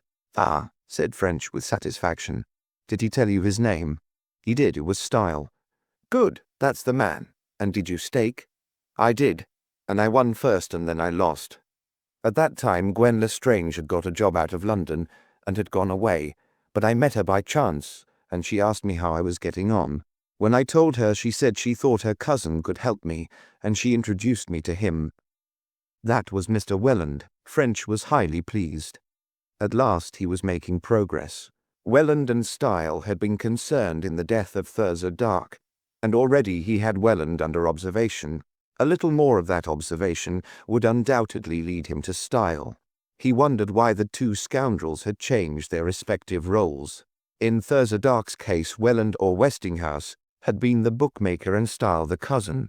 In Molly Moran's, Style was the bookmaker and Welland the cousin. Probably, thought French, to divide equally both the risks and the responsibilities. With some surprise also, he noted that while Welland had taken the precaution to change his name, Style had not troubled to do so. No doubt for this also there was a reason. Well, and what did Mr. Welland say to you? The girl was evidently trying hard for self-control. She had succeeded in choking down her sobs, but her voice was still tremulous as she went on. He was as pleasant and friendly as you'd wish. He said he was sorry about my difficulties, and that he could offer me a job which would not only get me out of them, but would pay me well besides, and it wouldn't interfere with my work at the cinema, for all he wanted could be done between times when I wasn't selling tickets. He said it was the fine, easy job, but it had one thing about it that I mightn't like, and then he looked at me and asked me, was I very straight-laced in my ideas? Well, as a matter of fact, Mr. French, I'm not straight-laced at all. So I did not, and he said that that was fortunate, as it was the only drawback the job had. There were some straight-laced people who might object to it, but not ordinary men and women of the world. Anyway, it was safe enough and absolutely moral, and no one would ever know anything about it. Besides, I needn't go on with it unless I wanted to. I asked him what the job was, and he said that was going too fast. He would have to have my word first to carry it out for at least a week. After that, I could go on or not as I liked. He said that if I promised, he would begin by giving me enough to square Mr. Style. Then he said that maybe I would like a day or two to think it over, and that I could come back and see him again. A plausible ruffian, French commented, now speaking in his pleasantest tones. I'm sure that's just what he said to your predecessors. And what did you answer? The girl hung her head. Well, Mr. French, I'm not pretending I didn't do wrong, but just think of my position. I had only my job to live by, and I was going to lose it in a way that would have prevented me getting another. Then there was this job offered me, maybe not just all right, but safe anyway. It was a choice of two evils, of possible ruin if I accepted, or of certain ruin if I didn't. I took the chance. Of course you did. I can see the fix you were in, and I'm not blaming you. Well, to make a long story short, I told Mr. Welland I would take his job. He smiled and shook hands and congratulated me. He said I'd never be sorry for what I was doing, and then he handed me £10, saying that here was part of the money I owed Mr. Style, and that if I paid this much, Mr. Style would certainly give me time to meet the rest. He made me sign an IOU for it, and he said I'd better go and pay Mr. Style at once. Next time Mr. Style came to the gardens, I was waiting for him. He was very threatening at first, but when I showed him the £10, it changed his manner. He said he was glad I wasn't going to make trouble, and that he would take that on account and give me 3 more weeks to find the other 15. He was so pleasant that in spite of the job I felt easier in my mind than I had for many a day. I don't wonder, French commented. I think you did what any other girl would have done in your position, though I suppose I should not say so. Mr. Welland had given me an appointment for 2 hours later, and I met him in Hyde Park. He told me that one of his friends was in the Mint and had unexpectedly found a crate full of old half-crowns in a disused cellar. He supposed they had been called in for renewal and been forgotten. The friend did not see why they should lie there, and he began taking some home every evening. But he was afraid to get rid of them, for some of them bore the Mint rejection mark. He had consulted Mr. Welland as to how this might be done, and that was where I came in. My job would be to pass out the half-crowns to the public. Every morning Mr. Welland would give me so many, and I was to pay them out in change at the pay-box. For every half-crown I paid out, I was to put another aside from the till for Mr. Welland, and when I met him next day, I was to hand these over to him, less a percentage. And did you believe his story? The girl hung her head. No, she admitted in a low voice. But as he put it, it didn't seem so bad. He said the whole business, so far as I was concerned, was perfectly honest. The half-crowns were good and worth their full value. My cash at the cinema could be examined at any moment and would be found okay. The only thing the most straight-laced could object to was his friends taking these old coins from the mint in the first instance. But I had nothing to do with that. And once again, did you believe that? No, and the girl's voice was very mournful, and I said I didn't, Mr. Welland, but it was no good. He said that if I felt the slightest qualms about the matter, not to go on with it on any account at all. He would be the last person to press me to do what I thought was wrong. If I didn't like it, I could drop it. I had only to hand him back his £10 and I would be clear of it. He had you there. He had me so that I couldn't wriggle. I begged him to let me go, but he said £10 were £10, and that he couldn't afford to lose all that money and get nothing against it. Then I said I would tell the police the whole thing. That annoyed him. He advised me just to try it. He asked me, did I imagine my story would be believed? There was I without a scrap of proof, but he had my IOU. He said if I went to the police it would be me that would go to prison for perjury and defamation of character. So you agreed to pass the money? What else could I do, Mr. French? I owed £15 to one of these men and 10 to the other, and both said they would get me the sack if I didn't pay. And I hadn't any money, and they wouldn't give me time. Here, thought French in high delight, was something tangible at last. A gleam of light was beginning to illumine these mysterious happenings. With a keener interest he went on. You said lesser percentage? Yes, 10%. 1/2 crown in every 10 they let me keep. And how many do you change per day? Well, of course it varies, but it would be a bad day that I wouldn't change 100. The most I ever did was 145. Bless my soul, you've not been doing so badly. What have you been making? £8 or £10 a week? About that. As I say, it varies, but I generally get at least 8. French was astonished. No wonder this gang secured loyal helpers. With her ordinary wages, this girl must be in receipt of something not far short of 600 a year. He had certainly frightened her to some purpose if she was willing to risk the loss of such an income. He said with grim pleasantry. It really looks like a case of your money or your life, but I don't want to keep you here too long.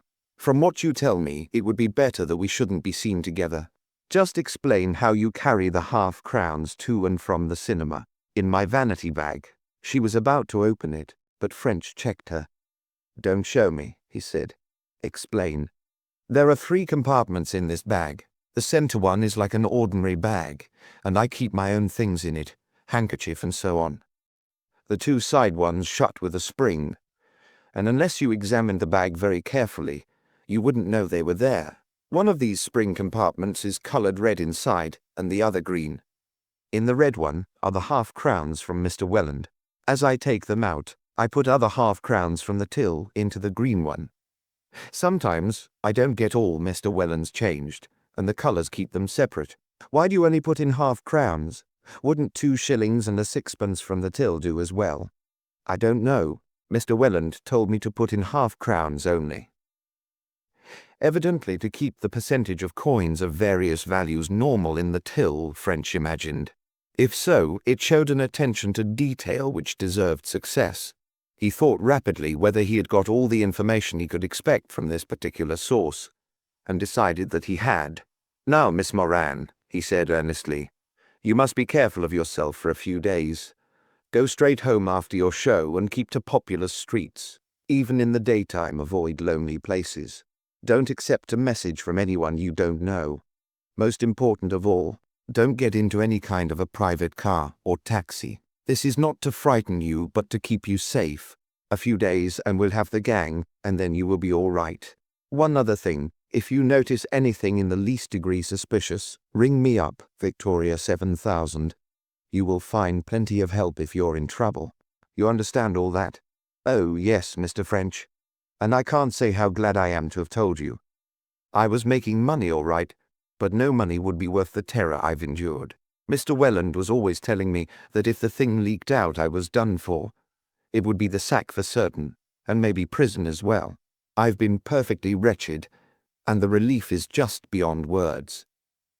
French nodded gravely as the girl finished speaking. Another explanation of the affair had just flashed into his mind, an explanation so obvious that he could not understand why he had not instantly thought of it. These coins had never seen the mint. They were forgeries. He would have staked long odds that he was on a gang of counterfeit coiners. If so, he must get hold of some samples without delay. "What have you got in your bag now?" he asked. "Coins from Mr. Welland or from the till?" "From the till. These are the coins I changed yesterday." "I'll find Mr. Welland's parcel in the car in an hour's time." "Of course. I should have known that. Now, I'll see you again at the Panopticon. You'll be sent for by the manager. Take your bag with you, do you see?" "Very good, Mr. French. I'll remember all you have told me." "Well, my last word to you is 3 don'ts. Don't be frightened. Don't let Mr. Welland suspect our meeting. And don't do anything rash." And wishing her a pleasant good afternoon, he strolled out of the gardens. Chapter 13. The Transport of Supplies. Inspector French continued his stroll along the embankment until he reached the yard. There, after an interview with his chief, he got a cheque for £10, and going to the nearest bank, asked for the money to be paid in half-crowns. With his pockets weighted down with the silver, he went on to the Panopticon and asked for the manager. As a result of his conversation, he was shown into a waiting room where presently he was joined by Molly Moran. "You here already, Mr. French?" she greeted him. "Yes. I want to get hold of some of those coins. Here is £10 worth of half-crowns. Just count me out 80 of Mr. Welland's." "But there's nothing remarkable about them at all. They're just ordinary half-crowns. I've shown them to a friend of mine in a bank, and he said so too." "Oh," said French. "So a bank clerk has seen them, has he? But were you not afraid to tell him about them?" "I didn't tell him at all. What I thought was that maybe they weren't good. That maybe Mr. Welland's friends was making them. Counterfeit coining, don't you call it? So I showed my friend 4 and said they'd been refused on the grounds that they weren't good. He said they were perfectly all right." "Oh," French repeated more dubiously. "Well, I'll have the 80 all the same. You might let me see that bag now that we can't be overlooked." It was just what Miss Moran had described, a plain but large vanity bag with a central compartment of normal appearance, and 2 side ones, each capable of carrying some 150 half-crowns and fitted with an inside skin or bag which could be lifted out with the coins. When these side compartments were closed by their spring latches, they were invisible to casual inspection, though if the bag were handled, their existence became obvious. French was not surprised, therefore, to learn that Welland had given the strictest instructions that the bag was to be carried looped on the girl's arm and never taken off, except when she was actually working in the paybox. But his interest in the bag was but slight, compared with that he felt in the coins which Miss Moran had received from Welland. There were 130, and he tumbled them out on a table and began to turn them over. His first glance surprised him, and increased that feeling of depression which the girl's story of the bank clerk had aroused. That they were not new was undoubted. All had clearly been in circulation. Moreover, the dates varied, and roughly speaking, the wear on any individual coin corresponded with its age. Welland's story was unlikely enough at the best, but here already was proof of its falsity. These coins had not been recalled from circulation because of age or wear. They were still perfectly good. French swore internally as he realized the conclusion to which he was being forced. If these coins were of different dates and had been in circulation, they were not forgeries. Dies were expensive and difficult to make, and it was beyond belief that a series with different dates should have been obtained. Again, once the coins had been got into circulation, the counterfeiters would have finished with them. They would not be trying to get rid of them now. He set himself to re-examine the samples with greater care, and the more he did so, the more convinced of their genuineness he became. So far as his lens revealed the design, the detail seemed perfect, the color, feel, and texture were normal, and every coin which he tested gave a satisfactory ring.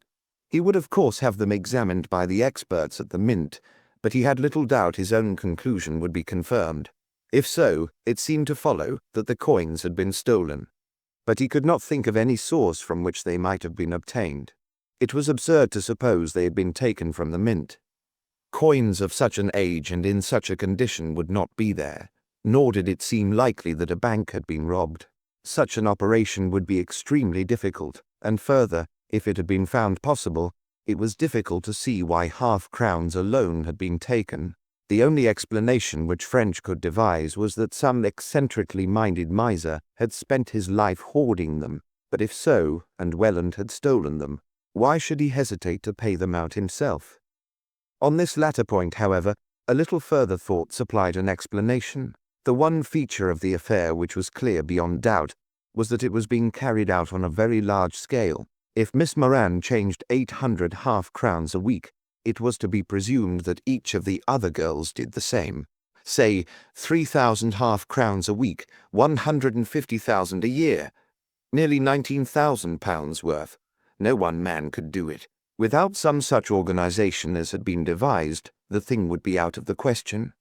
And then French saw that he had made a mistake. This consideration did not answer his question. For every half-crown Welland gave the girls, he received one in exchange. How did he get rid of these latter? How did he get rid of them? He simply could not do it. He had been watched too carefully. French did not believe he could have passed even small things like packages of snow. How much less comparatively bulky bags of half-crowns? Once again French swore, this time half aloud. "Beg pardon, Mr. French." His attention was recalled to the girl, whom in his abstraction he had forgotten. "Just a little habit of mine," he said, the twinkle reappearing in his eyes. "I think that's all I want. I'll take 80 of these half-crowns of Welland's, and give you 80% of mine in exchange. Then you carry on as usual." "Very good, Mr. French." She paused, then went on hesitatingly. "I wish you would tell me something about it. I don't suppose you could, of course, but I'm frightfully interested." French glanced at her keenly, then smiled. "I only wish I could," he answered pleasantly. "If I knew enough to answer your question, I'd be a much happier man. But I'll soon know all about it, and I'll tell you then. In any case, the less you know, the better for your own health." Then an idea occurred to him, and he went on, "Tell me, do you go about London much?" "Me? No, Mr. French." "What do you mean?" "I mean, I should imagine that a young lady in your position with a free forenoon should take some exercise in the form of walks. Do you not explore the streets?" "Oh, I see. Well, yes, I do a little, but I'm not a great walker." "Very well. Avoid the neighborhood of Waterloo Station and also Harrow." She looked interested. "I'll explain," went on French. "Mr. Welland lives at Harrow, and he garages his car in Tate's Lane off York Road. York Road is close to Waterloo. Now it might be disastrous if he saw you near either place, as he might imagine you were spying on him. So keep away from both districts." French was in a thoughtful mood as he returned to the yard. Seldom had he been up against so clear-cut a problem. Welland was getting hundreds of half-crowns each day. He must be getting rid of them somehow, or he must be storing them somewhere. How or where? It seemed impossible that there could be a difficulty in finding the solution. French was therefore the more exasperated by his failure to do so. In a kind of dream, he took the 80 half-crowns to the Mint. To a high official he told his story, with the result that immediate investigations and tests were put in hand. He had a long wait, but before he left he got his information. All the half-crowns were genuine. No such coins had been recalled to the Mint. No disused cellar existed in which such coins might have been kept. No half-crowns had been stolen. This, of course, was final proof of the falsity of the tale Welland had told Molly, which, so far as it went, was to the good. But it made the entire operations of the gang even more inexplicable. If they were not getting rid of counterfeit coins, what under heaven were they doing? French's brain reeled as he faced the problem. He walked slowly back to the yard, full of bewilderment and baffled rage. These people were changing one lot of perfectly good half-crowns for another. In spite of the magnitude of the numbers dealt with, they were getting in no half-crowns from outside, nor were they disposing of any. At least, they certainly were not obtaining nor distributing anything like the number passed by the girls. What was it all for? A sudden wild hooting of a motor horn and frenzied cries from passers-by recalled French to his surroundings. He sprang practically from beneath the bonnet of a heavily laden bus, only just in time. For quite 100 yards he forgot about Welland and his half-crowns, as he meditated upon the undesirability of dreaming in the London streets. Then his thoughts swung back again to his problem. Whether it was due to the start he had received, or whether it arose in the normal processes of thought, he immediately found himself considering a new idea. Suppose all these apparently contradictory premises were true. Suppose Welland was neither obtaining half-crowns nor disposing of them. Suppose he was changing one perfectly good lot of them for another. What if the half-crowns he obtained from the girls on one day were handed back to them on the next? What if this elaborate machinery was simply a blind to cover some more sinister proceedings? Had Molly Moran lied, and were the gangs selling drugs after all? Admittedly, French did not see how such a scheme would facilitate the distribution of cocaine or heroin, but this problem seemed to him the lesser of the two. At all events, there must be more in it than half-crowns, but lengthy pondering over it produced no light. Every solution that occurred to him seemed more improbable than the last. In despair, he returned to the idea that the disposal of the half-crowns was the essential. Suppose a hoard of half-crowns had been stolen, some of which were known to be marked. Most unlikely, admittedly, but at least this theory covered the facts. In his efforts to carry the thing a step further, he tried a trick which had frequently helped him out of a similar tight place. If when following a trail of footsteps he came to hard ground on which they were not visible, he made a cast and went on to the next soft area in the hope of picking them up again. Now he made a mental cast. Assuming Welland were getting rid of these coins changed by the girls, and leaving out the means by which it was being done, what must be their eventual destination? Long cogitation told him that the man's only plan must be to pay them in to a bank. In no other way that French could see could he realize their value. This at least opened out an obvious line of research. With a sense of relief at renewed action, he drafted a circular to the managers of the various banks in London. He was anxious to trace a man who, he believed, was paying in large numbers of half-crowns to banks. He would be grateful to the manager if he would make inquiries as to whether such payments were being made at his bank, and if so, let him have some particulars on the matter. For the remainder of that day, the inquiry hung fire, but next morning, French was called to the telephone. The manager of the Knightsbridge branch of the London and County Bank believed that he had some information which might be useful to the inspector, and would be glad if he would call round. Half an hour later, French was seated in the manager's private room. "I do not know," said Mr. Elwood, "whether I have brought you on a wild goose chase, but for nearly a year, a man has been paying in some 400 to 600 half-crowns each Wednesday afternoon. It is common enough to have a weekly payment of silver, but uncommon to have it restricted to coins of one denomination. When therefore I received your circular, I thought that this might be the man you wanted." "Sounds hopeful," French agreed cheerily. "Perhaps you would give me the details." The manager touched a bell. "Mr. Whitley," he said, as a dark, keen-looking young man entered. "You might answer any questions that Mr. French here asks you about Mr. Welland, of Acacia Avenue, Harrow." "Welland?" exclaimed French in amazement. "Is he a well-built, prosperous-looking man with the typical American businessman type of face?" "No, sir," returned the clerk. "Mr. Welland is slight, with a pale complexion and a small, fair moustache. He has peculiar eyes, light blue and with a queer sort of stare." A wave of excitement swept over French. Style, he thought in high delight. Things were beginning to move at last. "I think I recognize the man you mean, Mr. Whitley," he said pleasantly, "though I knew him under another name. Now what about this Mr. Welland? When did you come across him first?" "He came in one day about a year ago." The clerk hesitated. "If I might get my books, I could give you the exact date." The manager nodded, and in a few moments the young man returned with a voluminous ledger. "He first called on the 17th of August last and said he wished to open an account. You may remember, sir," Mr. Whitley turned to the manager, "that I brought him in to you. He said that he carried on business as a bookmaker, and that he dealt particularly in betting on dog races. He had worked out a scheme whereby his bets were limited to half-crowns and multiples of a half-crown, with the result that he found himself with large numbers of half-crowns on his hands. His lodgements would therefore be made in coins of this denomination. On that day he lodged £60 worth of half-crowns.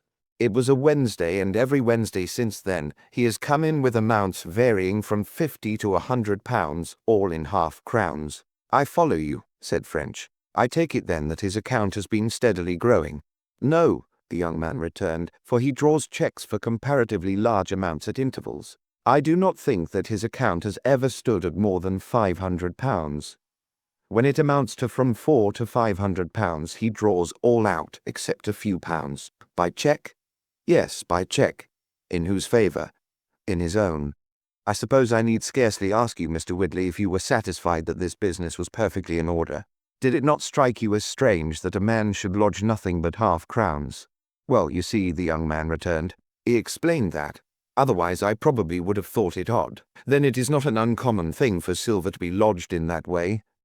Oh no, quite common. Small shopkeepers and persons of that class generally make a weekly lodgment in silver. But of course, it is in coins of all denominations. Quite.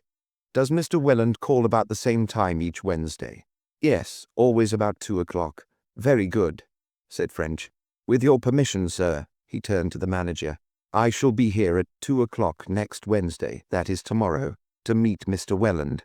I may say that I believe the information you have given me will prove highly important, and I need scarcely impress on you both the absolute importance of saying nothing of my visit and of giving no warning to Mr. Welland.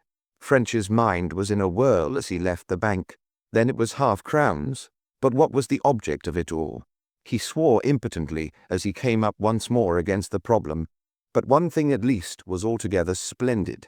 For some time past he believed he had had sufficient evidence against Style to convict him of murder, but his difficulty had been that Style had vanished. Now Style was found, or at least he would be on the next day. That was 2 of the known members of the gang. With luck, the shadowing of Style would lead him to the 3rd, Gwen Lestrange. This morning had marked a great forward step in the investigation, but when he reached the yard, French's delight increased tenfold. There were awaiting him 2 other telephone messages and 2 letters, all from the managers of banks and all containing similar news. In each case, the manager advised him that in reply to his circular, he believed the wanted man was dealing at his bank, and each suggested a call for further information. During the afternoon, French was a busy man. Engaging a taxi, he drove round the various branches, and in each found that Style was making a lodgment of half-crowns, exactly as had been described by the clerk at Knightsbridge. Only on one point did the stories differ. Each bank was visited by Style on a different day of the week. Monday, Tuesday, Wednesday, Friday, and Saturday's visits were accounted for, and on ringing up the yard from the last branch he visited, French was able to place Thursday's call also. A similar communication had come in from still another bank. With this information, he felt that he should soon reach a decisive stage in the case. Style once located, the end was in sight. But he racked his brains in exasperation as his former problem recurred to him. Again, how was Welland passing these coins to Style? The more French thought over the investigation he had made, the more impossible it seemed that the man could be doing it. And yet here was definite proof that it was being done daily. He sat down at his desk, and contrary to his usual custom in the office, lit his pipe and began to smoke with long, steady pulls.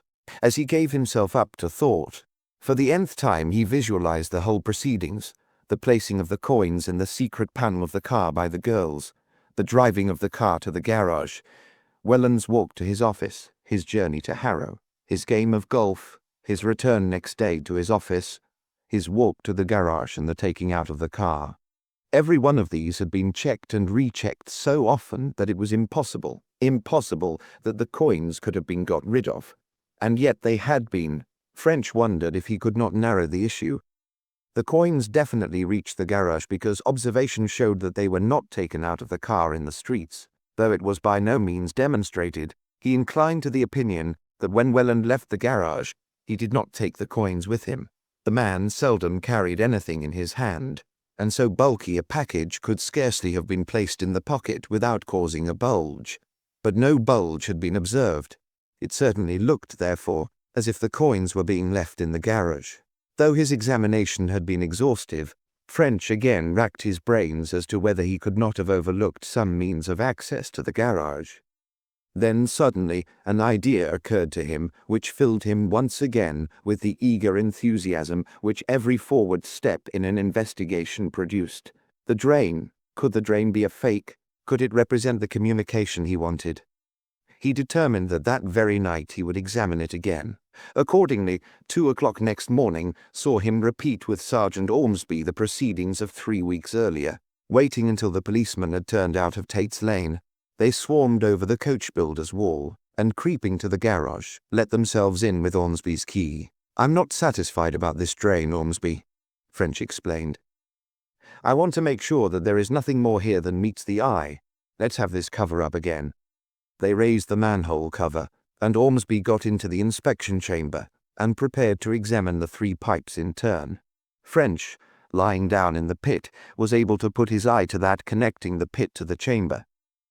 Ormsby's torch lit it completely, so that every inch was visible. It was a perfectly clear connection without any break or junction, and French had to admit that nothing was to be learned from it. The second pipe from the chamber was the outfall with the intercepting trap attached. Here also investigation showed that everything was as it should be. The trap was full of water, and on Ormsby's removing the disc sealing the pipe immediately above it, a rush of offensive gases came out, proving that the connection to the sewer was genuine.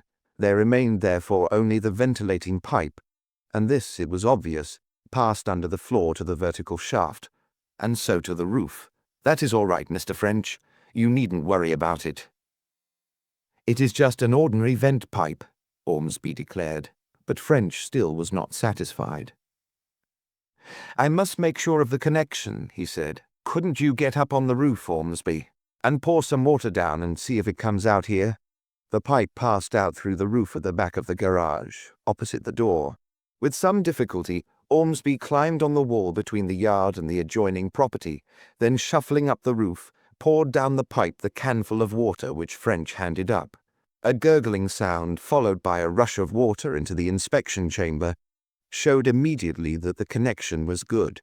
"Curse it all," thought French in disgust. "This darn thing is no good either.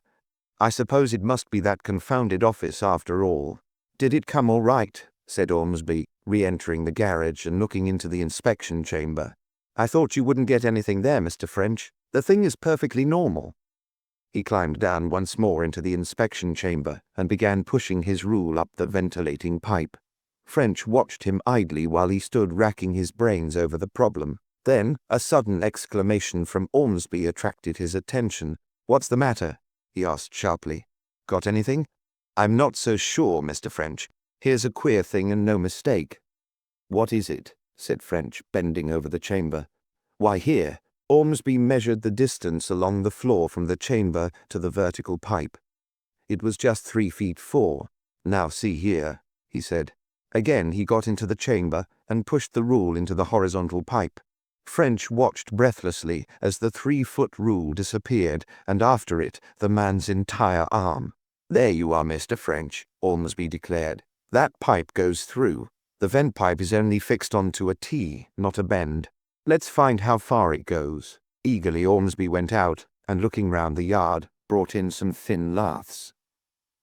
One of these he pushed up the pipe, then tying on the others, like the lengths of a fishing rod, pushed the hole in. It made a length of about 10 feet, 3 times the distance to the vertical vent pipe. At the end of the 10 feet it brought up against something hard. "What's the idea, Ormsby? What can that pipe be for?" "Not for ventilation, Mr. French, I'll swear. If it only went a foot beyond the vertical pipe I shouldn't be so sure, for the builder might have an old T that he wanted to use. But this has been carried on deliberately for at least another 5 feet. Through the wall. Through the wall. I'd like to see the end of that pipe in the next lot." French swore delightedly. "So you shall, Ormsby," he chuckled. "We'll get across now and have a look. Get your sticks out and this manhole cover on so that the place will be as we found it." They removed the traces of their visit, and shutting off their torches, crept out once more into the darkness of the night. Chapter 14. The property adjoining. The 2 men halted when they had relocked the door behind them, looking around and listening.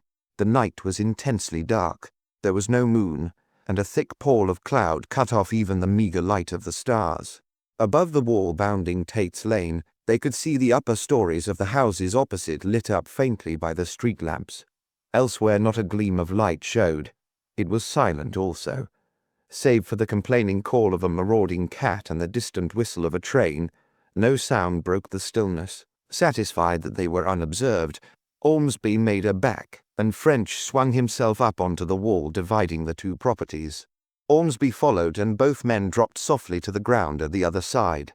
"This is what we want," whispered French as he felt along a building beside them. "Here's where our pipe goes to, all right." It was another shed, identical, so far as they could make out in the darkness, with the garage and set end to end with it. "We must get in," went on French. "Have a try at the lock." "It's a chub like the other," returned Ormsby. "There's not much chance of getting it open." He fumbled for a moment, then, "By Jove, I can do it after all. The same key fits both." "Here you are, Mr. French. A bit of luck, that is. It's proof the same parties are running the two, though we scarcely needed that. Come in and close the door." The door shut. French cautiously turned on his torch. The shed was a garage, identical in design with Welland's. Here were the same cement-finished walls and floor, the same window, pit and bench, the same manhole cover and ventilating pipe. There was no car, but there was something a good deal more interesting. Hanging from hooks beneath the bench was a 12-foot sewer cleaner's serpent, a flexible rod with a pair of toothed jaws at one end, operated by a Bowden wire from the other. "There," said French, pointing to the rod. "There's the proof we wanted. That's what he uses to get the bags of half-crowns through the pipe. But to set the thing beyond doubt, Ormsby, you better go back into that other garage and flash your light into the pipe. I'll watch this end." While he was away, French made a sketch of the pipes for his report. "A copy is given here." Presently a muffled voice came from the drain, and French, crouching down in the inspection chamber, saw Ormsby's torch in the distance. "That's that," French whispered down the pipe. "Come back, and we'll have a look round here." They now essayed a more difficult task. Starting from the garage, they felt their way along the various walls, pacing their lengths and estimating the angles between them. It was not easy work in the dark, but French was too much afraid of being overlooked to use his torch. When they had worked round to their starting point, they returned to the garage, where French made a sketch from his measurements.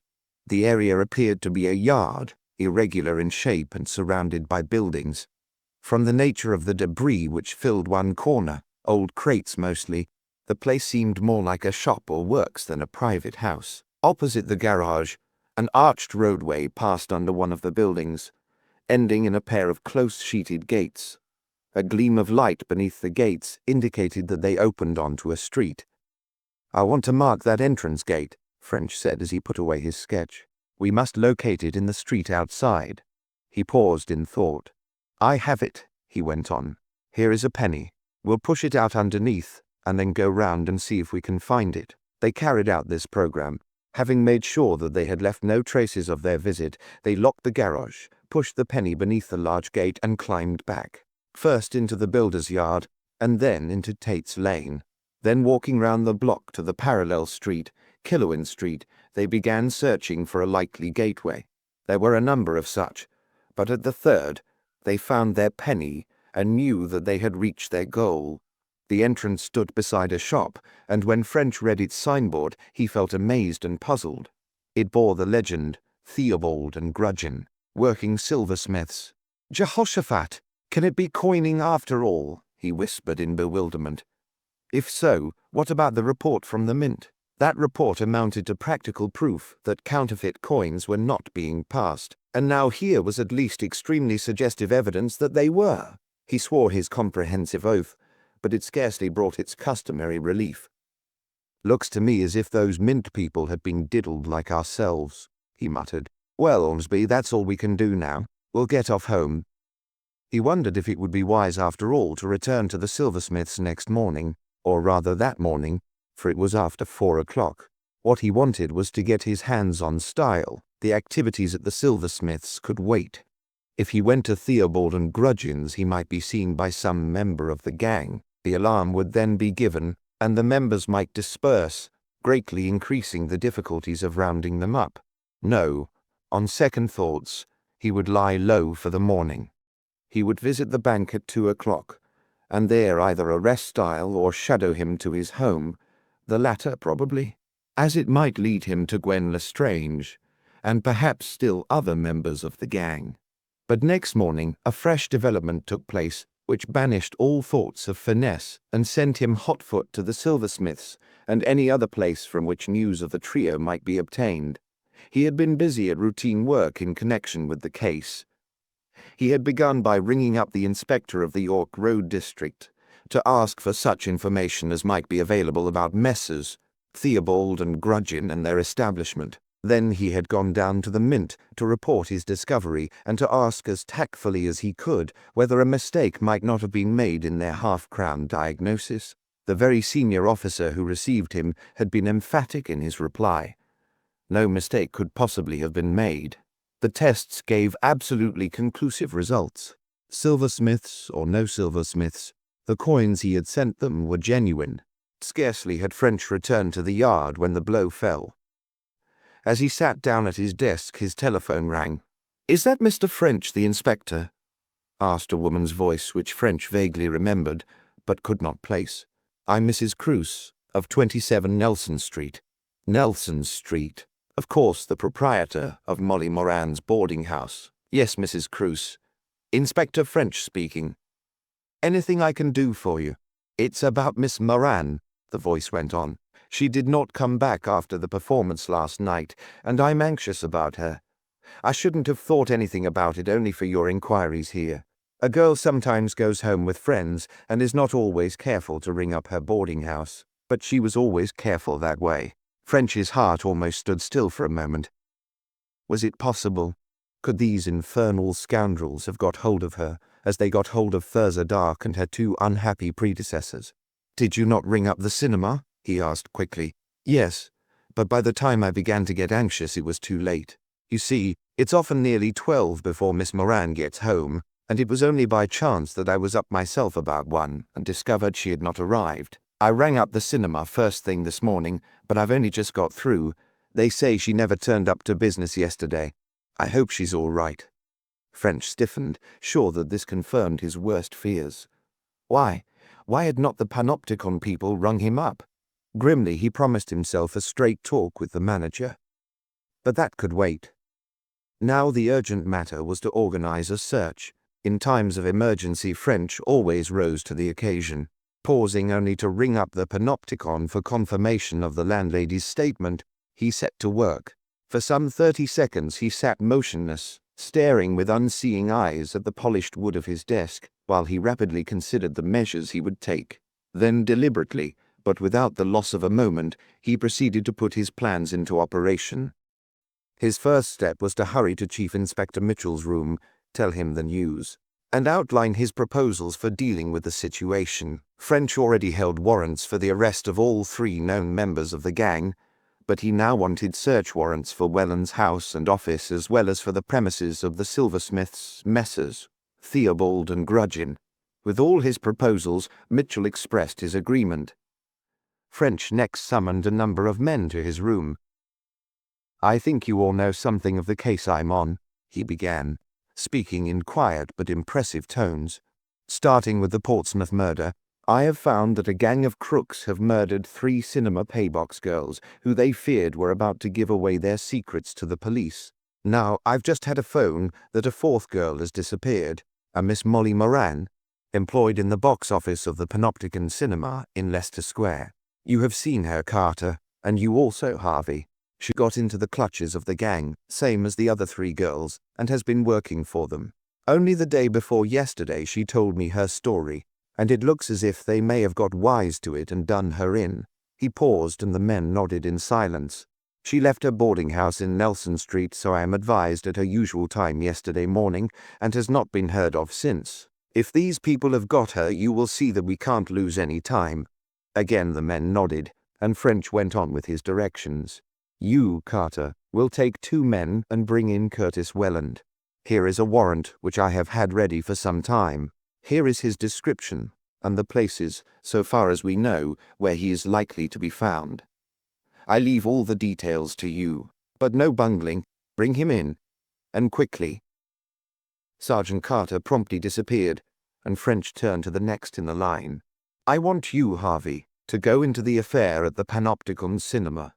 You may get a line on some caller or hear of a letter or telephone. Advise the Yard if you have any luck." Harvey disappeared in his turn, and French resumed. "You, Pickford, try the boarding house. Here is the address and all particulars. I need scarcely prompt you. You know what to do." So the wheels of the ponderous machine of the CID began to creak, and relentlessly the great trap was set. In addition to Carter and his helpers, men were sent to watch all the places which Welland was known to frequent: his house, his office, the garage, his golf club.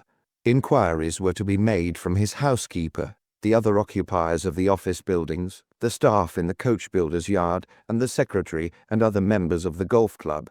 The 3 other girls known to be in the clutches of the gang were to be shadowed, and any member of the gang seen approaching them was instantly to be secured. Men were dispatched to each of the 6 banks at which Style had lodged half-crowns, in case he should be seized with a desire to withdraw his money. The last inquiry French reserved for himself. "Ormsby," he concluded, "you and I will go and have a look round that silversmith's yard. I've got a search warrant, but I'll not use it if I can avoid it. Better get a couple of men to watch the door while we're inside." 15 minutes later, French and Ormsby turned into Kellerman Street and walked in a leisurely way towards Messrs. Theobald and Grudgeon's establishment. The big gate under which they had pushed the penny was open, and without hesitation they entered. The entry led through the house to the yard at the back. In the corner immediately opposite stood the garage, and from it, across the back end of the yard, ran the wall separating the premises from the coach builder's establishment adjoining. The remaining sides were bounded by buildings, all dirty and in bad repair. 3 doors, one open, gave on the yard. Another door, apparently from the office or shop, opened into the side wall of the entry. The yard also was dirty, and heaps of old boxes and other rubbish lay in corners. French stood for a moment motionless, taking in these details and noting with satisfaction the accuracy of his sketch plan. Then he walked slowly to the open door. He found himself on the threshold of a fair-sized workshop, fitted up with several benches and a few simple-looking machines. In one corner stood a gas oven with crucibles, presumably for melting the silver. Close by was what looked like a tiny foundry. Several of the benches bore small lathes, but most of the simple machinery was for smoothing and polishing.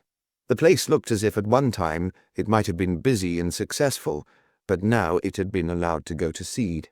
Like the yard, it was dirty and untidy, and its entire staff consisted of 3 old men. Dirty and untidy also, and clearly past their work. One was busy at the gas oven, as if about to make a cast. The others were filing up and polishing silver ornaments. "Could I see the manager?" French asked after giving the men a pleasant good morning. The man from the gas oven turned off a tap and slowly approached. "He ain't in yet, so far as I knows," he said. "You've tried the office?" "Not there," French declared mendaciously. "Aye. Well, he ain't come in. He usually comes in his car about 10 or 1/2 past, but this morning he ain't turned up yet. Was you wanting anything?" "Yes. I want a quotation for a silver trowel and casket for laying a foundation stone, but I expect I'd better see the boss about it." "Aye," said the man again.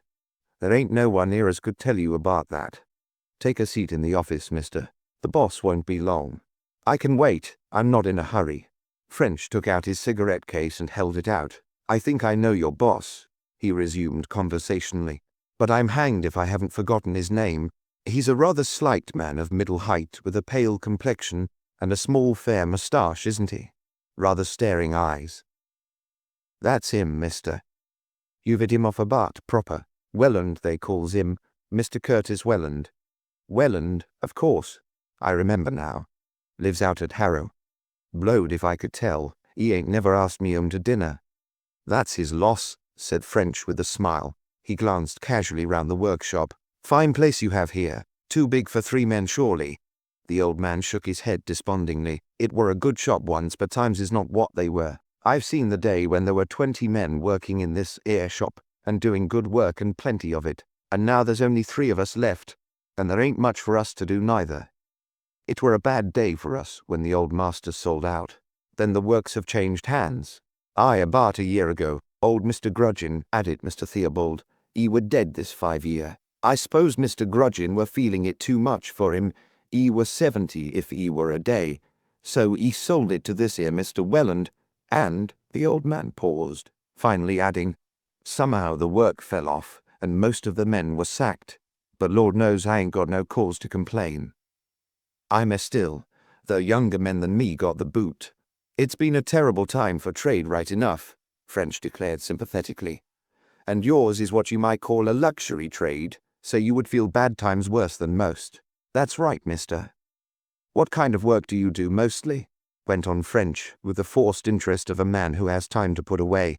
We used to do all kinds, statuettes and plaques and trophy cups and vases and medallions and such like. But we don't do much now. Lids for ink pots and pen holders and backs for fancy clothes brushes and stoppers for toilet bottles for suitcases, that's about all. I suppose Mr. Welland looks after sales himself? You haven't a traveller? No, there ain't nobody now but Mr. Welland and the boy what you saw in the office. French chatted on in a leisurely way, moving about the shop as he did so. He did not learn much from the man's conversation, but he satisfied himself that, except possibly in some secret cellar, no coining was in progress. Such articles as still were being made, so the old man assured him, went from the workshop to the office where Welland, to give him that name, disposed of them. Of this side of the business, the workman knew nothing. The silver came in the form of bars or ingots, usually by motor lorry. It was stored in the shed adjoining Welland's garage, a strongly built shed of which only Welland had the key. Where it came from, the man did not know. Seeing that no further information was to be had, French explained that he did not think he could wait for Mr. Welland that day, but that he would call again. Then, wishing the old man good day, he left the yard. Ormsby was waiting for him in the archway. Styles running this place under the name of Welland, French said to him in a low tone. Took it over about a year ago. It seems there's a boy in the office. I'm going to make a search. Come in with me. Ormsby nodded, and the 2 men, passing out into the street, turned into the shop. A glass door, which rang a bell on being opened, led into a dark and untidy showroom. Across the front was a counter, with behind it a row of showcases containing plaster models. These cases acted as a screen, cutting off the office portion behind. In the background were a small green safe, a letter file and 2 desks. One, a roll-top, was closed. The other was a high desk with a brass rail bookstand above. The back wall was pierced by a window giving onto the yard, while in the side wall was the door leading to the entry. Some dirty calendars and advertisement plates hung crookedly here and there. At the high desk sat a youth of about 20, with a pen in his hand and a ledger spread out before him. French thought he had never seen anyone in the position of clerk who looked so utterly devoid of intelligence. He watched him make a clumsy attempt to hide a well-thumbed novelette with a lurid picture on the cover, then said pleasantly, "Could I see Mr. Welland, please?" The youth pushed the novelette into his pocket and slowly advanced to the counter. "He ain't here," he replied succinctly. "So I observe," said French, looking carefully round the room. "Do you know when he will be in?" "No." French fixed the youth with a severe eye. "Now, sonny," he said sharply, "we're police officers, and we're looking for Mr. Welland. When was he here last?" The youth gaped, and it took a repetition of the question in a still sharper tone to wake him up. "Yesterday morning," he answered sullenly. Style, it appeared, had arrived at the works at his usual hour, about 10:30. Customarily he remained till 1 o'clock, when he left for lunch, but on this occasion he had only waited a few minutes. He had sent the youth out on a message, and when the latter returned half an hour later, he had disappeared. The youth had not seen him since. French was not satisfied. "What was the message?" he asked. "It was a bow drawn at a venture with the general object of amassing detailed knowledge." But, to his amazement, the arrow got in between the joints of Styles' armor. "Postal order for 2 bob," the youth returned.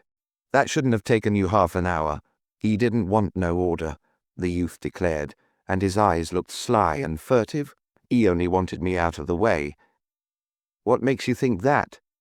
The youth smiled, a sort of sickly leer, unpleasant to look upon. "The gal," he remarked laconically. "The girl? What girl?"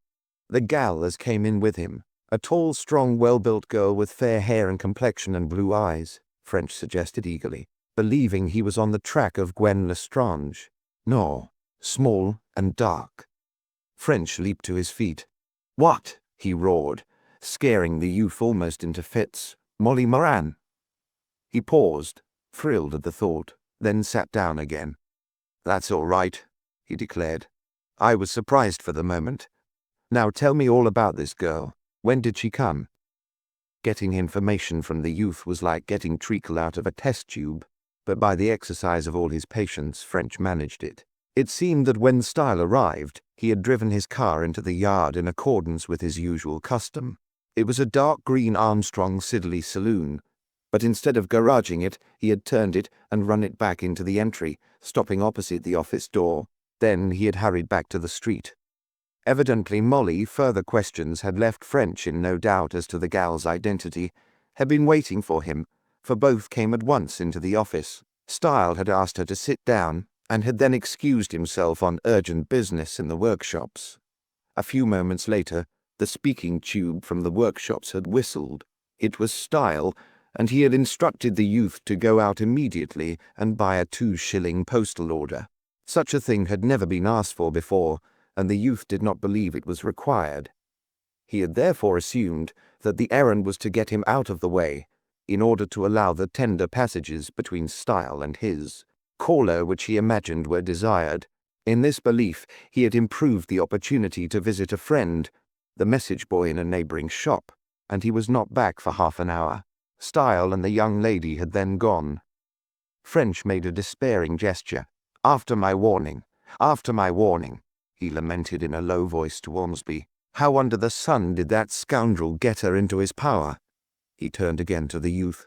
We're going to search this place, he said sharply. Here's our warrant, if you'd like to see it. Now hand over any keys you have, then sit down there and don't interfere. As he spoke, he shut and bolted the heavy outer door. Then, ruthlessly silencing the clerk's timid protests, the 2 men began the search. The safe was beyond them, and French put through a call to the yard for an expert. The roll-top desk, however, was easily overcome by means of French's skeleton keys. Quickly but thoroughly the 2 men turned the place out. For a couple of hours they worked, first in the office and then in the workshops behind, before French announced that he was satisfied. Though the search had yielded little, that little was important. No hint as to Styles' possible whereabouts had been gained, nor any information as to the remaining members of the gang. Still less was there any hint as to what might have happened to Molly Moran, though French's sketch of the tracks of Styles' car and its detailed description, obtained from the old workman, might later on help in tracing her. But 2 things had been made clear beyond possibility of doubt. First, the silversmith's business was practically non-existent. It was evidently a mere blind to cover more serious and lucrative operations. Secondly, though scarcely any silver articles had been sold, the purchase of bar silver had been very large. Report from the mint or no report, there could no longer be any doubt as to what was being done. Coining on an enormous scale was in progress. The next thing for French must be to find the plant, or rather the next thing but one. At all costs Molly Moran's life must be saved. Were this humanly possible? While French was sitting in the office turning these matters over in his mind, the yard expert had not been idle. He now called to them that he had just succeeded in opening the safe.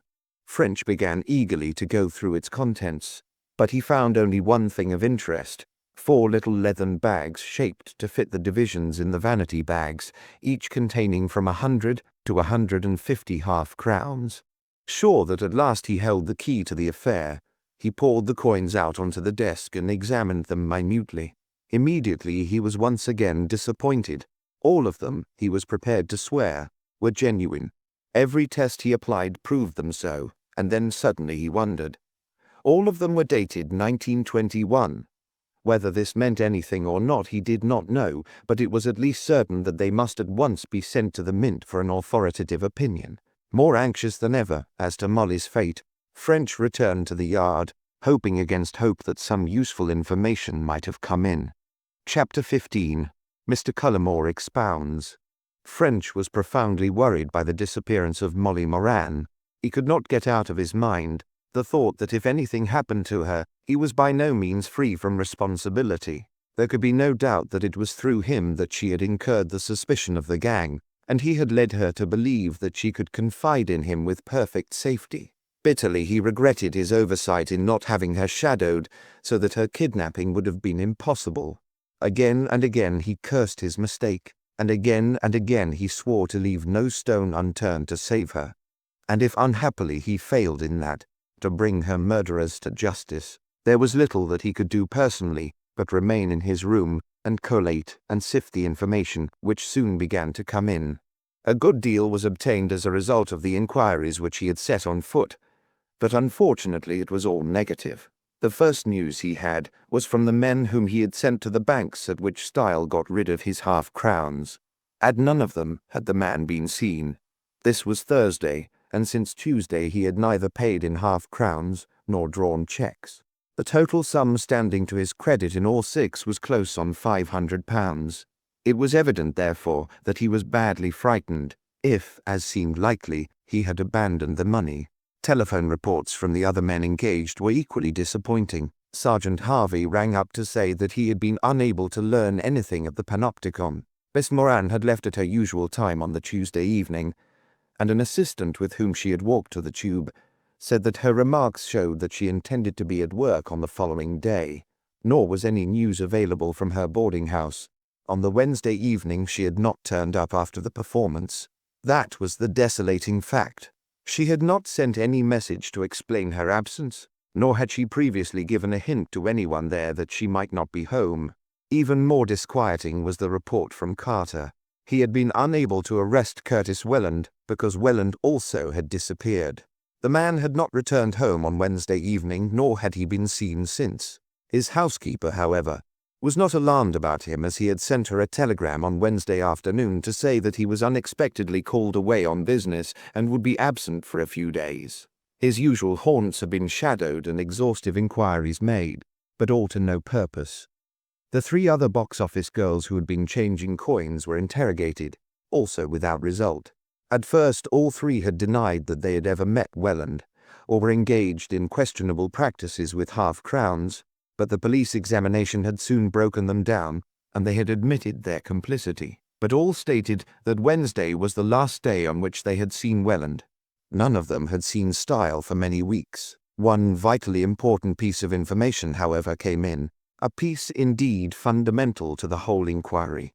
At any other time it would have raised French to the pitch of exalted enthusiasm usual to him under such circumstances. But now he was so worried about Molly Moran's safety that he took the news as a matter of course. Returning to the Yard from a further visit to the girls' boarding-house in Nelson Street, he found himself in demand. "Chief wants you, sir," he was told by the first three men he met, while Inspector Tanner, whom he passed on the way to his room, hailed him with, "Hullo, French, my son. Now you've been and gone and done it. There has been no peace here this morning, looking for Brer French."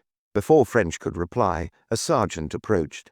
"Beg pardon, sir, but the Assistant Commissioner wishes to see you in his room as soon as possible." "Lord," said French. "What's all the shindy about?" "Right, Sergeant, I'm going now." Sir Mortimer Ellison, the Assistant Commissioner, was seated at his desk in his well but plainly furnished office when French entered. With him were two other men, evidently from their dress and bearing persons of importance. One was small, white-haired and precise-looking. The other, a younger man, was evidently his subordinate. All three were smoking the opulent Turkish cigarettes which Sir Mortimer affected. The elder of the visitors was speaking, the others listening with every appearance of interest. "Come along, French," said Sir Mortimer, interrupting the other's flow of conversation. "You've turned up in the nick of time. This is the inspector who has been handling the case, gentlemen. French, these are Mr. Cullimore, and Mr. Dove from the Mint.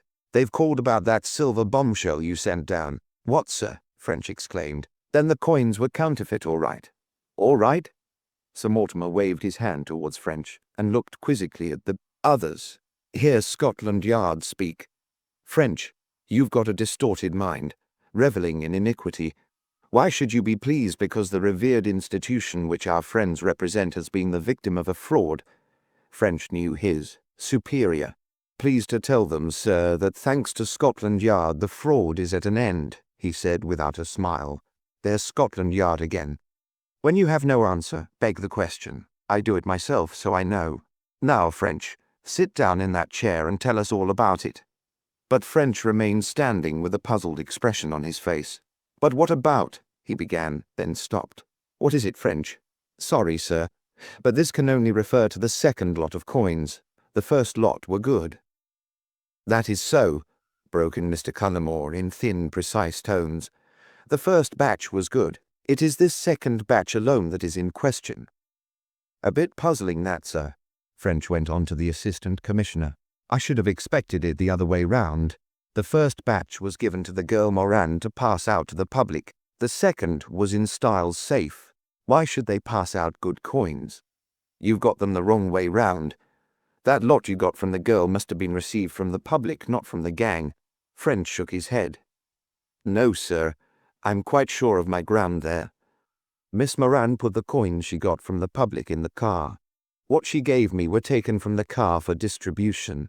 There was silence for a moment. Then Sir Mortimer spoke. "Well, if I can't prove you in the wrong, I must try something else. How would this do? Those people are smarter than you've been giving them credit for. They twigged you were onto them and went canny. Is there any way they could have known what you were up to?" "Through the girls, sir," French admitted. "I saw the risk, but I had to take it." "There you are, then. The girls reported your activities, and Welland, Style and Company thought it healthier to trade good money. Well, French, when these gentlemen rang me up to make an appointment, I expected Chief Inspector Mitchell would be here to post me in the affair until you got back. But Mitchell has been detained at Croydon, so that I have been unable to tell them more than the main outlines. Now you start in from the beginning and let us have all the details." "About the cinema girls, sir." "About the silver. I've explained the method of distribution through the cinema girls, and that is all these gentlemen require to know on that point. You tell about everything connected directly with the silver." "I'm afraid, sir, there's not so much to be told. All I've found is—" and French began explaining his investigations in detail. He told of the distribution and transport of the coins, the vanity bags, the secret panel beneath the seat of Welland's car, and the pipe connecting the two garages. Then he read out his notes of what he had found in the office, particularly the weights of silver and copper purchased, compared to the weight of silver ornaments sold. The three men listened with keen attention, Mr. Cullimore congratulating him warmly when he had finished. "It's the cleverest fraud I've come across for many a day," he declared. "Indeed, I don't mind admitting that if it hadn't been for our friend here, it might have gone on almost indefinitely. It would never have been discovered from mere inspection of the coins. They look perfect. Only careful tests in our laboratories proved that they were counterfeit, made by an expert," Sir Mortimer prompted. "Unquestionably. Perfectly marvelous the way they were turned out. I have shown them to several of our people, and they all said they were good. Men with wide experience, too. I don't wonder that Miss Moran's bank clerk friend was deceived." You see, Mr. Cullimore monopolized the conversation with evident pleasure. "There are four principal tests of a silver coin: its appearance, by which I include feel and texture as well as design, its weight, its composition, and its ring. All these tests were met or discounted, except perhaps that of composition, and that was practically met." "I don't know that I quite follow you," said Sir Mortimer, and French nodded his agreement. "Well, take composition. The composition of these coins was the actual composition of the coins we turn out from the mint. In other words, the fake coins were genuine as far as the material of which they were made was concerned, at least as nearly as it could be done without our extraordinarily accurate system of proportioning the ingredients. In fact, it took our extraordinarily accurate system to discover the inaccuracy. That is what I meant by saying that this test of composition had been practically met." The assistant commissioner nodded. The proportions of metal in our silver at present, went on Mr. Cullimore, are 50% silver and 50% alloy, principally copper. You will see what I mean when I tell you that these fake coins contained not less than 48.63 nor more than 51.12% of silver, the remainder being alloy. Nothing there to call one's attention to a fake. That is so, yet your people found the discrepancy. Mr. Cullimore shrugged his shoulders. We did, but we're not proud of it. The less we say about that part of the affair, the better. My point is that no one would have suspected anything wrong from the appearance of the coins. Sir Mortimer nodded again. You mentioned 3 other tests? Yes, those of design, weight and ring. Take the first of these. Now I'm sure you know, Sir Mortimer, that no matter how carefully a coin is copied, defects will creep in. Particles of dust or slight defects in the original will make a difference. Admittedly, these may be invisible to the naked eye, but a microscope will reveal them. Any coins struck as copies, that is, not from the original dies, will be microscopically defective in the detail of the design. You follow me? Quite. Now take weight. This is dependent primarily on the thickness of the coin, and the correct thickness can only be produced by the elaborate machines in the mint. It is scarcely conceivable that a forger could obtain one of these machines. These 2 tests together are therefore very reliable and convincing. Then surely the fake coins could have been discovered by these. Ah, Mr. Cullimore replied, making a little gesture of demonstration as he reached his point. That's what I thought you'd say, and that's where the cleverness of this gang comes in. They discounted these 2 tests, and that in the simplest and most natural way imaginable. They wore the coins. Wore them? Yes. In some way which we can only imagine they produced where. Our engineers imagined that they turned them with very fine sand in some kind of a rotary churn, for the microscope shows that the wear is really caused by numbers of very fine scores and cuts. Ordinary wear from circulation, while it shows occasional cuts and scratches, leaves a comparatively smooth surface on the higher parts of the design. But even so, what I might call this counterfeiting of wear was uncommonly well done. Here again only the microscope could have told the difference, and that had the effect. Yes, interrupted Mr. Cullimore, determined not to be cheated of his climax. Don't you see? That had the effect of blurring the design, so that minor defects became invisible, and also of lightening it, so that the weight test became inoperative. Clever, wasn't it? Rather an obvious precaution, I should say, the assistant commissioner commented, annoyed at having the words taken out of his mouth. No doubt, the other admitted, but how to do it is not so obvious. Well, it's all very interesting at all events. What about the ring? Mr. Cullimore sat back and became less enthusiastic. The ring, he repeated. The ring is not so easy to explain. It depends on a lot of things, such as the precise degree of hardness of the coins. Even with the careful manufacture in the mint, we do not get all coins to ring alike. All have to be tested individually, and those which do not ring correctly are rejected. I fancy our counterfeiters must have adopted the same plan. When Mr. Cullimore finished speaking, there was silence for some seconds. Sir Mortimer busied himself in handing round fresh cigarettes. When they were lighted, French said, "There is one point which has been bothering me since I became satisfied that these people were coining, and that is, how does it pay them? Surely it must cost at least nearly half a crown to produce a half-crown." "No," returned Mr. Cullimore, "it doesn't. That's just the point. It should pay them uncommonly well. You know, of course," he went on, addressing the company generally, "that during the war the price of silver went up, so that coins were worth more when melted down than as currency. This actually led to a considerable loss of coins. To meet the difficulty, the percentage of silver present was reduced. Formerly it was 92.5%, but in 1920 it was reduced to the 50% of which I spoke a moment ago. Since 1920, the price of silver has fallen again. It is now standing at about 2 shillings an ounce. The cost of the silver in a half-crown is therefore less than 6pence, let us assume 6pence. The alloy and the manufacture, including overhead, might be at the very most another 6pence. These people could therefore produce a half-crown at a cost of about 1 shilling, making 18 pence profit on each coin. As the law now stands, that's the unhappy fact. By Jove, French turned to Sir Mortimer. In that case, sir, it prompts one to ask why the staple industry of the British Isles is not counterfeit coining. A pertinent question, French. I was considering it myself. Difficulty of distribution, I presume. That's it, Sir Mortimer, Mr. Cullimore declared. Any skillful man may produce sufficiently good coins to pass, but it takes a genius to get rid of enough to pay for the plant. That's why most people with these ideas try printing notes. If you can make 8 or 9 shillings for every 10-shilling note you pass, the game becomes worthwhile, particularly when changing notes is so easy. But you cannot change half-crowns in the same way.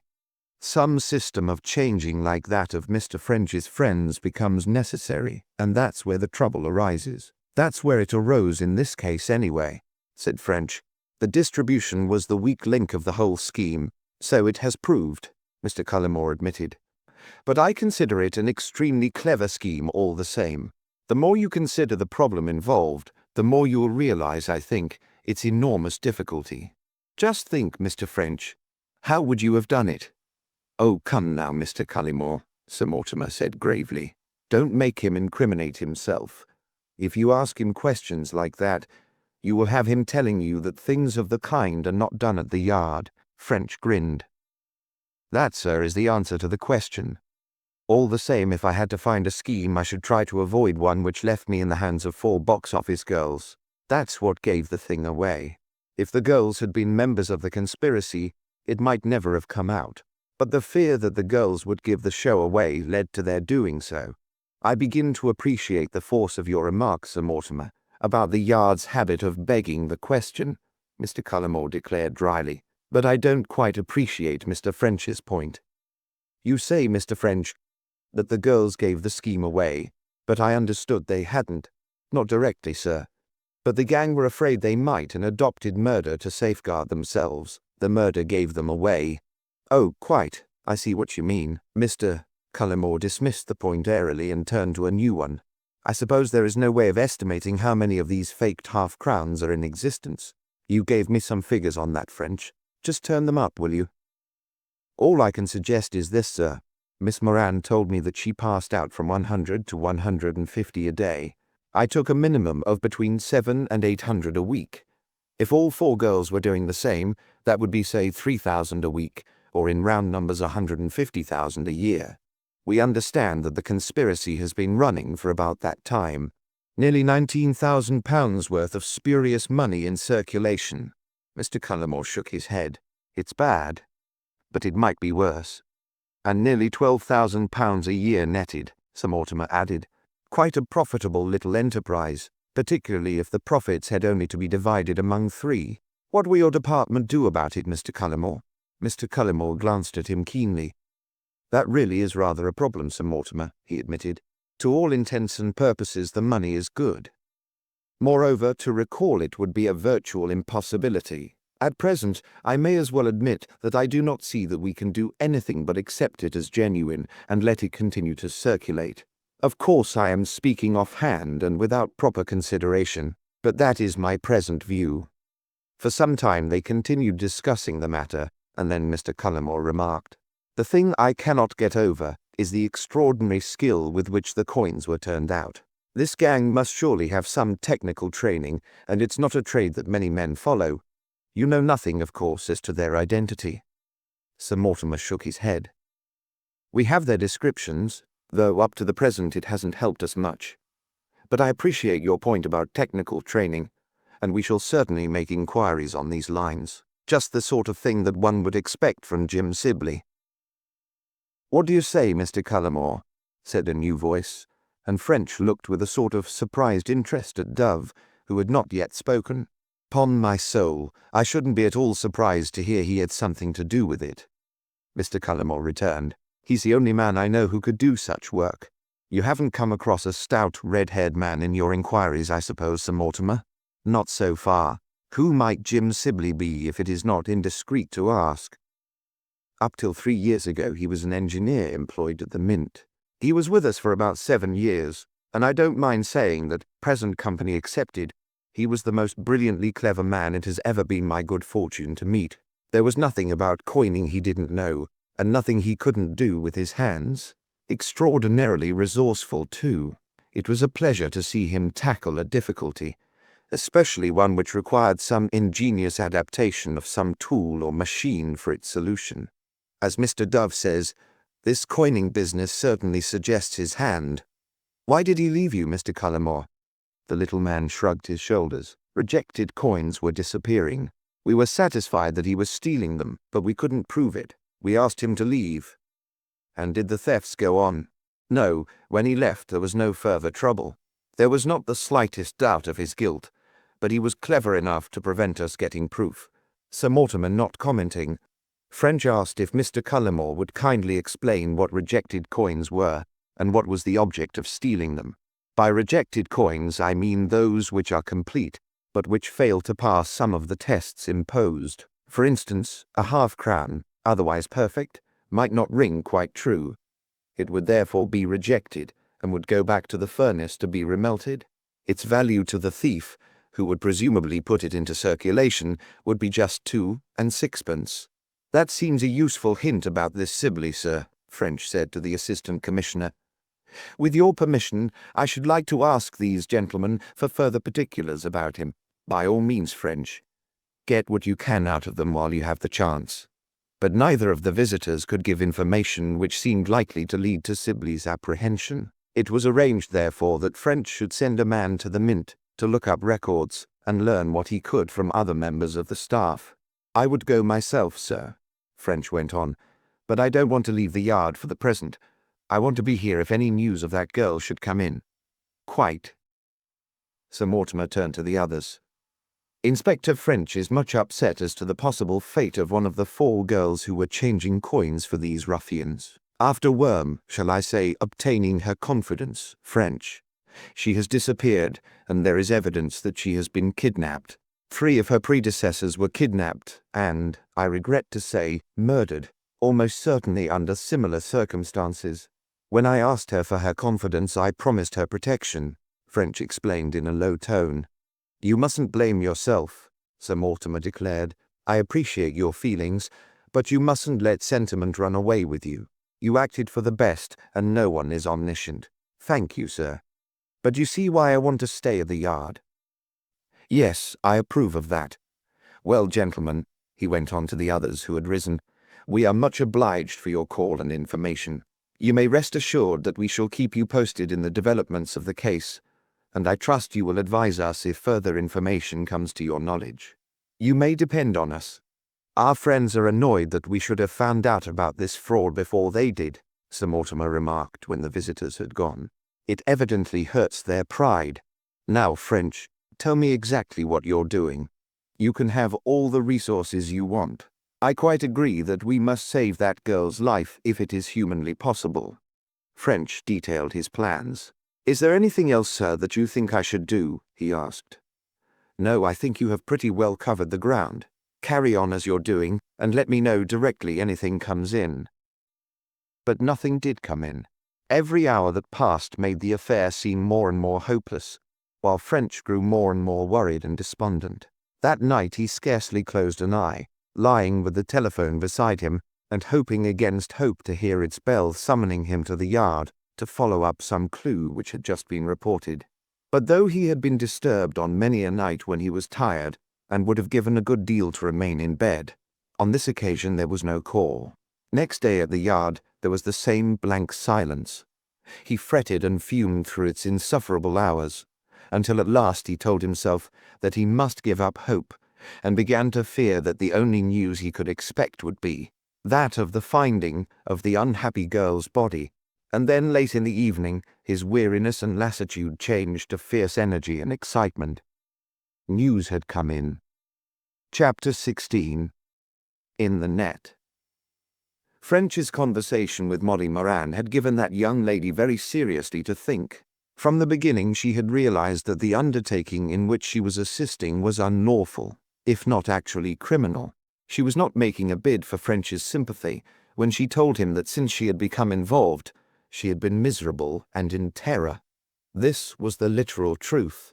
Continually she had felt as if she were living on the edge of a volcano which might break out and overwhelm her at any moment.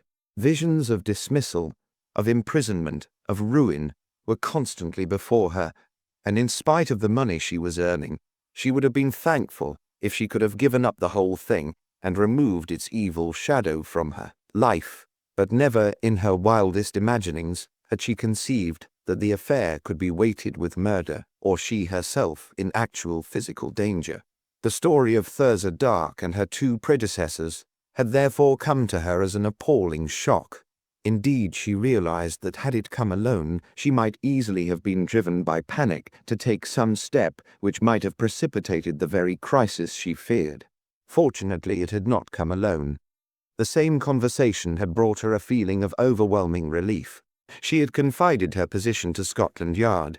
She had made a clean breast of everything, and she had not been arrested nor made to suffer any unpleasantness whatever.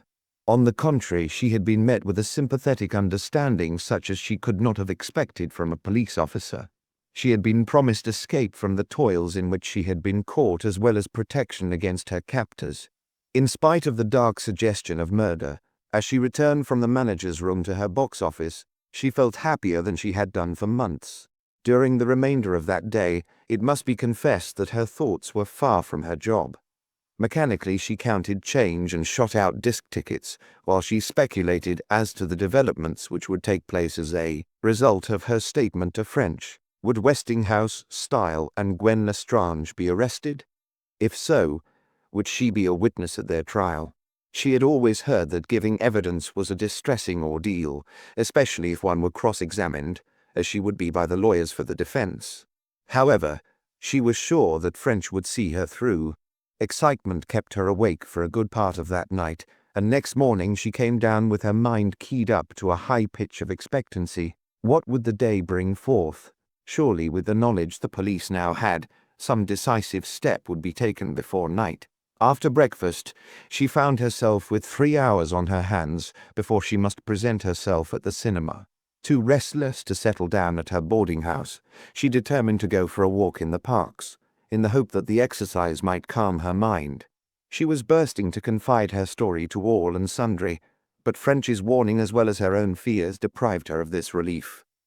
As she walked, that other warning which French had given her seemed to stand out in her mind with an ever-growing insistence.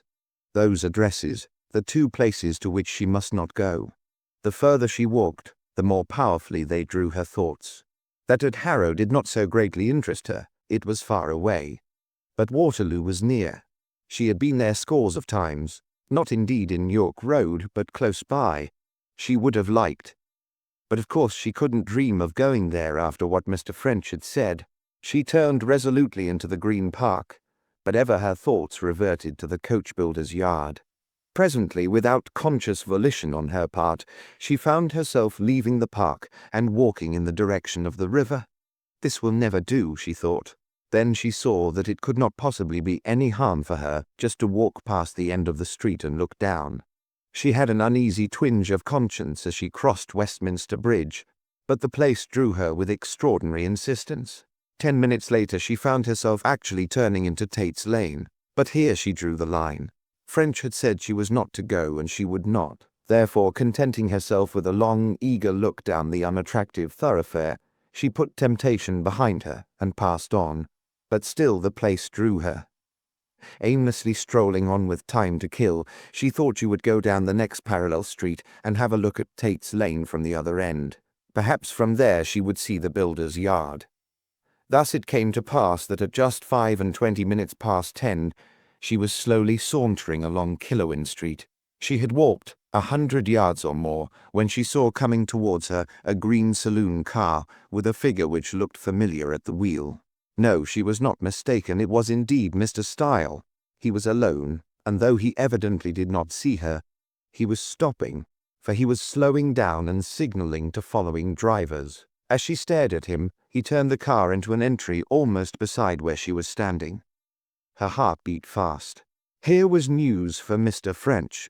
Was it possible that where the tremendous organization of Scotland Yard had failed, she was going to succeed?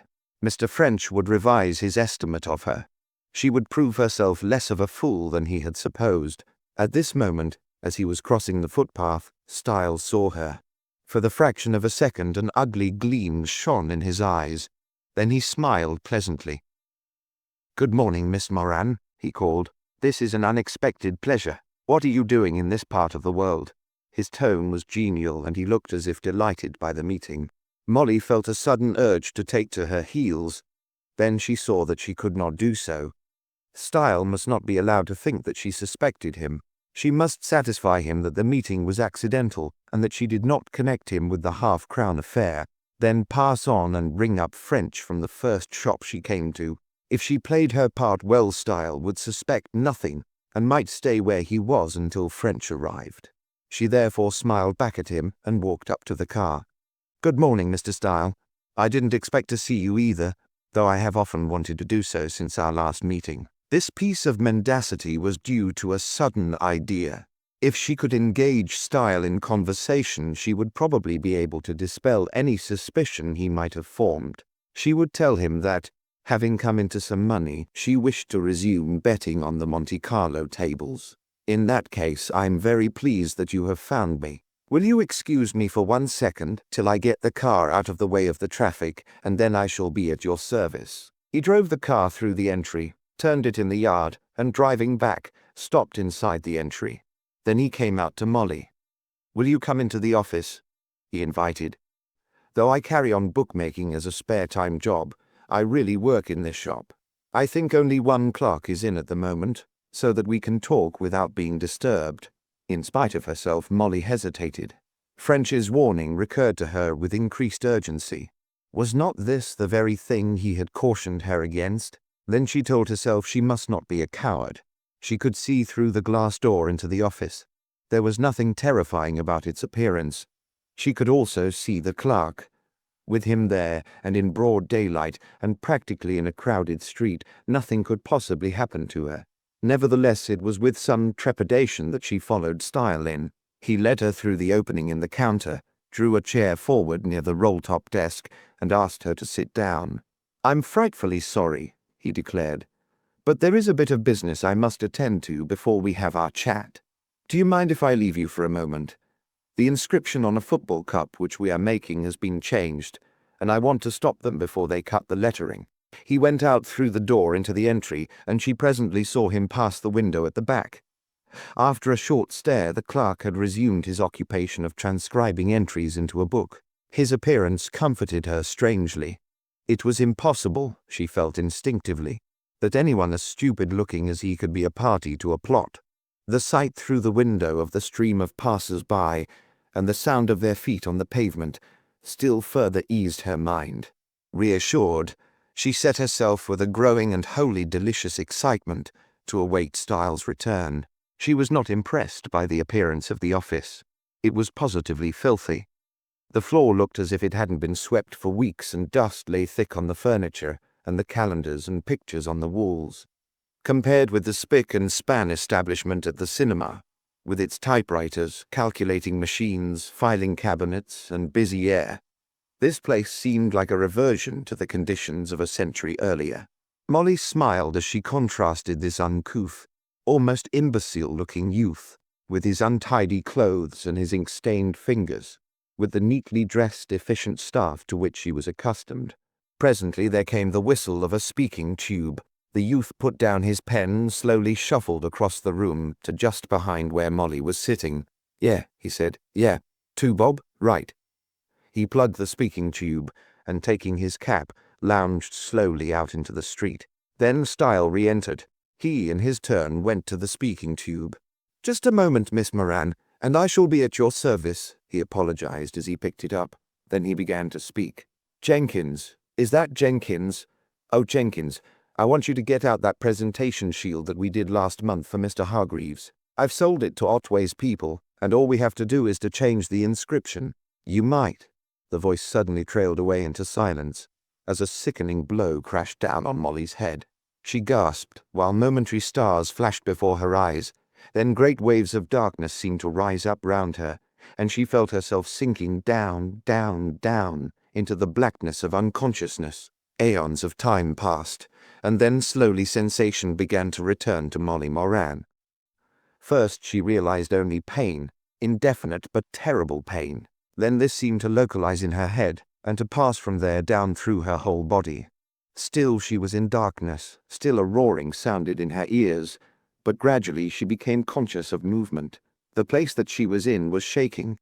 At first she knew it only as something which added to her misery, but as she slowly regained her senses, she realized where she was. The sounds and the movement told her that she was in a motor car, traveling at a fair rate of speed. She was lying on the floor of the tonneau, entirely covered with a rug.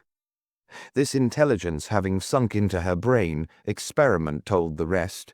Attempted movement showed her that her wrists and ankles were bound together, and at the same time she found that she was securely gagged. Recollection of the scene in the silversmith's office then returned to her, and she knew what had happened. She had been kidnapped by Style. Cold terror took possession of her as she remembered the story French had told her of the fate of the 3 girls who had attempted to betray the gang to the police.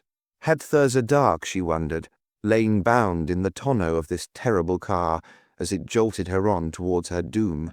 And what had befallen her at the end of the journey? Was drowning painful? As Molly pictured what might have happened, a cold sweat of fear broke out on her. It was too ghastly even to think of, and yet before many hours, before many minutes perhaps, almost she swooned away again as she lay trembling in sick horror, her mind numb and scarcely functioning. But she was young and strong. Gradually the paralyzing sharpness of the first shock passed. Whatever faults she had, cowardice was not one of them, and soon she was striving desperately to pull herself together and to put as brave a face on the situation as she could. Things in her case were not quite so hopeless as in that of poor Thurza Dark. French was looking after her, and she would immediately be missed. He would trace her to the silversmiths and so learn what had happened. With the great organization of the Yard behind him, it could not be long until he found her. In fact, he had evidently foreseen what might occur when he gave her his warning. Oh, that she had taken that warning! But suppose he didn't trace her in time? Resolutely Molly shut her mind to the suggestion. She was not dead yet. While there was life, there was hope. To divert her mind from these harrowing thoughts, she fixed her attention more deliberately on her surroundings. Could she learn anything as to her destination from the sounds she heard? It was immediately clear to her that they were bowling along at a fair speed on an extremely good road, asphalted, she thought. But she was conscious also of a reduction in the sound. She wondered if this were due to meeting fewer vehicles, as if so, it would indicate that they were getting farther from London. As she was considering the point, they slowed down, and turning, she believed to the right, passed at a slower speed over a road with a much worse surface. After a few minutes, they stopped altogether, and she heard movements as if her driver were performing some gymnastic feat in the front seat. Then he got out and walked round the car, and she heard a sort of click behind it. A moment later, he re-entered, and again they drove off. For what she judged as about 10 minutes they drove slowly along the bad road, then a slack, a sounding of the horn, another turn, and they were once more on the smooth surface of a main thoroughfare. A few minutes of this, a few minutes of another by-road, and after another slackened turn, the wheels grated on the gravel of a drive. It was evidently a short one. Then they bumped over some kind of obstruction and came to rest on a smooth surface. A rolling sound followed by a clang gave the necessary hint. They had driven into a yard, and the big entrance gate had been shut behind them. Presently she heard muffled voices and the door of the tonneau was opened. Then she felt herself being lifted and carried, still rolled in the rug, into some building and upstairs. 1, 2, 3, 6 flights they went up. A few steps more on the level and she was laid down on something soft. Immediately the rug and gag were taken off and her bonds loosed. She found herself in a dingy whitewashed attic with slanting ceilings and a skylight. The lower walls were stained and dirty, and the boarded floor looked as if it had not been washed for a year. The furniture consisted of the bed on which she was lying, a chair, a table, a wash-basin and jug on an old box, a fireplace with fender and fire irons but no fire, and in a corner a pile of old untidy books. Over her were Bending Style and Gwen Lestrange. They watched her in silence, and at the look in their eyes a paralyzing fear again swept over her. "So you thought you could get off with it," Style said at last, and his voice was like the snarl of some vicious animal. "You thought you could play the traitor, speaking us fair and taking our money, and all the time spying on us and telling that cursed French what we were doing. You thought you could, did you?" Molly was not prepared for this direct attack, but she countered as well as she could. "What do you mean? I didn't tell anyone what you were doing. Sure, how could I when I didn't know myself?" Styles shook his clenched fist in her face.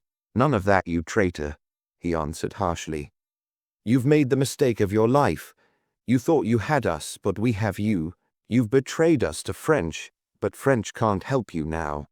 You're in our power, and you're going to pay." Molly felt his gaze almost as a physical touch. It sapped her strength, but she clutched her courage with both hands. "I don't know what you're meaning. Who is French anyway?" "Liar!" Styles shouted savagely. "Do you think we're fools? Do you think we act before we're sure? Let me tell you, you've been watched. When you were telling French about us on the seat in Charing Cross Gardens yesterday, our agent was reading the paper within 20 feet of you. He saw you offering to show French your vanity bag, and French's quick refusal. And we've watched you with him before. Fool." He glared at her. "To think that you could fool us." To Molly, his abuse seemed to act as a stimulant. She felt her courage coming back. "Ah," she retorted, "you're a bit off the track, Mr. Style. That was me uncle you saw me with. He often meets me and takes me out." Gwen Lestrange spoke for the first time. "Little fool," she said harshly. "Lies like that will only finish you up." But Style held up his hand. "Just tell us his name," he demanded with a suddenly ingratiating manner and a sly look on his narrow face. His friendliness terrified Molly even more than his anger. She realized that she had made a mistake and tried to recover. "French," she admitted. "I see there's no good trying to deceive you, and he is an inspector at Scotland Yard. But he's me uncle for all that, and he often takes me out, and we've never discussed you or your affairs at all." Style made a furious gesture. "You," he used a foul name. "Do you know what happens to liars and traitors? Did you ever hear of Smith and the Brides of the Bath? How he drowned his wives in a bath? Well, that's what'll happen to you. There's a bath in the next room, all ready for you. The water rises slowly, slowly, slowly, up to your mouth, up to your nose, over your head. French won't help you then. Uncle indeed." He paused and gazed gloatingly down at the helpless girl. "He is me uncle," Molly persisted.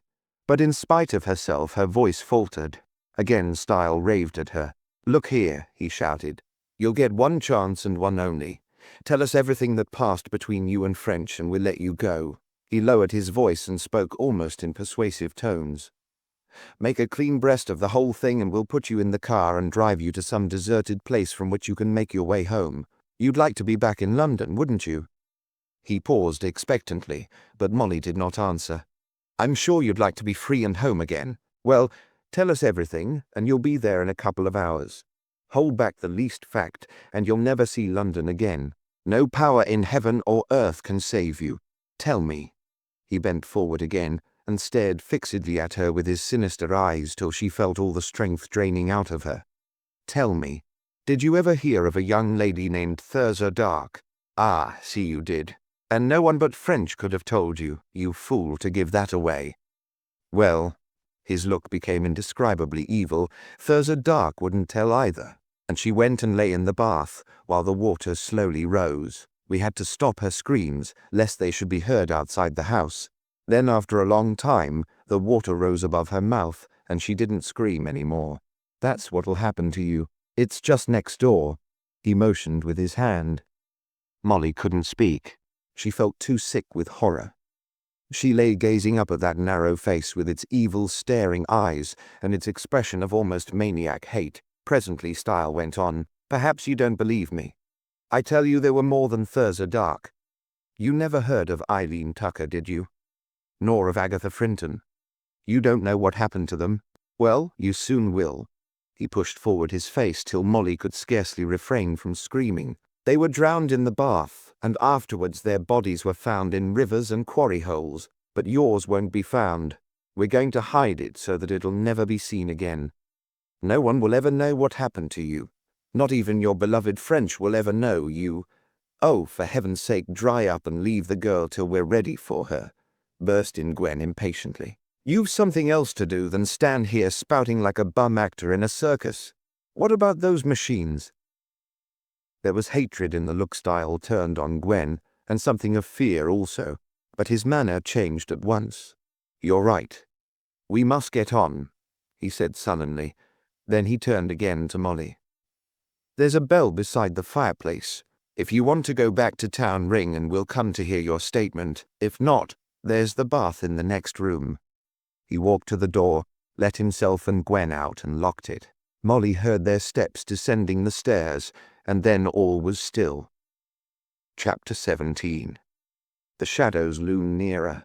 For a few minutes after she had been left alone, Molly lay motionless, too full of horror even to think. She felt herself near death, and with all the intensity of her being, she longed to live.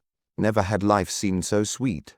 She wanted to get out of this awful room, to see the sun, the fields, the trees, to feel the fresh air blowing on her cheeks, to hear the birds and the sounds of life around her. More than that, she wanted to see her friends, and to be once again amid her familiar surroundings in London. Even to be back in her box office, weary of it though she often had been, would now be heaven.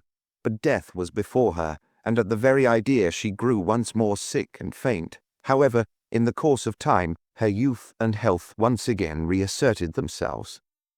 Things perhaps were not so bad after all. For the time being, at all events, she had a respite. It was evident that Style and Gwen were profoundly anxious to find out how much French knew. She believed they were going to keep her alive in the hope that they could make her tell. If so, she had only to refuse to speak and her life would be prolonged. But this mood of optimism soon passed, and terrible forebodings once more filled her mind. Was she safe even for the time being? Even if she told them everything, would she be safe? When they got all they wanted out of her, would her fate not still be that of Thurza Dark? For she did not believe their promise to free her if she did their bidding. They had not liberated Thurza Dark or her two unfortunate predecessors. These girls had almost certainly been forced to reveal what they knew, but it hadn't saved them. The more she thought over her position, the lower sank her heart. There was just one ray of hope. She would be missed immediately. When she didn't turn up at the cinema, they would phone to her boarding house, and her landlady would certainly ring up the Yard. Mr. French would know within an hour, or at most 2. Then he would begin, without delay, to trace her. In fact, he was probably doing it at that moment. She had only to hold out so as to give him time. That was it. To hold out. She steeled her mind to the idea. No matter what happened, at no matter what cost to herself, she must hold out. But would he trace her in time? She shivered as the thought forced itself into her mind. Then resolutely she pulled herself together. She must not allow herself to dwell on such a possibility. To occupy her thoughts, she got up from the bed and began to investigate her surroundings. The room was certainly very dilapidated. From the ceiling and walls hung festoons of cobweb, and dust and scraps of old rubbish lay thick on the floor. The chair and table were of the plainest kind, and the table rocked on 3 legs. There was no water in the jug, and both it and the basin were thickly covered with dust. The truckle bed bore blankets but no sheets, and one of its legs was broken and tied together with string. In the otherwise empty grate was an accumulation of dirty rubbish. The skylight was out of reach, and there being no other window, she was unable to look out. The pile of old books in the corner seemed to offer more promise of distraction, and on these she tried desperately to fix her attention. All were dusty, but she turned them over in the hope of finding something which she might force herself to read. They formed an extraordinary collection, all very old and all well thumbed. There were 2 Bibles, a large one with pictures and a small thin one on India paper. There were the Lamplighter, Queechy, the Fairchild Family, the Scarlet Letter, and a number of others of whose names she had never heard. Most of them were without inscription, but in one was written in a thin, angular hand, Christina Wyatt, February 1864. Molly dully wondered who Christina could have been, and how her Pilgrim's Progress had survived during the 60-odd years since she had obtained it. Among the collection was one book which might throw light on these problems, and Molly, desperately anxious to fill her mind with something other than her own condition, picked it up and forced herself to read. It was an old manuscript book, bearing on the flyleaf the same name, and containing notes in the same thin handwriting, as well as pasted in cuttings of various kinds. The book was of fair size, probably 9 inches by 6 and an inch thick. Only about a quarter of it had been filled, the remaining pages being blank. The notes took the form of a diary interspersed with moralizings after the fashion of the period, but Molly found it utterly impossible to fix her attention on it. Her own position was too precarious to allow her to think of anything else. Throwing the manuscript book back into the corner, she sat down on the bed, buried her head in her hands, and gave herself up to a detailed consideration of the situation. She was trapped. Could she do anything to help herself? That was the burden of her thoughts. The problem had been in her mind subconsciously since her capture, but now she set herself definitely to think of ways of escape. But the more she thought, the less hopeful the idea seemed. There was first of all the door. She got up and examined it. Opening inwards, it was strongly made and fitted with a mortise lock, whose heavy bolt she could see passing across the narrow slit between the edge and the jamb. In no way could she force the door. The chimney, she could see at a glance, was impossible. Even if she could have climbed it, the opening above the fireplace was too small to allow her to pass. There being no windows, there remained only the skylight. Could she get out through the skylight? She lay back on the bed, gazing up at the cobweb-covered square, and calculating her chances. If she moved the bed beneath it, put the old box supplied as a washstand on the bed, and put the chair on the box, she might be able to reach high enough. Suddenly eager, she sat up, listening intently. Not a sound reached her from the house. She decided to try the experiment at once. Her head still throbbed from the effects of the blow, and she would rather have lain still. But the faint hope which had been aroused nerved her to effort. Moving quietly, and making as little noise as possible, she pulled the bed to the necessary position and built her tower. A moment later, she was looking through the glass, but there was not much within view. A vast area of sky and the tops of a row of distant trees alone were visible, and when she tried to push up the skylight, a further disappointment awaited her. It was fastened. Through one of the holes in the handle a screw had been passed. She tried to move the screw, but it was too firmly fixed. For a moment she thought of breaking the glass, but she saw immediately that the metal bars of the frame were too close for her to squeeze between them. Baffled, she got down and stood thinking. There seemed to be nothing that she could do. Slowly she took down the chair and the table and pushed the bed back to its place. She lay down, her thoughts approaching more nearly to despair than at any time since her capture. How she wished she had minded French's warning. What a fool she had been to imagine that she could stand up against members of a gang of this kind. What reason had she to imagine she was abler or cleverer than Thurza Dark? Oh, if when she saw Style she had just passed on with a bow and smile. If only she had done that, she might now be sitting in her paybox at the Panopticon. She had been bored to tears with that box times without number, but now how she longed for it. She would have given all she possessed to be once more within its familiar walls, but no wishing would get her there. Slowly the interminable hours dragged away, while the square of sunshine from the skylight crept across the wall, narrowed to a line and disappeared. Presently she realized that she was desperately hungry. She had had no lunch, and now it was after 5 o'clock. Surely they couldn't mean to starve her. While she was considering the idea, she dropped into a light sleep.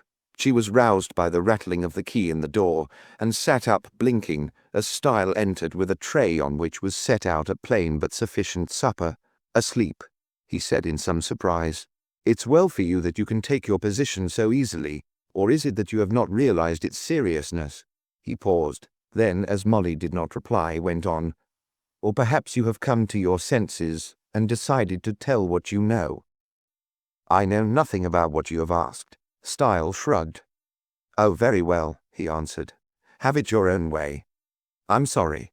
We didn't want any more cases like Thurza Dark's, but it's your say." He put down the tray, then suddenly spoke with extreme earnestness. "For heaven's sake, Molly Moran, don't be such a fool. Thurza Dark took the same line as you. She's dead now. Don't think I'm bluffing when I assure you that you'll die too if you don't do what we want. We offer you the choice of that or of freedom. Don't be such a darned fool." For a moment Molly was tempted to tell of her interviews with French. Then something in his face, a look in his eyes, assured her that she was being deceived. There was no mercy there. They would never let her go. Her only chance was to keep them hoping for information as long as possible, so as to give French time to trace her. She rallied her courage. "It's your fate that is sealed," she declared confidently. "Mr. French knows all about you. You've been warning me, now I'll warn you. If anything happens to me, you'll hang. That's the way things are, Mr. Style. Mr. French knows all about Thurza Dark, and he's taken precautions to prevent you repeating that. There's my warning to you." Brave words. And yet Molly had scarcely spoken them before she felt sick with terror. It was a ghastly mistake to have said that about Thurza Dark. If they believed it, it would remove her, Molly's, chief safeguard. If they thought the murder of Thurza could be brought home to them, it would not save them to spare Molly. The penalty was the same for one murder as for two, but this point of view did not seem to strike Style. He shook his head regretfully. "Very well, fool," he snarled. "If you want to commit suicide, you can." And turning on his heel, he strode out, slamming and locking the door. In spite of her almost frantic state of mind, Molly felt a good deal better when she had finished the plate of cold roast beef and the bottle of cider which she found on the tray. If she could but get the news of her whereabouts through to French, she would be almost happy. Oh, to know that he was on the way to her help. Was there nothing that she could do? Once again she lay down on the bed while she racked her brains over the problem. Was there nothing that she could do? For an hour and more she tossed. Then once again she heard footsteps and the door was unlocked. This time it was Gwen Lestrange. She carried a pair of sheets, a can of hot water, soap, and other toilet requisites. "Here you are, you little fool," she said contemptuously as she dumped her burden on the floor. "You don't deserve these, but we are not so bad as you imagine. But I warn you that unless you do as we want, you'll not need them by tomorrow night." She did not wait for a reply, but went out quickly, locking the door after her. Though Gwen's manner was so ungracious, the articles she had brought made a deal of difference to Molly. After a wash and brush-up, she felt so much happier than when a little later she spread the sheets on her bed and turned in, she found herself actually comfortable. Then her anxiety and fatigues brought their own recompense, and she slept dreamlessly. Indeed, when she woke, it was broad daylight. About 8 o'clock, Gwen brought her some breakfast, and then began another weary and interminable day. She would not have believed had someone told her previously how slowly time could pass. Hour after hour she lay on her bed, racking her brains over the problem of escape. Tales she had read of imprisoned heroines recurred to her, but in all of them, some valiant young man had invariably appeared in the nick of time and had carried out the rescue. But in her case there was no such hero. She had herself to depend on, and no one else in the world, except French. Again and again she pictured French following along that endless road from London. Momentarily she expected to hear the tumult of his arrival, but still the interminable silence remained unbroken. Suddenly an idea flashed into her mind and she lay still, wondering whether there could be anything in it. The more she thought, the less sanguine she grew. However, it was better than nothing. A forlorn hope, but still a hope. Again eagerly listening, she once more built her tower on the bed. Once more she climbed to the skylight. From her pocket she produced a penny. Could she turn the screw with it? Alas, no. The edge was too wide to enter the slot. One encouraging fact, however, she noticed which she had missed before. The wood round the screw was decayed. If only she could get something to fit the slot, she felt sure the screw would not be hard to turn. 20 minutes wrestling with the problem brought her another gleam of hope. Going to the fireplace, she knelt down and began rubbing the edge of the penny on the hearthstone. And then hope changed once more to eagerness. The penny was deeply scratched. With perseverance she was sure she could rub its edge thin enough. But she had not counted on the labor involved. She rubbed till her whole body ached before she succeeded, and then it was only to find that, owing to the curve of the penny's edge, it rose out of the slot when she tried to turn it. This problem, however, was easier. Another exhausting period of rubbing on the hearthstone, and she had ground a flat place on the disc, long enough to meet her purpose. Few would blame her that she shed a few tears when, after all her weary work, she found she was still no nearer her goal. She could not turn the screw, but once more she pulled herself together. She had gone so far she would not be beaten, and very little further thought gave her the solution. While she was considering some better way of gripping her penny, her eyes fell on the tongs. They were old-fashioned with a hinge and flat-meeting faces, not the more modern spring kind with claw ends. It was the work of a few seconds to grip the penny in the tongs and try again. But even yet, she was not through. She found she could not hold the tongs tightly enough to prevent them opening, but she would not be beaten. Looking round in desperation, her eye fell on the broken leg of the bedstead. In a moment she was kneeling on the floor, unwinding the cord which held it in place. Another few seconds, and the legs of the tongs were tied tightly on the penny, and she was again trying the great experiment. Her joy may be imagined when this time her improvised screwdriver worked. The screw removed, she eagerly raised the skylight and looked out, but at the sight which met her eyes her tears once again overflowed. All her work was unavailing. She was no better off. Away from her the smooth slates of the roof stretched in every direction, from the ridge above to the gutter beneath, and to the capping of the eaves to right and left. From where she stood, the roof seemed like a great sloping table-lamp suspended in mid-air. It had no visible connection with the earth, which appeared beyond the gutter, far below, and a long way off. She thought she must be at the back of the house, for there was no road or drive in sight. She was looking down into fields, behind which was a wood, forming the horizon.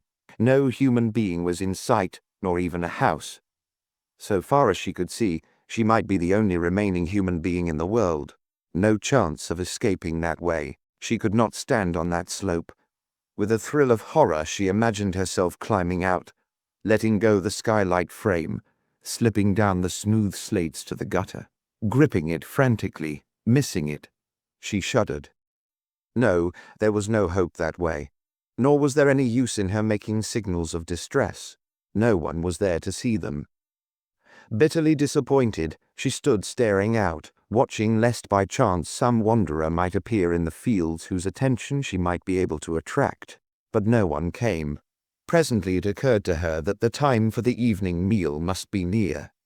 Useless as this open skylight seemed, it would be wiser to keep the knowledge of it to herself. She therefore closed the sash, put back the screw loosely, replaced the furniture, took her screwdriver to pieces, and lay down on the bed. Only just in time. She had scarcely settled down when Gwen appeared with the meal. Then followed a perfectly interminable night. This time, she had not had the necessary physical fatigue to make her sleep, and she tossed restlessly during the long, dark hours. But morning came at last, and with it breakfast, and the prospects of another endless day. She wondered what the plans of the trio could be. Gwen's threat as to her end coming before the previous evening had not been fulfilled. Either their plans had miscarried, or Gwen had been bluffing. Reassuring, for what it was worth. But they could not keep her alive and a prisoner indefinitely. They must, she imagined, be waiting for some development, though what form it might take she could not imagine. Like a century the day dragged out its weary course. Lunch came, then Gwen with water, then supper, and still no ray of light or hope appeared to the girl. Then, just as she was preparing for another long night of wakeful tossing, she got another idea. It was far more in the nature of a forlorn hope than the last. Still, she reminded herself, it was a hope. But if she were to carry out her plan, she must lose no time. It would be dark in less than an hour. Now, breathlessly excited, she jumped from the bed, took Christina Wyatt's old manuscript book, and cutting the thread which bound it, carefully withdrew some of the unused sheets. The double pages were of fair size, some 15 inches by 9. Now, could she remember how to fold them? Once down the middle, the long way, then 2 corners back to the middle fold, then... For a time she experimented until at last there lay before her a dart like those she had made in hundreds in her school days. Eagerly she stood up and threw it. It floated gently across the room. Mass production was now the order of the day. There were 37 clean double pages in the book, and in a few minutes 37 darts lay in a little pile on the bed.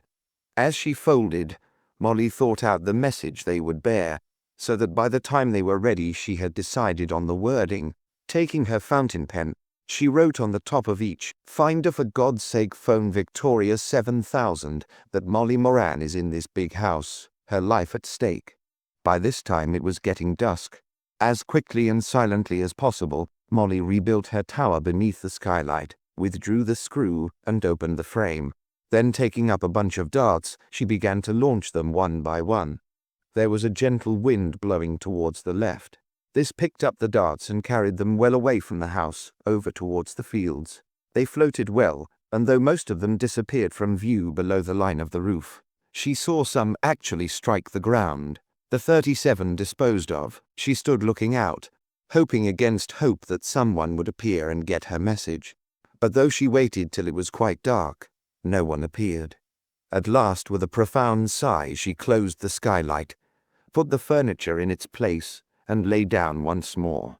The reaction from her previous excitement had now set in, and her depression became greater than ever. The darts, she felt, were no good. No one would find them, and if anyone did, he would think the message some child's prank and take no notice. Or, and this was a disaster which she had not thought of before, Gwen or Style might find them. What would happen to her then? And all the time in the background was the feeling of sick dread and horror when she thought of the fate of Thurza Dark. In the daytime, there had been the excitement of what was happening to keep her up. Now there was nothing. She learned the awful loneliness of fear. Fortunately, from sheer exhaustion, she fell asleep quite soon, but it seemed to her that her eyes had scarcely closed when she was awakened by a knocking at her door. "Get up quickly," came Gwen's voice.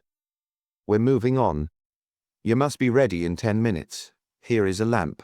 The door opened. A small electric lamp was pushed in, and the door was relocked. Molly looked at her watch. It was still early, only 11:30. What was now afoot? Had her time come? She had not fully undressed, and almost sick with terror, she put on the remainder of her things, but she had not much time to think. Before she was ready, Gwen returned, accompanied by Style. In silence they seized her, and before she realized what was happening, her wrists and ankles were rebound, the gag thrust into her mouth, and a handkerchief tied over her eyes.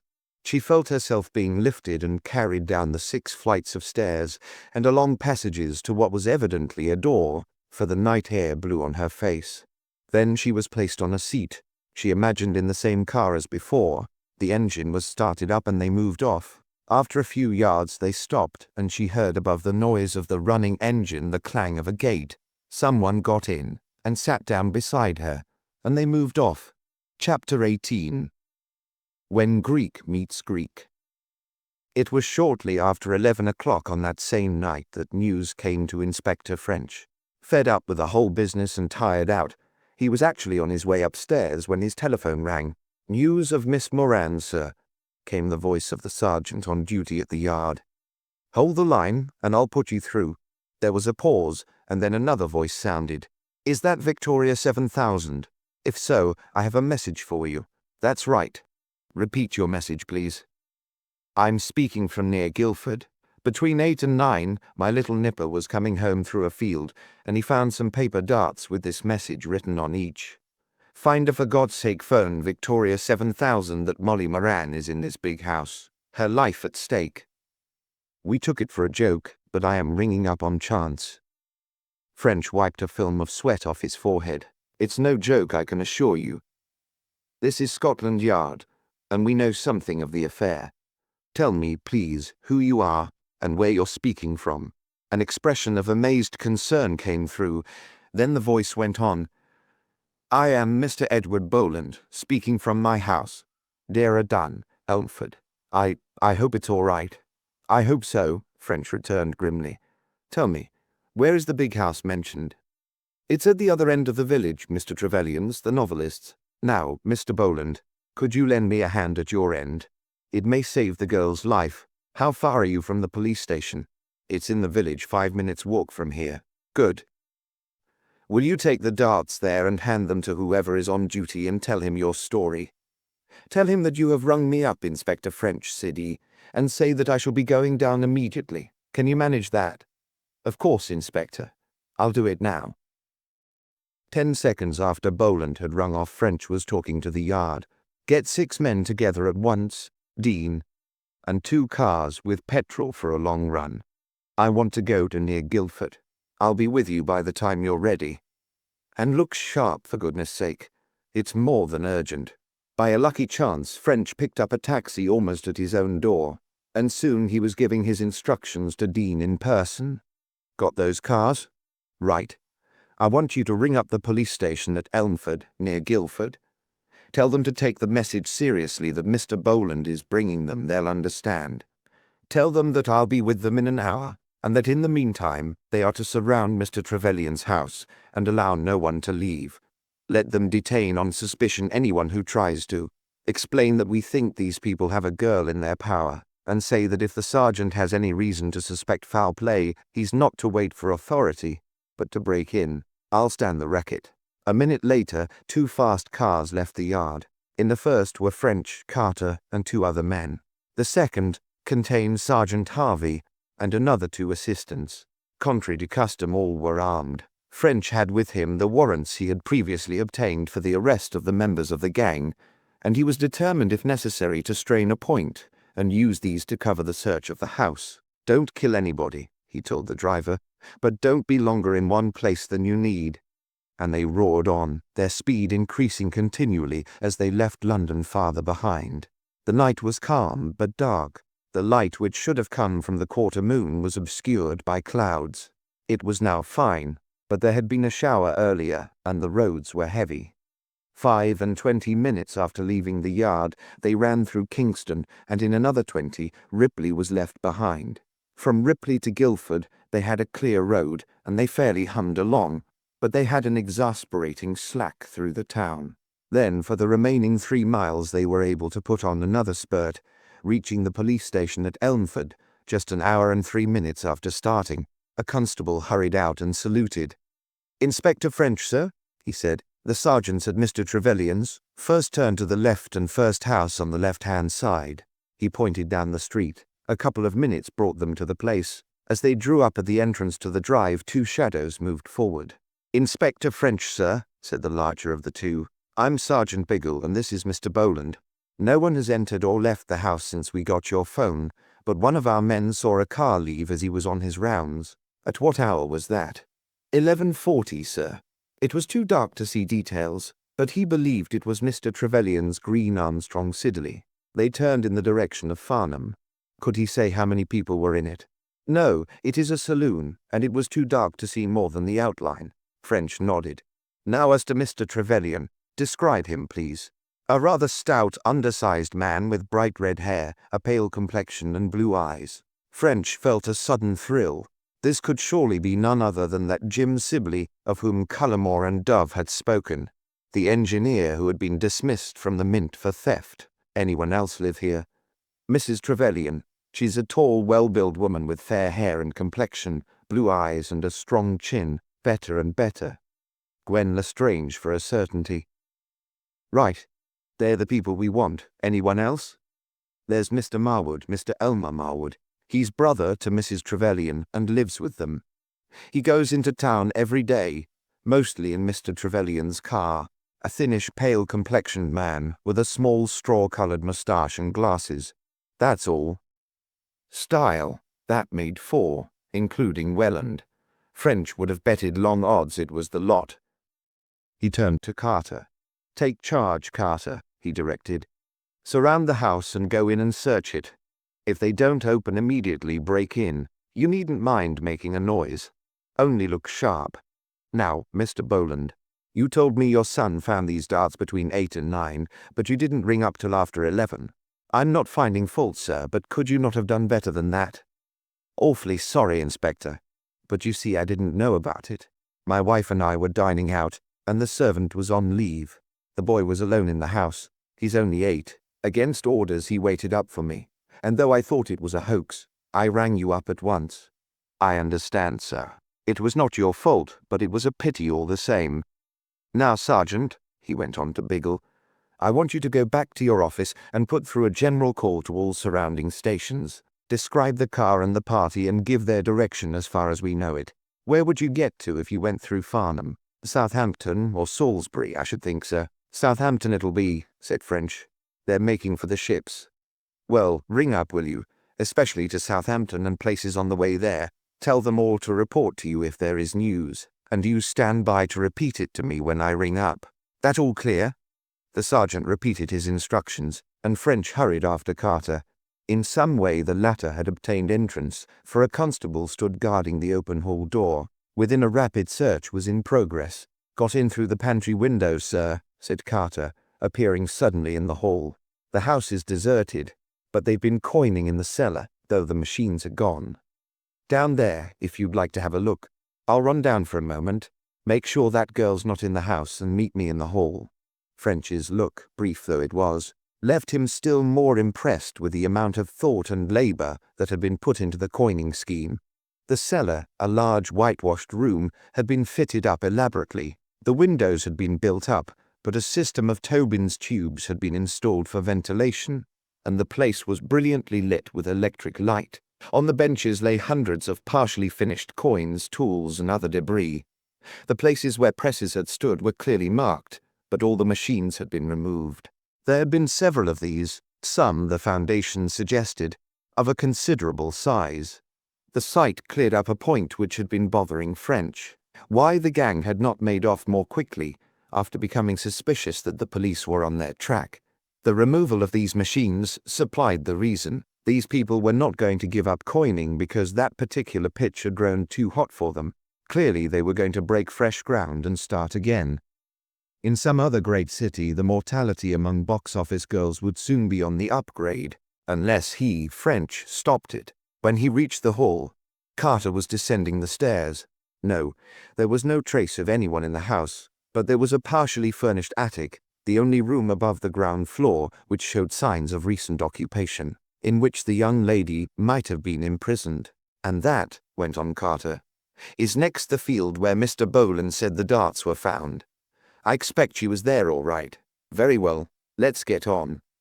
As none of French's party knew the roads, they took a local constable as guide. Warned of the urgency of the case, the driver put on every ounce of power, and they snorted on at a breakneck pace through the night. Fortunately, the road was good, and other traffic practically non-existent, or disaster might have overtaken them. French sat in front, tense and watchful, though with his mind full of the problems which still remained. He believed that this was the last lap, and that the party in front represented the entire gang. He could now see the function of each: Trevelyan, or Sibley, to make the stuff; Style to take it to town and to obtain and bring down the raw materials; Welland to see to its distribution; Gwen to trap the necessary girls, and doubtless do other odds and ends, as might be required. And Sibley's guise of an author was just what might have been expected. It would account for his living in the country, as well as for his long absences during the day. French could imagine the casual caller. "Where is Mr. Trevelyan? I should like to ask him so-and-so. Oh, he's writing. He doesn't like to be disturbed when he's at work." It was a good, well-thought-out scheme. These people had deserved to succeed. Presently there came House's Farnham. A hurried call to Ulmford told them that there was no news, and the chase was resumed. French was now much more anxious. He was running on towards Southampton on the mere strength of his summing of the probabilities. But he might be wrong. That start towards Farnham might have been a blind, and every mile might easily be increasing his distance from the quarry. If so, Molly Moran's chances would be pretty thin, assuming indeed that she was still alive. But there was nothing else for it, and they hurried on. French glanced at his watch. It was just past 2 o'clock. If the gang had gone this way, they must have passed nearly 2 hours earlier, and nearly an hour before he telephoned. If they had been seen, it would only have been by the merest chance. At 5 minutes past 2, they ran into Alton and stopped at the police station. Again no luck. The Ulmford sergeant telephoned that he had heard nothing. The difficulty of French's problem was now increased tenfold. Should he go on? If the others were not making for Southampton, to do so would probably mean losing them altogether. But there was no time for hesitation. Rightly or wrongly, he would back his judgment. On towards Southampton, he ordered, and once again they began their mad rush through the endless night. At 20 minutes to 3 they reached the suburbs of Winchester, and a couple of minutes later French was again ringing up Elmford. Then his weight of fear and doubt was suddenly eased, and he felt a thrill of the keenest satisfaction. There was news. On receiving Sergeant Biggle's call, the officer in charge at Southampton had instantly sent men round the roads in the vicinity to warn the patrols who were already out on their beats. Just 5 minutes earlier, one of these men had returned to say that a car answering the description in question had passed through the village of Old Netley at about 2 a.m. It had come from the direction of Hedge End and gone on towards the sea. Hedge End was in a direct line from Winchester to Netley. Netley, hard as you like, French cried as he swung himself back into the car. Luckily, their guide had once been stationed at Southampton and knew the district. They ran on at full speed to Botley, then turning back west, went south through Hedge End. There they left the main road and at a necessarily reduced speed ran through Old Netley and down to the shore of Southampton Water, at the end of the little town of Netley. Here was another problem for French. The road down which they had come debouched at right angles into a road running parallel to the shore. Should they turn up or down channel? "Where does that road go to?" he asked the guide, pointing down towards the sea. "Just to Netley town and the hospital, sir, though you can get on to Hamble. But they wouldn't have gone that way, because there's a direct road from Winchester to Hamble through Hound. Very well, turn to the right." This, the guide explained, would bring them in a couple of miles to Southampton, through the suburb of Woolston. French, deciding that he would make for the police station, nodded. After passing a grove of trees at Hilton, the road ran down along the sea, being separated from the actual beach by a strip of unfenced grass some 30 yards wide. To be so near a great port, the place was extraordinarily secluded. The clouds had now uncovered the quarter moon, and so far as French could see in the dim light, there was not a house in sight. Away in front were the lights of Southampton, and out on the water were the riding lights of steamers, with an occasional twinkle from the Hythe shore opposite.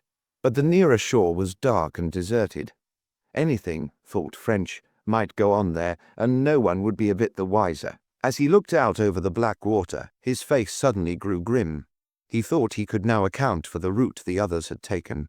They were going to Southampton all right, but they had something to do first. There was dangerous evidence to be destroyed. There in the water, somewhere out in the darkness towards Hythe, he dared swear, was now floating the body of the poor little Irish girl. He sighed as he thought of the narrow chance on which the thing had turned. If only that man Boland had not been out when his son found the darts. Ah, well, it couldn't be mended now.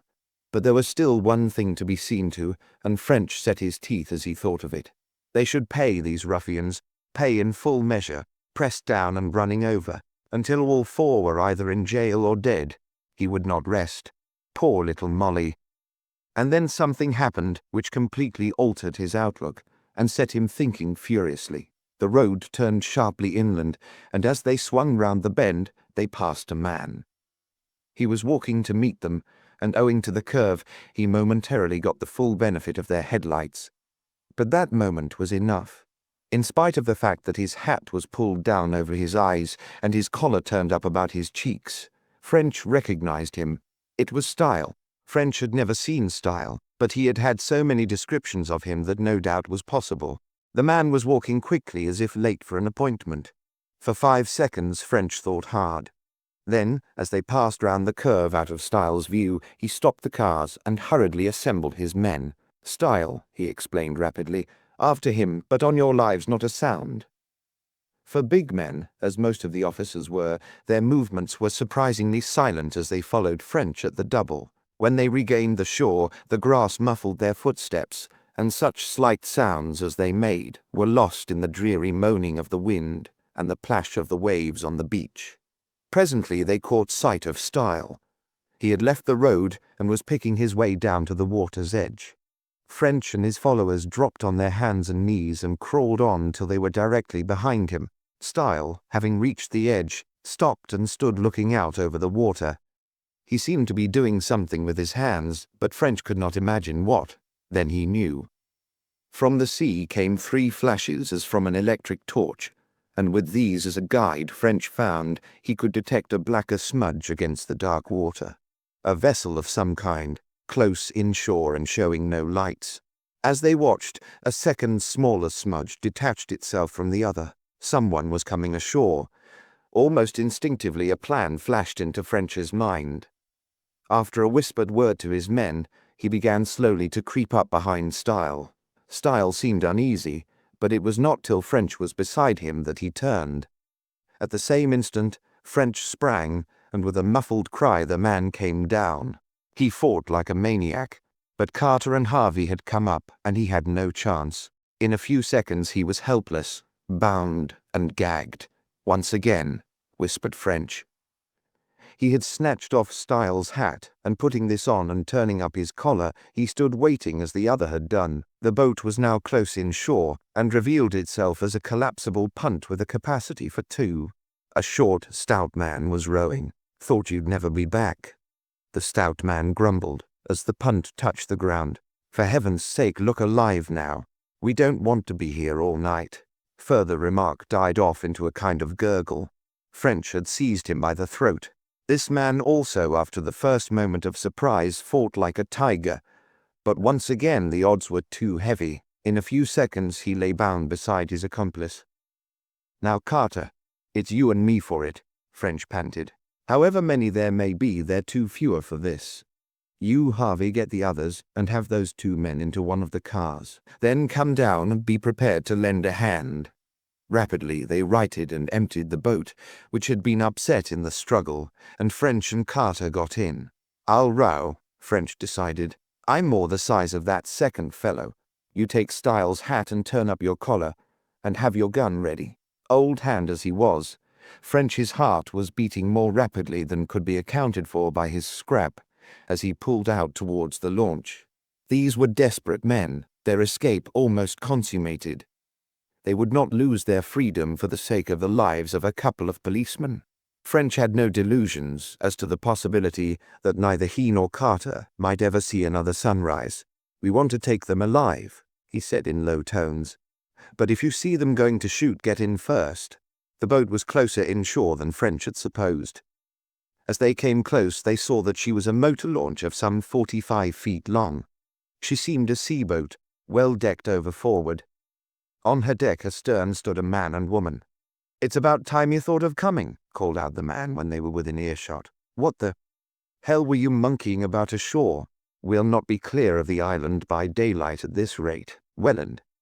And the woman was certainly Gwen Lestrange. French murmured a husky reply in a tone as like that of the former oarsman as he could, but his effort was not good enough. The 2 started and called out simultaneously in tones of urgent anxiety. "Sibley," cried Welland. "Speak clearly, can't you?" While Gwen shouted, "Jim, is that you? Answer." French put down his head and pulled with all his might. The boat bounded forward. There was a sudden scuffle on deck. "Look out, it's French," came in a shrill scream from Gwen, while with a savage oath Welland roared, "Start the engine! For your life, Gwen! I'll pop them if they try to come aboard." The voices of both had an edge of desperate urgency. Like a flash the girl leaped to the cabin door, and after fumbling at its lock, disappeared within. Welland at the same time dashed across the deck, seized what appeared to be a topcoat, and began hurriedly searching its pockets. At that moment the boat came alongside, and both French and Carter sprang at the rail and began to climb aboard, but they were too late. Before French reached the deck, Welland found what he wanted. His hand flew up, and in it was something shining. And then, just as he was about to fire, a flying figure appeared from the cabin, the figure of a girl. She dashed to Welland, and as the jet of flame spurted from the pistol, struck desperately at his arm. French felt a searing pain in his head, but he was not disabled, and he sprang across the deck to Welland.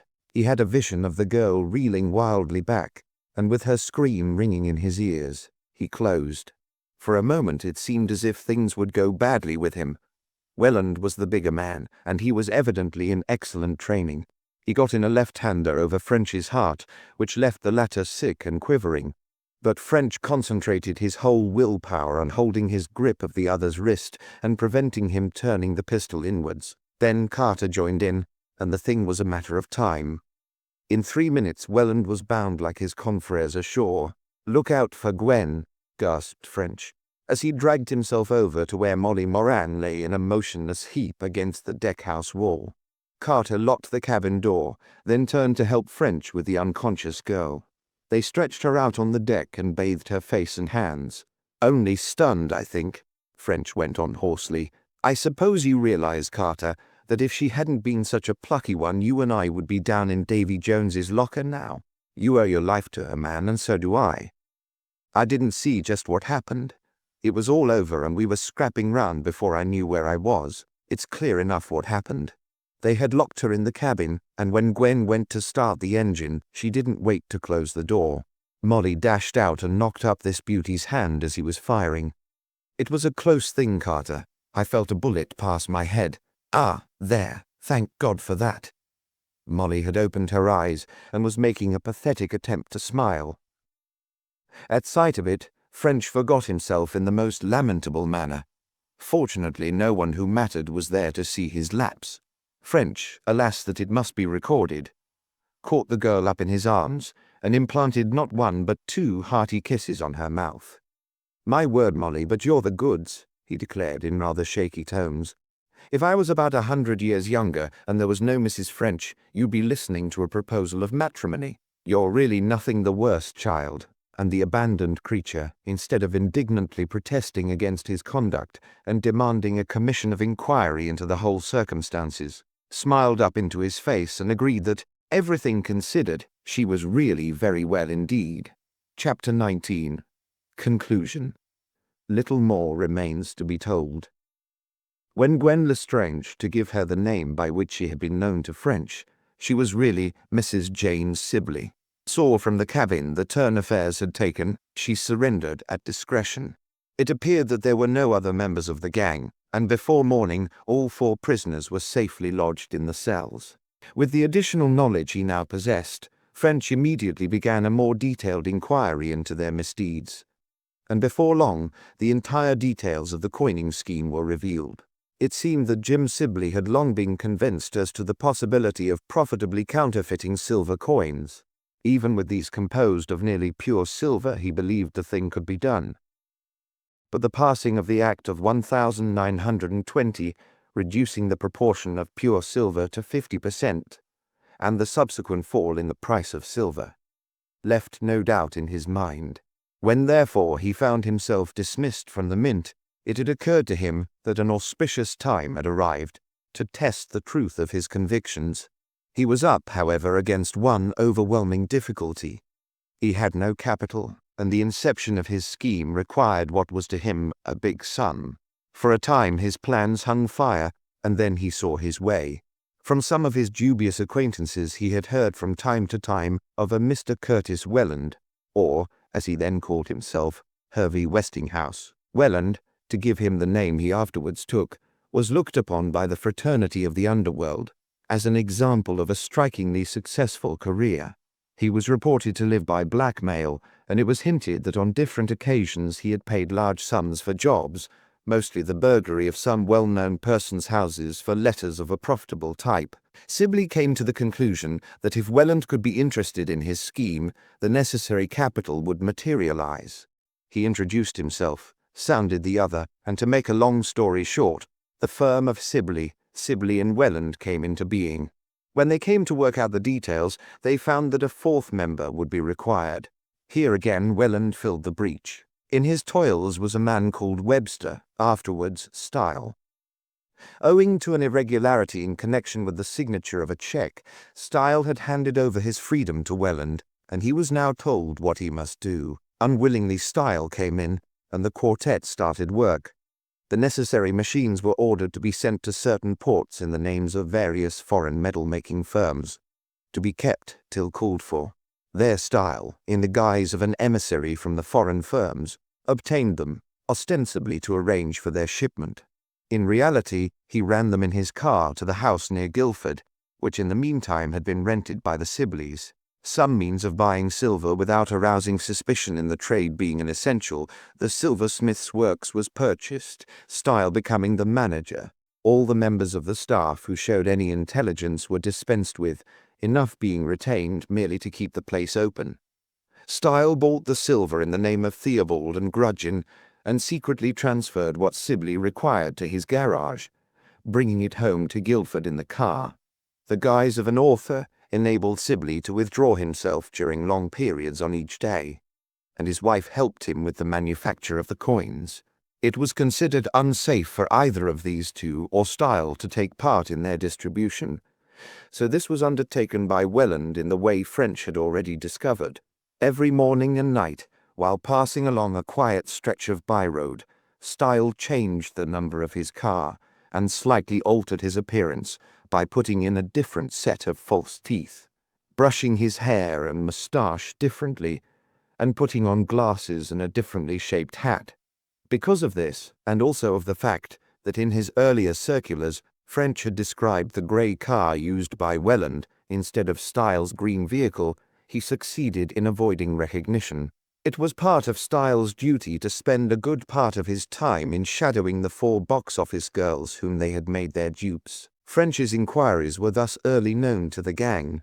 Welland instantly saw through the trick of the broken window, and this convinced the gang that they were in dangerous waters. The manufacture of coins was suspended while Sibley and his wife, both disguised, shadowed the girls. French's interview with Molly in the Charing Cross Gardens thus became known to them, and they saw that they were on the eve of discovery. At once, a message was got through to Style to supply Welland with good coins for the girls. Style kept a supply in his safe for this purpose, and he passed good bundles to Welland, replacing them with the 4 faked lots he had brought to town. It was in this way that the coins obtained by French from Molly proved to be good, while those which he found in Style's safe were faked. The eventuality which the quartet found themselves up against they had long foreseen and provided against. Their idea was that if England should get too hot to hold them, they would transfer their activities to France. Welland had therefore bought the launch, storing it at Ryde. They were determined, however, not to go without their plant, and preparations for the removal of this were in hand when the whole situation was altered by Molly's recognition of Style at the silversmith's. Style instantly saw that if Molly were allowed to see French again, they were done for. French would get on his trail and would find the house at Guildford before the plant had been got away. He therefore decided to kidnap her, so as to gain the necessary time for this operation. The question of whether she should not be murdered like those of her predecessors who had shown a desire to communicate with Scotland Yard was carefully considered, and her life was spared as a sort of forlorn hope. If by some unlikely chance French should discover their flight before they got clear away, Molly was to be exhibited, and French was to be told that if he attempted to prevent their escape, she should be shot then and there in cold blood. They thought this might make him hesitate sufficiently to enable them to effect their purpose. By the evening of the day on which Molly was kidnapped, all the preparations for the flight were complete, and if the gang had then bolted, in all probability they would have got clear away. But an unexpected hitch at the last minute delayed them for 2 days and led to their undoing. Welland found that he could not start the engine of the launch, and he lost 2 vital days at Ryde in getting the defect put right. The working out of a method of transshipping their plant from car to launch proved one of their most difficult problems. The need for secrecy forbade the use of a wharf and crane, and they knew of no natural harbour or rock from which the machines could be embarked. They therefore chose the position on Southampton Water, one of the rare hards on a shore of soft and sedgy flats. At low water they ran the car down on the beach, unloaded and buoyed the machines, and when the tide rose floated the launch to the place and hoisted the machines on board. 2 journeys of the car had been necessary to transport all the plant, the second being that by which Molly had been taken. On reaching the shore for the second time, the balance of the machines had been unloaded, and the whole of the party except Style had gone on board. Style utilized the time until the tide rose high enough to lift the machines in attempting a further safeguard. With the object of confusing the chase, should one materialize. He had run the car into Southampton, and it was when walking back after abandoning it there that French and his party met him.